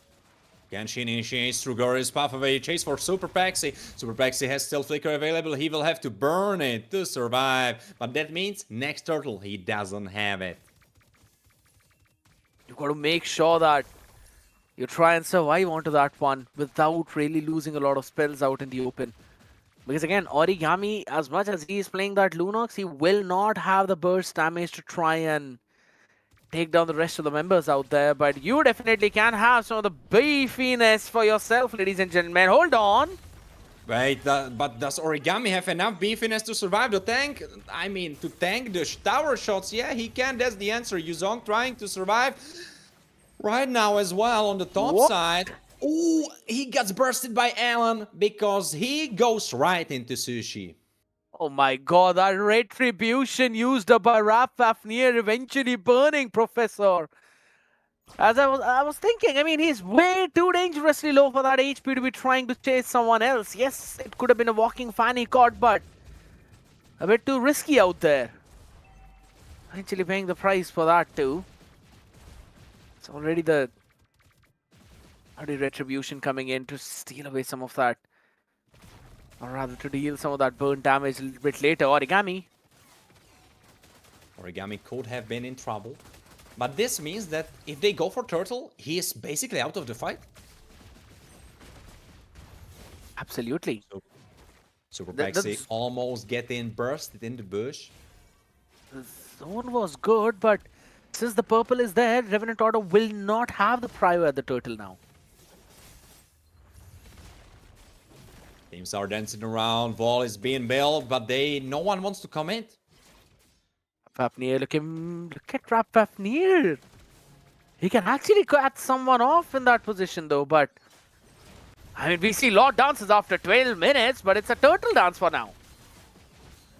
Right now the dance will come to an end because, oh, it got taken away by Zion. Hangi kind of spinning around, but there is no one for him to shoot at. So he was kind of like shooting ghosts, as you can say, I guess. And the thing is, Eternal Oblivion's got the turtle, but at the same time, the gold is even. Though, one thing goes for them. Eternal Oblivion are outscaling. And they've got a late game composition. Look at the bottom side, though. Oh, it's a 1v1. Wrath of Near got Hanji when he wasn't expecting it, but now he is getting chased. Professor Black gets killed as well. Alan with a beautiful, can I even call it 1v1? I believe it was 1v1, like they were just kind of standing around hyping him up and being like, oh yes, you can do it, Alan. And he kind of did it, you know. One of the audience are as well doing the best they can to show their support out here though. The glorious pathway. Rock trying to make some space, balling it off. I think if the wall was a little bit better, I think they could have had him. Yeah, highly possible though. But again, the brilliance eventually helping Origami to survive out there. But I can't really say the same thing for Hanji. He's been struggling out there in the bottom lane right now. And Eternal Oblivion already losing the top tier 1, but put them in a difficult spot to contest for the next turtle. Conceal. Oh, Alan, barely alive. He's kind of playing with fire, doesn't really mind. He took a lot of time. He waited for a long time before he used the Bravest Fighter. You know what I'm surprised about? Oh, Tectonic Charge goes for Alan, goes pathway. It was just a bait. Now immobilized, Super Pexi, barely alive. I mean, steadily alive, but you know, half HP gone. And next turtle will be spawning onto the map. But you know what I'm surprised about? That a lot of viewers, I mean the majority, believe that Revenant Order are the superior team. Honestly, if you would ask me, and I would talk about predictions, I'm coming into this duel with Eternal Oblivion as the favorite. Saying Professor Black 030, I think so. I'm going to agree with the audience here right now. He's been struggling a lot on that EXP lane. If anything being bursted down in this next turtle, the priority seems to be for Revenant Order right now. Oh, Alan initiates, I mean counter initiates for Zion. Zion trying to run away, Glorious Pathway will cut away the river, and now Yuzong is going for the backline. He tries to chase for Kriv. Kriv had to even use his flicker. I guess smart move, since Professor Black still had the Petrify. Wrath of Near was on the go. Oh, he still is on the go, but he's just kinda, you know, cutting on their beards, not really committing to anything. If Revenant Order can't start their snowball in the next 2 minutes, I'm pretty sure Eternal Oblivion will start to change the tides of this fight. Because right now, yes, they are trying to get those objectives, but they're not able to increase that lead as much as you'd want to see happen, right? Because, again, it's Rapfafnir on a Fanny, you've got Kriv as well, you've got Rebound Easy on that Kimmy Granger combination. You don't want to face a late game of Origami as well as Hanji with the Trinity and an absolute nightmaric burst on that Lunox. I agree, but at the same time, if we are talking just mid lane specifically, since we see the stats, I think Kriv should be the stronger mid laner. Like just hero-wise in late game. He should be dishing out more damage, just like more DPS overall. Whereas Origami will kind of be right at the burst, and at the same time, if he has the Vision Lantern, I'm not sure if he has it yet. Immobilize. Ooh, there could be an action happening. Origami jumping around. Tectonic Charge used defensively, but will it be enough? Oh, he needed to use his flicker even, but he is alive. The Stone Man will be alive for now. Sorry, didn't mean to push you. That's what he eventually said while pushing the Fanny away. Tier 2 almost taken down from the top lane, though. This is the strength of Revenant Order. In terms of just the lane pressure, you've got the Fanny on one side who can constantly clear off the far lanes and then recall back and join in the fight faster than anyone from the side of Eternal Oblivion could even react. But now you have to react to this Tectonic Charge in your face as one goes down. The second is next, marked for death. Alan is dead as well, lying on the floor, and Kenshin next to him. And right now, Eternal Oblivion, I almost said it, I almost said Revenant Oblivion. That would be an interesting team. Eternal Oblivion will go for the first slaughter of the game. And as we spoke about it before, if Wrath of Near doesn't steal this one, it's going to be hella tough. It is already a lot of now. You can see those big damage numbers coming in as well with the Blood Wings of Origami. Hanji as well with 2 items out of 3 with the Trinity. He's doing as much as he could. And Shien, even though he lost his own purple buff, was able to steal one away from Rapfafnir. So he's not far behind in the farm, if anything. Level 12 for this man. Hold on. Oh, there's Hold an on. action happening. Glorious pathway initiation go for Zion, but Zion is kind of slippery, so he will be fine. Though you definitely needed to take the fight to make space for the Lord, right? Because even though you don't get kills, you get space and time to deal with the Lord. Can you kill it before it kills the tower? Yes, you can. That's a beautiful defense from Revenant Order. But the thing is, they shouldn't be defending. They should be attacking. I agree. Oh my god, Rap Fafnir. He's playing with Professor Black right now, but guess what? The man is a bit too tanky, maybe not in the mid lane. His team is losing on mid lane. I think Rapfafnir chose his targets wrongly because he was playing with Professor Black, but who cares? Because the rest of the team is losing. Creef is gone on the floor, as well as Kenshin is. And suddenly Eternal Oblivion with a strong 2000 lead. And as we said, they outscale. Tick-tack, the clock is ticking. It is, yes, the Skimmy Granger combination where Granger scales up in the late game as well, considering the rework that happened on him.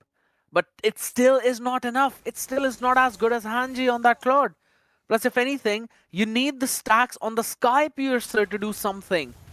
The only two people that he's above at are the two frontliners. One of them is Hylos, the second is a Fredrin. That is a big problem if you think about it, the amount of damage that's being dealt by the side of Revenant Order. You'd need Reborn Easy to be able to know high. Initiated on, but it was just a bait because he transforms into the Black Dragon form and dances around. Maybe even heals up. I think he didn't even lose his HP. I think he might have even came from the trade a little bit invigorated. Possibly. But the thing is, until the next Lord spawns, probably nothing is going to happen. So in the meantime, talk me through what is the state of the game, Skirt. Eternal Oblivion seem to be in full control right now. A good late game scaling. Hanji has got the Trinity already, going in for the Wind of Nature as well, just to make sure Rap Fafnir or even Reborn Daisy would not be a problem. Now that is a bit of an issue for Revenant Order. Plus you've also got to deal with the Divine Glaive coming in. Holy smokes! Are you sure? Are you sure there is just problems for Revenant Order? Because from the point I'm standing on, it looks like there's a big blunt problem in the squad of Revenant Order for Eternal Oblivion. And it's Fanny in the hands of Rapfafnir. We were kind of talking, right? It was a big topic of this game, especially, right? The first pickup. And now, of course, is he going to deliver? It could possibly be the first game of Fanny here on Surge. Can he deliver to that? And in the beginning, it was nice. Then it kind of fell apart. But right now, he is cooking again. Yeah, and look at this Lord now. Out in the open, the Black Dragon form used up. Alan trying to make some space, but he will die for his actions. There was Wind Nature completed for Hanji. Hanji will be immune from the damage. Double kill for him as he utilized it to his max. And now they are getting chased away. Grief is as well dead in the dirt. And it's just Reborn TZ and Rapfafnir defending their base with a Lord spawn. Because I believe they still got it. But the Lord marches onto the top side. Who is going to defend mid lane? Rapfafnir with Reborn TZ. 2v1 defense. Can they do it? I think they probably can. Actually, the AoE from Reborn TZ is just fine. They will be holding on to that. Rapfafnir dancing around, maybe a little bit close to some dangerous people. He was. And guess what? He hopped in there saying, I am the dangerous people. Nope, I'm not. I'm going out of there. Doesn't really matter though. The Lord's going to be taken care of. So again, Eternal Oblivion taking a very nice fight after that Lord. Even though there was a proper combination of the Appraiser's Wrath with the Retribution. Hold on, look at me. Immediately deleting Creep. And now the next target will be Alan. Or maybe Alan is the one targeted. No, he is the one being targeted. Hanji chases for him. Immunes his way through. And Alan is dead as well. And suddenly Revenant Order are again. Oh, look at Fanny. All of that. Oh, can he do it? Can he do the backdoor? No, he cannot. And now he has to defend the base. But the thing is, at least it's just one lane. I believe Rapfafnir can do it. But it will be hard. It's difficult. He will try to. He's flying around. Steel cable still available. He's dancing, dipping, diving. One minion is there, but the next wave is coming. There will be the cannon minion. They are dropping it? Yeah, I like the idea. I love it. Creeve and Rapfafnir, they're both alive. They can clear out that 1 minion wave. And then you don't really have Shien to go in for the proper frontlining. Baxi was low too in that HP. Rather than risking the entire map control and losing the Lord control pit, They're like, it's fine. We're gonna just get what we can grab and then move back. Out in the open, the Black... Holy smokes, man. Look at the opening in this fight. First of all, Allen not able to land the land shaker was a big problem, but then came those knockups. That one knockup by the Lord, stopping Kenshin from doing anything, was one of the big reasons why Revenant Order lost that fight. Also, if we are talking about the team comps, right? And I believe I said something like that during the draft. I don't think it was specifically tailored towards Revenant Order, but we are talking like mixed damage numbers. Like you probably want something like that. And if we are looking at the composition of Revenant Order, not that just they are getting outscaled, but at the same time they also have a very skewed damage profile towards the physical part. So for Hanji to jump in with popped Wind of Nature, he's basically invincible. He's as good as unkillable because no one can touch him, and the only guy that can hit him would be Kreef. But if someone is standing in front of Hanji, then the shots doesn't go through as well. Worse than that, Kreef is not really having a good game. 0, 6, and 2. That's one of the big problems out here. Yes, you've got Kenshin to try and save him, but I mentioned it in the draft itself that just having Kenshin there is not going to be enough to save Kreef. Hold on. Eternal Oblivion. Not will it be enough to save this game, because this Lord could march the end of either of those teams in this first game, and either of them can be taken in home, and the fight is already started. Now there is a glorious Puffaway. He is getting knocked up. Kenshin could be tanking maybe a little bit too much. He gets picked off first, but Alon with a big land shaker on 2. Can they finish it off? Ref15 steals the Lord, but can they survive? That's the big question. Alon dead. Everyone is dead. It's just Kreef. Can he defend with single Lord against 4? No, 5 member. I think this is it. I'm sorry, Scared. I would love to make a fairy tale, but I think this is it. I don't think he can defend. If it would be anyone else but Kreef, he had such a tough game. I don't think he has it in him. I don't think he can do anything about the result of this first game, because this one goes to the squad of Eternal Oblivion, and rightfully so. Exactly what we mentioned, right? If it's not a mid-game snowball, then in the mid to late game transition, everything will fall back into the hands of Eternal Oblivion, and that's where Revenant Order dropped the ball. They had everything in their control for the early few fights. Rapafneo got some important kills, but Kreef 0-6. Not I mean, I will protect him. I think it's very important to protect him, because at first glance you can say, yes, Kreef, he didn't have a good game, he was 0-6. It's very easy to kind of throw tomatoes at his face and be like, oh yeah, Kreef, he was the reason why they lost. I don't think you should put so much blame on him, because the way the draft was situated, he had super hard. Like, if he had anything else than the score he had, he would probably be such a good player that we would be looking at literally like S-tier player in the whole Search regular season. I'm not saying that Kreef is bad, but we would be literally looking at the single best mid laner that we have here on Search, if he had anything than a bad KD. Because the way the draft was made, it was almost 100% certain that he will be dying, and he will be dying a lot. There was no one to peel for him, and it's not like Kimi can play those bursty fights. She cannot. It's not like Forza, who can maybe like throw everything out, throw the feather Ersa, and then she dies and the job is basically done. No, Kimi has to be in there, stand still, and shoot. And shoot, and do damage like that. And if he is supposed to do this job, then he is in big danger. And if there's no one to protect him, everyone is jumping in, of course he will die. I think so. One of the big reasons is that I'm pretty sure that he did not have the Purify, if I'm not wrong. Yeah, he was running with a Flicker. You can't really run with a Flicker in a situation where you've got a Grok in front of you, you've got a Fredrin, and then you've got a Yuzhong who will jump on your face. That was one of the big reasons as well where he faced those problems. Though again, I'd have to say, the only reason why Revenant Order survived that first Lord onslaught was also because he himself stole that Lord. He was trying to position in such a way where he could survive, but it's a Lunox on the other side, man. Origami will always outrange Kreef as he goes in for the Chaos Assault. Also, if that's the case, I think I did not realize it in the game, but yeah, I agree with your point that if he didn't have Purify, it's a big blunder on his side, because if he was able to kind of immune himself through some of the CC that was being landed on him, I believe he would be able to survive a little bit more. So yeah, that can be thrown on his head. I agree with that point.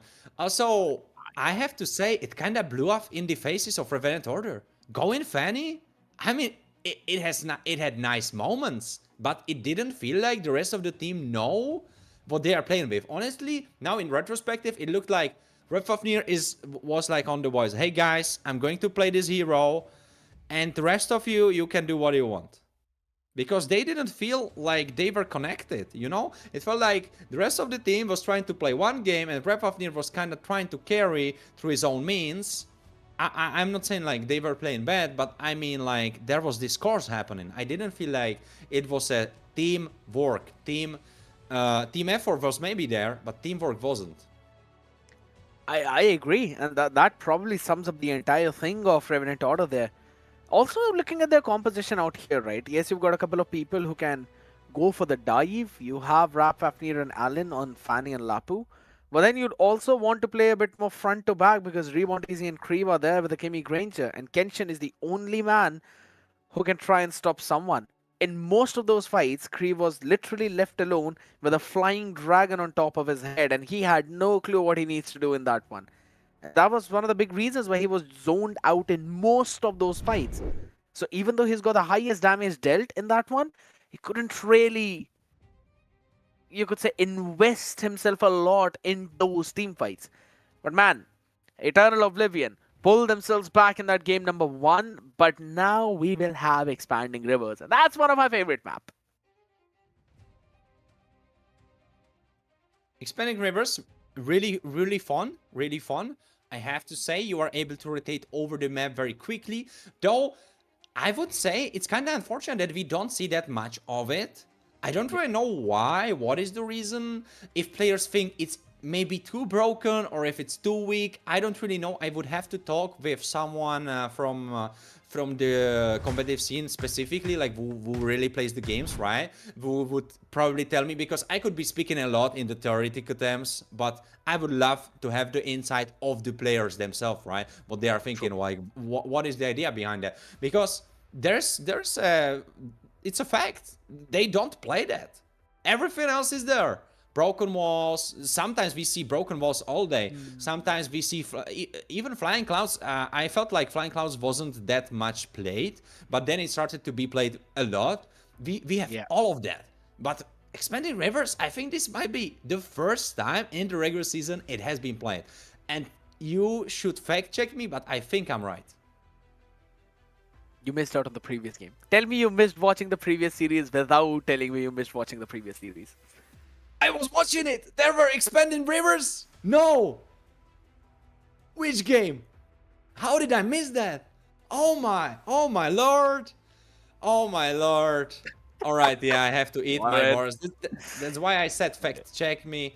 That's why I said that. So thanks for fact checking me and making a fool of myself. Well, I kind of did that myself. Oh my God. Right now, let's talk about who will make fool of the other team, right? Because will it be Revenant Order making fools of Eternal Oblivion and stealing away the clean 2-0? Or will it be Eternal Oblivion running away with the 2-0? That's a question to be had. And I would definitely strongly advise for Revenant Order to not go for something so crazy as a composition they had before.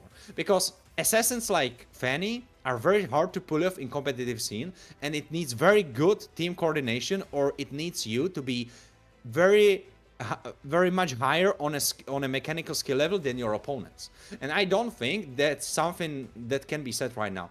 I don't mean it to belittle Revenant Order. I think they are very decent players, but I mean it to uplift Eternal Oblivion. Both of these teams are so decent that I don't think you can sprint away with an assassin in the jungle. I think that's not on the cards.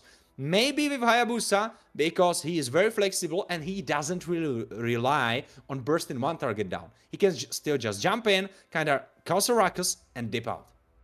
74% win rate out there. There's an obvious reason why Hayabusa has worked out so well for most of the players.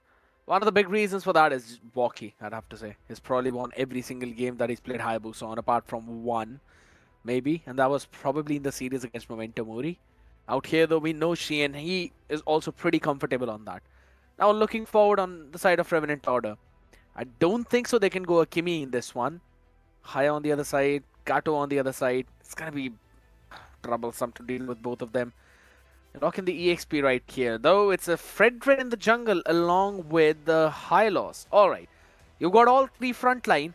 That makes it a bit more simple for Eternal Oblivion to understand. The next two picks are going to be proper Mage and the ADC for the gold lane.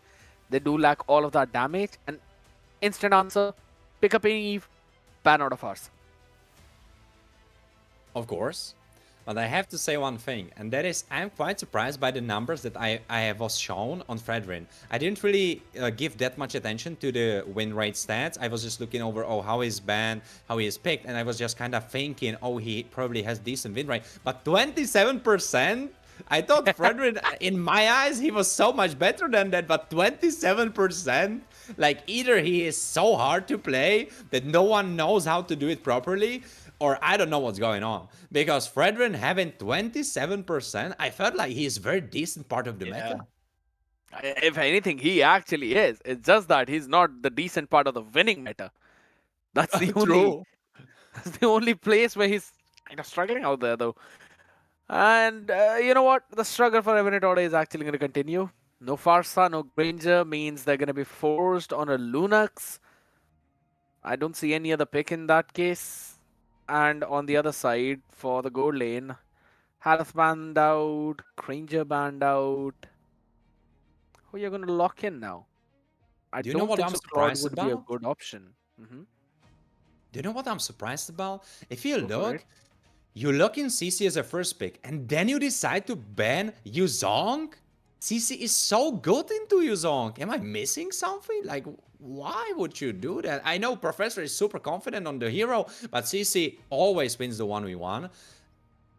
Yeah, I think so. They're looking at the team fight picture and team fight perspective.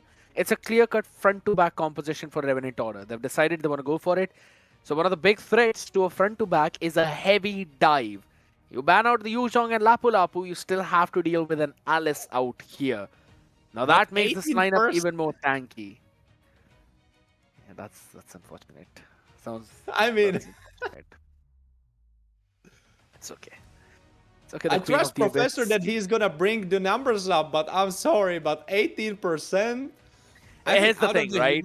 Yeah. Here's one fun thing. Either Fredrin is gonna reach 31st, or Professor is gonna reach 21st. One of those things is gonna happen. I love the fact that you did all this math in your head so quickly. So I congratulate you on being a smart cookie scare. But right now, could you use your smartness towards the draft? Because if we are looking at it, who do you think has the better one? Claude Lunox, solid late game, good burst damage. All you need to do is survive against Rian with the Oogie Shadow Kill. That would be difficult. I think so they could actually go for the fighter this one. Maybe go for a Ruby if you're Eternal Oblivion. You've got a good poke coming in from Origami. You've got Shian as well with a good amount of damage. We've seen Alice do a lot of damage too. With the Chassis Pauldron right now, you can instantly reduce the attack speed of Claude on the other side. Oh, they... Let's go. Scared. So how would you be doing in the prediction leaderboard? Would you be up there? Are you kind of keeping it in your head, like on top of your mind? Is it something that you keep in your head? If it's a prediction board of the heroes and the draft, I'm pretty sure I'm up in the top 3 out here. Not in terms of predicting the winner of the game, ladies and gentlemen. Because guess what? There's one last chance for Revenant Order to try and survive and get themselves a ticket to Game 3 so that they can win that and move in the playoffs, while Eternal Oblivion are 1 win away. Let's see which one of them will get the win. Right now, it looks like Super Pexi is kind of losing. Not just kind of losing, he's losing hard at this point. It's got to be pushed back all the way to get that recall. And that kind of gives a lot more room for Rap Fafnir to work with. And it's surprising to see they did not actually go for the golem invade, right? Normally we see that happen. But it's fine. It's going to be fair. I like how Reborn TZ has picked up the Master Assassin, understanding that he is going to be one of the main sources of damage for the team, so he can't go for tenacity out here. I am liking the emblem choices from Revenant Order. Also, speaking about things that I like or we like, ooh, I don't like this engage. Oh, they're jumping in out here in the open though. Creep, he wants to try and survive though, but guess what? The heal will not be enough as Kenshin, bursting through his own HP, eventually will be A-okay. I mean, A-okay, but traumatized. This had to induce some PTSD because how much HP he had left? I don't think that was enough to fit under a nail on your finger, probably. Well, right now, talking about the state of the map, Turtle will be spawning on, Eternal Oblivion are a little bit in the lead, so that means they should be winning the fight. But of course, all depends on the positioning. And right now, Revenant Order are kind of finding their positions, and it looks like better for them. Yeah, so Waxy wanted to jump in as well in that fight though. Hold on, Alan wants to stack up his passive out here. The turtle dance finally comes in, but guess what? Hanji goes in for the rotation first. It's going to be another curtains call right on top of him, and guess what? He goes in for the pull as well with the real pull manipulation. This should be a big win coming in for Revenant Order, though the turtle was stolen away, and it's only Kenshin who's fallen in that fight. Appraiser's Wrath almost catching Professor Black, though he will survive. Do you know what's the worst part? You don't get the turtle, and Reborn TZ stole all your pocket money from your piggy bank. He got it, not all, but he got a big half of that. Most of it, I agree. That's the big thing. We got a late game scaling comp. Hold on, Professor Black. He's got to use the flicker, but only to end up back in the arms of Creep. Maybe Super Paxi can survive there. He has got the AOG, so he should be okay. Oh, dodging the Appraiser's Wrath at the edge. That was close. Close indeed. But right now, Wrath of Nir kinda in a chill mode, clearing up the minions in the mid lane, right? Claude is doing good for himself. Ooh, Xian kinda making something happen, making some ruckus. Not letting Wrath of Nir be relaxed in his house, in his own jungle. No relax out there in the mid lane as well, though. Real well manipulation coming in, though. Fafnir is still shutting down Origami on that one. The re-engage, I'm not quite sure for that. Super Paxi, or rather Xian out there on the Hayabusa. Almost tried to catch one. Super Paxi is gonna move back in. Alright, he's fine. Yeah, Kenshin will get picked off by the helicopter and he will be fine. Did you know that it's normal to travel horses with helicopters? I didn't know that. I was like always thinking that they travel by cars only. But yeah, they travel in helicopters sometimes. Even rhinos travel in helicopters. If you didn't know, Skirt. Some big facts which I'd have to make sure I know, just so I could remember them for absolutely no reason. But yeah, I like those kinds of facts. I mean, maybe it will come up in some quiz, and it will be super good that you know this fact, you know? I mean, maybe. And right now, Super Paxi would love to know what's happening in the bush, and he's trying to know that. Oh, guess what? He's going to be picked up as well. Not quite instantly, though, as Origami drops in the real manipulation. He will jump back to safety. And guess what? In the backside, it's Xian. But he doesn't have a damage. He can't do a damn thing. Kenshin will fall as the first one, but Fafnir, I don't think so he can survive for long, though. Hanji wants to try and catch him. Guess what? Professor is also helping him. There's the pull. There's the blazing duet as well. You've got to run back to safety as Hanji leaves Professor all alone in the university, where it's nothing but all dead people killing you off. Oh. I mean, I don't know which university you went to, but I don't think that's something that should be happening. I think you should have called the police or something if that's what was happening in your university. No, it's gonna be well, anyway. Yeah, Scared? Yeah, I was just saying no one's gonna believe ghost stories. Ah, okay. Oh, so that's what it was. Well, I think that's probably something Professor will be saying about his performance in the game before and this one, because right now his death ratio is so high. He's been struggling, not just in this one, even in the previous one as well, right? On that huge he was going 0-3 and 0, so kind of struggling there. Well, there's the flip for the audience, man. You guys are nasty. First, you were supporting Revenant Order, and as soon as Eternal Oblivion won one game, now 60% of you think that Eternal Oblivion will win. You know, those were fake fans, you know, not the true fans. Just fake fans. They heard, oh, Raphael near his back, so they were like, oh yes, Raphael is so cool. And then they saw them. Ooh. Oh, there we go, the Blazing Duet right now on the face of Hanji. And guess what? He's got no minions to try and regen back his HP from, but still, the Don't Run's Wolf King was there to help him sustain. Rapapnir joined the fight as well. The AOG trying to survive. Super Paxi, yeah. He's just making sure that he does not fall by the hands of Revenant Order, but sounds like something that happened in the previous game too. Out there at the top lane, Sheehan wants to catch Allen. Oh my god. Yeah, it happened again. It happened again, Scared. It happened again. You know what, production? I'm just gonna say it. Please make a Hayabusa montage of ult shifting on absolutely obnoxious targets. I would love that. I think I would watch that like before going to bed. To kinda, you know, feel better about my performance in my own ranked games, you know. To kinda feel better about myself. Right now, definitely Revenant Order are feeling better about themselves with a 2000 gold lead, though. Can they make the turtle fight? I don't think so, they should. It's again, they were just trying to be safe, realizing that Sheehan is not even close for that team fight, so they couldn't have stolen it either ways, but just wanted to see if Revenant Order messes up a retribution there. Oh, Creep. It's gonna be pulled on though. Brilliance forced out, so that's fine. But the turrets now are also being taken by Revenant Order. If you are looking at the team comps, it's super important to say that this is a very similar scenario to what we saw in the last game, right? Eternal Oblivion were on the end that was happier in the state because they had the outscaling comp. But if we are looking at the state in which this game is right now with the heroes that have been picked, Revenant Order are in their own boat. They kind of stole the boat for Eternal Oblivion, I mean, as a fight happens in the mid lane. Absolutely, with the glorious pathway, Thorn of Ruin catching 4 there. Professor will eventually run back to safety too, thanks to the flicker out there which he used. Not a lot of things that you were able to gain down, but tier 1 and mid should eventually fall. Maybe this real world manipulation can try and change things up. Hanji will move back to safety too. Creeve is going to be pulled in the tower. A big mistake being made from him as he gets caught in the arm of Fended.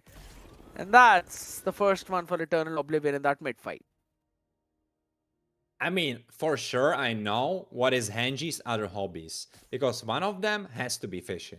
Because the way he fished for Creeve and he pulled him through to get that takeoff was just brilliant. Eternal Oblivion are still fighting because they know they are just one step close to qualifying. To being qualified. Reborn Teasy is making it a little bit easier for them by getting caught on the side lane. That wasn't the plane, Reborn. Man. The Lord is up as well in the next 10 seconds, so I'm pretty sure Eternal Oblivion would want to try and burst down this Lord as quickly as possible now that you don't have 50% source of your damage in that next fight. Guess what? There's the concealed play all the way thanks to the glorious path where they instantly close up the gap as well, but a big pull on 2 of them in the real world manipulation. The chain CC is there, which we were talking about. Creeve will be forced to use the brilliance, but he cannot survive through any of that without the flicker. That's the Lord as well going in for Eternal Oblivion, and Warren, it's happening again. It is happening truly indeed, but one saving grace for Revenant Order is that their team comp outscales. That's what. Oh my god! Got picked off again. Creep gets bursted just like that. I have to say, I was kind of making a little bit of fun there when I was saying he is a fisherman as a side hustle. But looking at the hooks he's making, I think I might be on the money. You probably hit the bullseye there without even realizing you were playing darts. But yeah, now you've got to take care of the Lord all the way down the bottom lane. Warren, talk me through these items. I mean, right now, Hanji is moving on to complete his endless battle, right? That will be a super big power spike. Also, one super important item for Zion is that Malefic gun, right? Because then he can shred anyone, really. It doesn't really matter who is it. He will do so much damage. As you can see, Kenshin, he got chunked by a quarter of his HP, and Zion wasn't even trying. He wasn't even trying to hurt him. He was just like kind of hitting him a little bit, and then he was deciding to leave. Oh. Ooh, what happening? Yeah, Glorious Pathway being dropped down here. Super Paxi already down to 50% of his HP as Hanji is also taking a lot of blows from Rap Fafnir. But there we go, Thorn of Ruin. Now the perfect one will force out the Brilliance. But apart from that, nothing else. Eternal Oblivion. They tried to go for the engages, but Revenant Order denied every single one of them. Well, lately, right? Because before Hanji made some crazy... Oh, he goes for Oh! Big Arm offended into the real world manipulation as Reborn TZ had to use up his own blazing duet to survive. Hanji eventually will fall though, but nothing apart from that. Maybe Professor Black could be the next one in line. He will be, as Sheehan wanted to try and maybe catch one of them off guard, but it's Alan who's going in for that front line, so you cannot risk getting caught by the CC. They wanted to get the tier 2, but they failed in that department. I mean, I have to stop talking about Hanji because I believe I'm just cursing Revenant Order, because every time I talk about him, I mention his name, it's like summoning a demon. Like every time I speak about him, he makes a crazy hook. Every time. I have to stop doing it because then we will not have the full BO3 as everyone wishes. I have to stop it. Or maybe you can just continue to make sure Eternal Oblivion closes out 2-0. Oh wait, scared? Is someone waiting for you? Are you going to cinema, some date, or what's going on? I thought you are here for some good MLBB full BO3. Hold on, my man. Wait a second. All right, wait a second. Pause. It's 2:20 AM at my place. What kind of date do you think I'd be going through? I don't know. I think There's it's a completely reasonable time to go out at, no? Wow, I'm pretty sure that's not out here from the place where I belong, though. Hold on a second. There we go. The Brilliance forced out. And guess what? It's not really a good time to be in the Lord pit as well. That says Eternal Oblivion, as they will now try to burst the Lord down. The dance will go on. All ultimates available on board. Kenshin, yeah, he wants to jump in as well. Reborn TZ misses out on the Art of Thievery, so it's going to be a bit of a problem as again the Thor throw in into the real world manipulation on the AOG. Everything working out for Eternal Oblivion again. Alan, you might as well want to try and survive through that, as the Vengeance can buy some time, but maybe you're not a cat and maybe not enough lives as he falls too. And it's another Lord for Eternal Oblivion. I mean, Hanji is so on point. I think I never saw such a flawless execution of Ruby as I see from him, from this man. He is just hitting all of those hooks. They have no chance to survive. They think they are fine, and they are sleeping in their own bed, and suddenly there is something like kinda something around their foot, you know, like something's pulling them from the bed, and they're like, what's going on? And suddenly they see Hanji being down there on the street, pulling them with the rod from their own window, from their own bedroom. And that's literally the story of this game. 2000 goal lead is where Revenant Order started. They haven't been able to catch Sheehan there. Professor is the only man who's getting caught. And even after all of that, he's already got an Athena shield and a plate armor. So everything that Reborn TZ will throw their way, he's bound to receive some of it back. 25% from one, 25% from the other one. Hopefully he doesn't hit both of them at the same time. The mid is going to stand tall, though. The top, alright. The Lord's been cleared up, so that's a good defense coming in from Revenant Order. But the only inhib is falling, that's going to be off the bottom side. Oh, another pull. My goodness. Brilliance used up at the skin of his teeth, so Cream will survive. Maybe not for long. AOG in the back line and real world manipulation makes sure that the kill box stands. And Revenant Order lose 2 just for 1. Eternal Oblivion. They're doing everything that they want to. They're doing everything that they need to. Wait a second. I don't really know what is this sensation, but I have mixed feelings. I keep seeing beautiful plays, but at the same time I'm scared of them, because I wish the best for the Revenant Order. I wish for them to come back, but the game is being made harder and harder to come back in, because Revenant Order, they have nothing to play with. Play out here, man. Alan again being there in those team fights, he's trying to make something happen, but even after all of that, they can't. And it just is falling down on the fact that this re-engage comp of Eternal Oblivion, and once now since they've got the control of this map, has been so problematic to deal with. 2 sources of damage, yes, that's fair, understandable, but Creeve is getting caught in the hooks. Reborn TZ cannot jump in without getting caught in that kill box.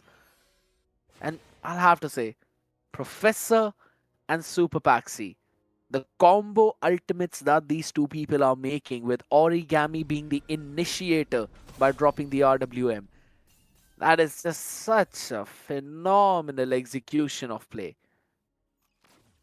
I agree, but at the same time, I have to keep yapping about this Ruby. Henji is so on point that I'm telling you, now I think he has the flicker or damage dealt quite a lot from Eve, but typically it's something we see from Eve. And I was telling you, if there is a guy that has papers for Eve, it's Origami for sure.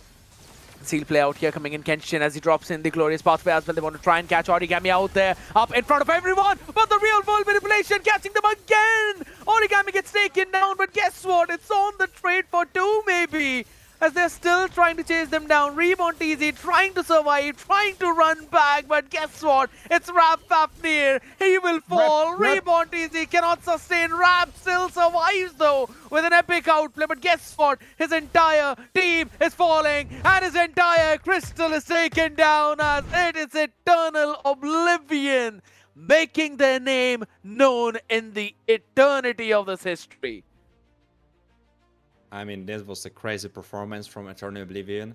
Honestly, after the first game, I was quite skeptical. I was quite fearful for Revent Order, but at the same time, I was like, all right, they made a funny draft. They were trying something, so they will come back stronger into the next game. And they did come back stronger into the next game, but unfortunately, there were chinks in their armor, and Eternal Oblivion, they just used those chinks. They were exploiting them to absolute maximum, and I don't think there's a single player that you could pinpoint. Even though I was constantly talking about Henji, every time I looked there was someone else making a crazy play. Paxi, Professor Black, everyone was on point. And even though I said Professor didn't have the bestest of his games, bestest performance that we saw from him, it wasn't really up there until the end of this one, because those last 3-4 minutes of this game, they really showed a lot of what he's capable of, because he was catching the right targets, he was jumping on, continuing, completing those initiations that were made from the other side of his team. MVP goes to Zion. I have to say, makes sense. 0 deaths. He was a menace. He was a nuisance. He was making it so rough for anyone else to play. That's the strength of Hayabusa. The minute of Alice is going to go up though, by the way. Alright, so that Alice win rate is going to reach that 20. But again, Sheehan, being an absolute nuisance, which you rightly mentioned, was trying to gas the right targets, was finding his own timing. He just knew that all he needed to do was farm. Even when his entire team was lacking in that goal, he was the only one who was trying to keep up with the levels of Rap Fafnir. And that is the strength of Hayabusa. Those quick rotations in the jungle, those quick swaps in those lanes, constantly being a big question mark as to where he could be on that map. That's why he's also the richest guy. 812 gold per minute, and the carry, oh my god, 134,000 damage being dealt. That is just insane amount of poking coming in from Origami. Do not let this man near the Eve. It almost looks like he knew that he would do this much damage when he was giving us the profile picture, because him laughing on top of 134,000 damage, it's kind of scary. It's scary stuff. Of course,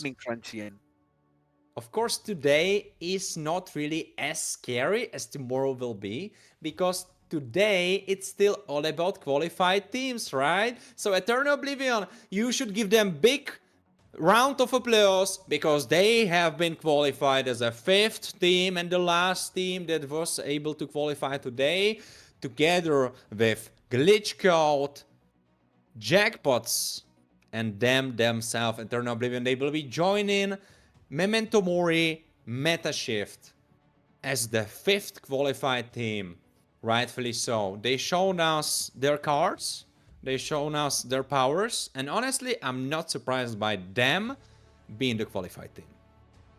One of the big things I noticed by Eternal Oblivion is that you can add the entire damage by, if I'm not wrong, Allen and Reborn TZ. That would still not equate to the damage that was dealt by Origami. 134,000 was just absolutely whimsical at this point. And that is one of the reasons why, as you rightly mentioned, this team has become the 5th team to join in all the way up with the top few ones out there. Ladies and gentlemen, Memento Mori, Meta Shift, Glitch Code, Eternal Oblivion and Jackpots are the top 5 out in that playoffs. But we still have got a few names remaining. And only 3 of them will make it through. Yeah, and that's super important, right? If you're looking over, it will either be Fake Time, it will either be TNA Bamboozle or Revenant Order that got dropped out there today, or one of the teams that will survive the death match that's happening down there that we will be seeing tomorrow. Ake against Minerva Fury, Stone Angels against Omni Knights, and Honor against Mesa Esports. Honestly, looking over that, it will be super exciting tomorrow. I have some favorites. Yeah. But we will talk about it tomorrow, because today it's all about that hype, all about that happiness, all about the teams that were successful, you know? The positive vibes, the positive energy, 3 qualified teams, Glitch Code, Jackpots, and now Eternal Oblivion. Yeah.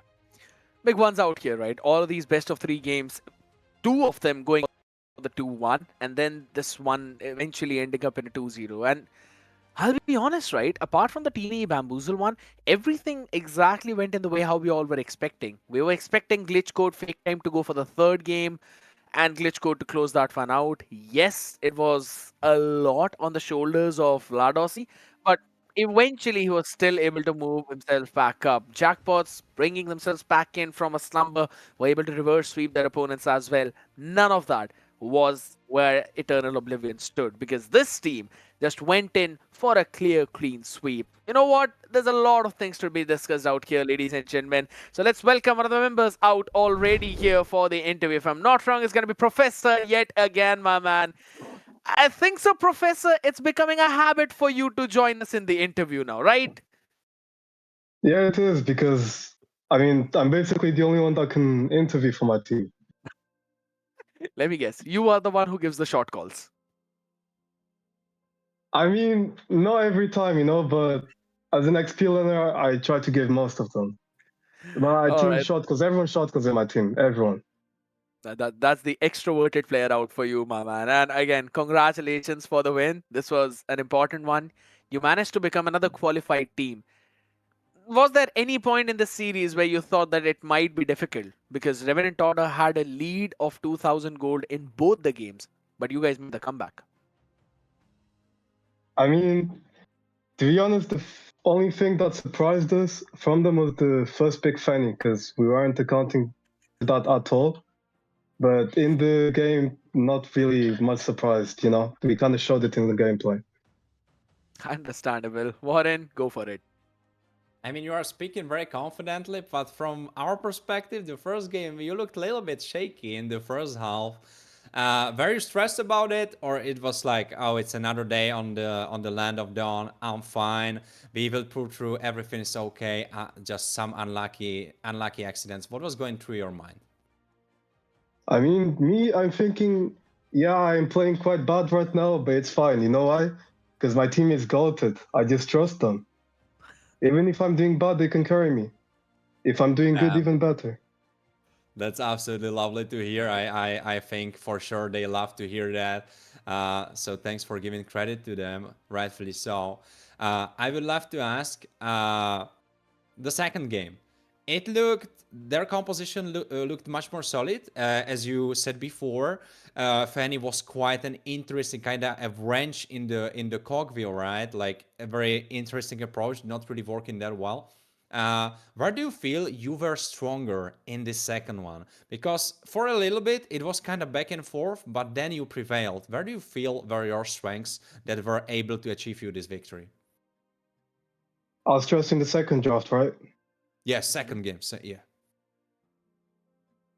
Okay, so first of all, the draft, it was pretty much just a lot of single target heroes, right? Because after Cloud ults, he can only attack one person, and it's the same thing with Lunox. So in terms of team fighting, we have that in the bag because our comp is just better at it. We have so many stuns, a lot of combo potential. So we are feeling very comfortable in the team fights. But there are some cases where they could just pick us off. As you saw, I died in bot lane. The Lunox and the Chi-Chi just picked me off. So they're quite stronger when it comes to that. All right. So you guys just decided, you know what, let's not give them those pick-off opportunities. We all play together. We close that game out. All right, Professor. The only team that you've lost against in the regular season was Memento Mori, the first team to qualify for the playoffs. Do you want to have a rematch with them? And if yes, do you think that this time you can take the win? Yeah, I'd say I want to beat them. And I'm pretty sure if we go against them, we're going to win this time. I don't think we're going to lose, to be honest. Because I've been analyzing their drafts, and I feel like I've cracked the code. You know what I mean? Okay. That's interesting. That's pretty interesting out there, man. You've been dropping some spoilers for all of us. All right. We've got some big games tomorrow, Professor. And these are the eliminator ones. So I want your predictions out. RK versus Minerva Fury. Who's winning? Ooh. I mean, we've been scrimming against Minerva Fury and Ake, so I can tell you that they're quite solid teams. Yeah. But I want to put my predictions on Ake taking this one. Oh, okay. All right, that's a hot take, I'd have to say. Stolen Angels and Omni Knights? Listen, I'm not saying this because I think Minerva is the better team. I just want Keystone to win because he's my friend. And Stolen Angels against who? Sorry. Stolen Angels Knights. against Omni Knights. Omni Glitch, Omni Knights, yeah. Yeah. New name. That's a hard one. I can't say, it's too hard. It's too hard to say. You know what? Let's give you a bit of an easier one. Honor versus Misa Esports. Okay, that has to be Misa Esports, right? 2-0 or 2-1? 2-0. All right, perfect, my man. You've clearly answered a lot of questions. Warren, you got anything else for my man before we send him to back? I mean, that would be all for me as well. So now it's space for you, actually, Professor, for the classical space to share something with the fans, share something with the viewers. Right, it's yours.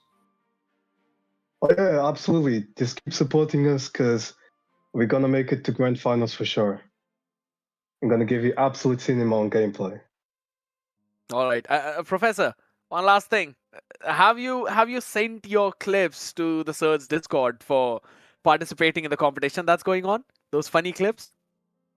I haven't yet, actually.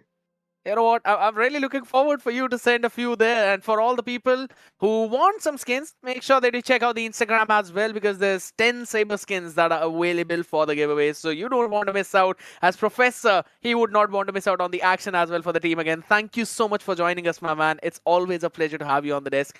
Good luck for your future games. Congratulations. Thank you so much. Thank you.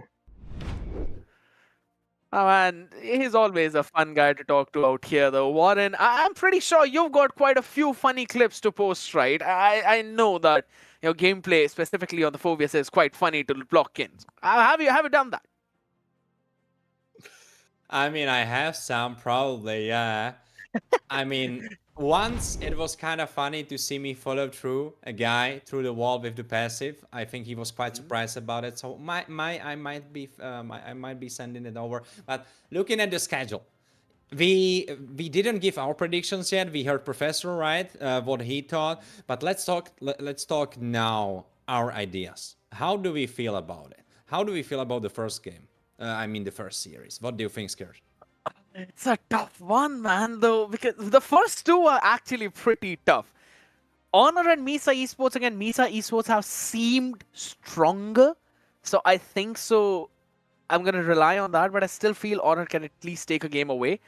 But when it comes to RK and Minerva Fury, tough, very tough. You know what? Just because how cheerful Toby is, I'm gonna give him the benefit of the doubt. 2-1, RK. You know what? I'm gonna say that if Toby joined the Zaddles challenge, I think they got it in the bag. He's also got the challenge in the bag if he joins, man. Would it be a challenge then? You've seen how buffed up he is? That's true. That's true. So if he finishes little side quest of Zaddle, right? He will probably win. That's all I'm saying.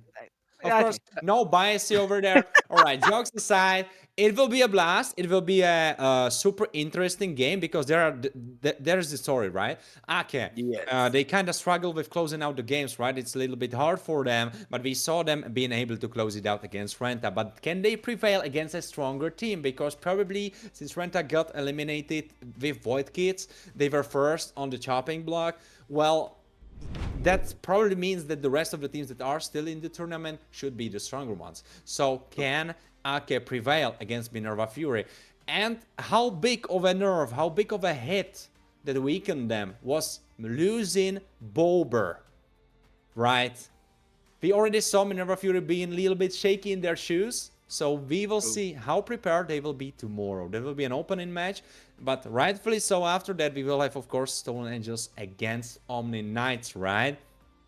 And I have to tell you, I'm quite surprised by Professor Black being very uncertain. It might be that he has friends on both sides and he didn't really want to make enemies, because I have to tell you, even though Omni Knights were a little bit shaky, I think Stolen Angels didn't really show us any sort of power that we saw from them in the Thunder Division, especially in the beginning of Thunder Division. I think they are really struggling with that, whereas with Omni Knights, I feel like they are still shaky, but they are kind of showing us their performance, you know? We see the glimpses of their good gameplay, and I think this will prevail. What do you think about that? I kind of agree on that narrative as well. I think so.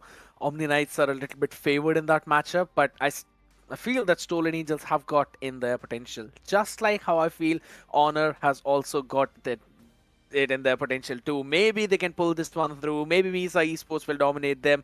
A lot of questions to be asked, ladies and gentlemen, and a lot of answers to be given. But before we move all the way towards the ending segment, make sure that you join our Instagram, because there's Saber Skins giveaway on Insta with 10 winners. You don't want to miss all of that out. And also, you got the Search Fit Club, right? Rank up in real life.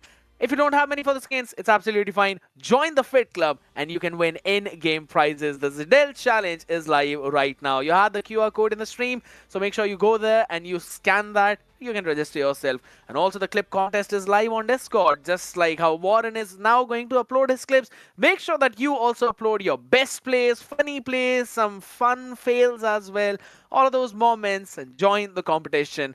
Everything happening in the biggest tournament of Europe of MLBB out here, the MLBB European Championship. The action continues tomorrow with 3 elimination matches, all best of 3. Make sure to join us tomorrow. Till then, have a good night.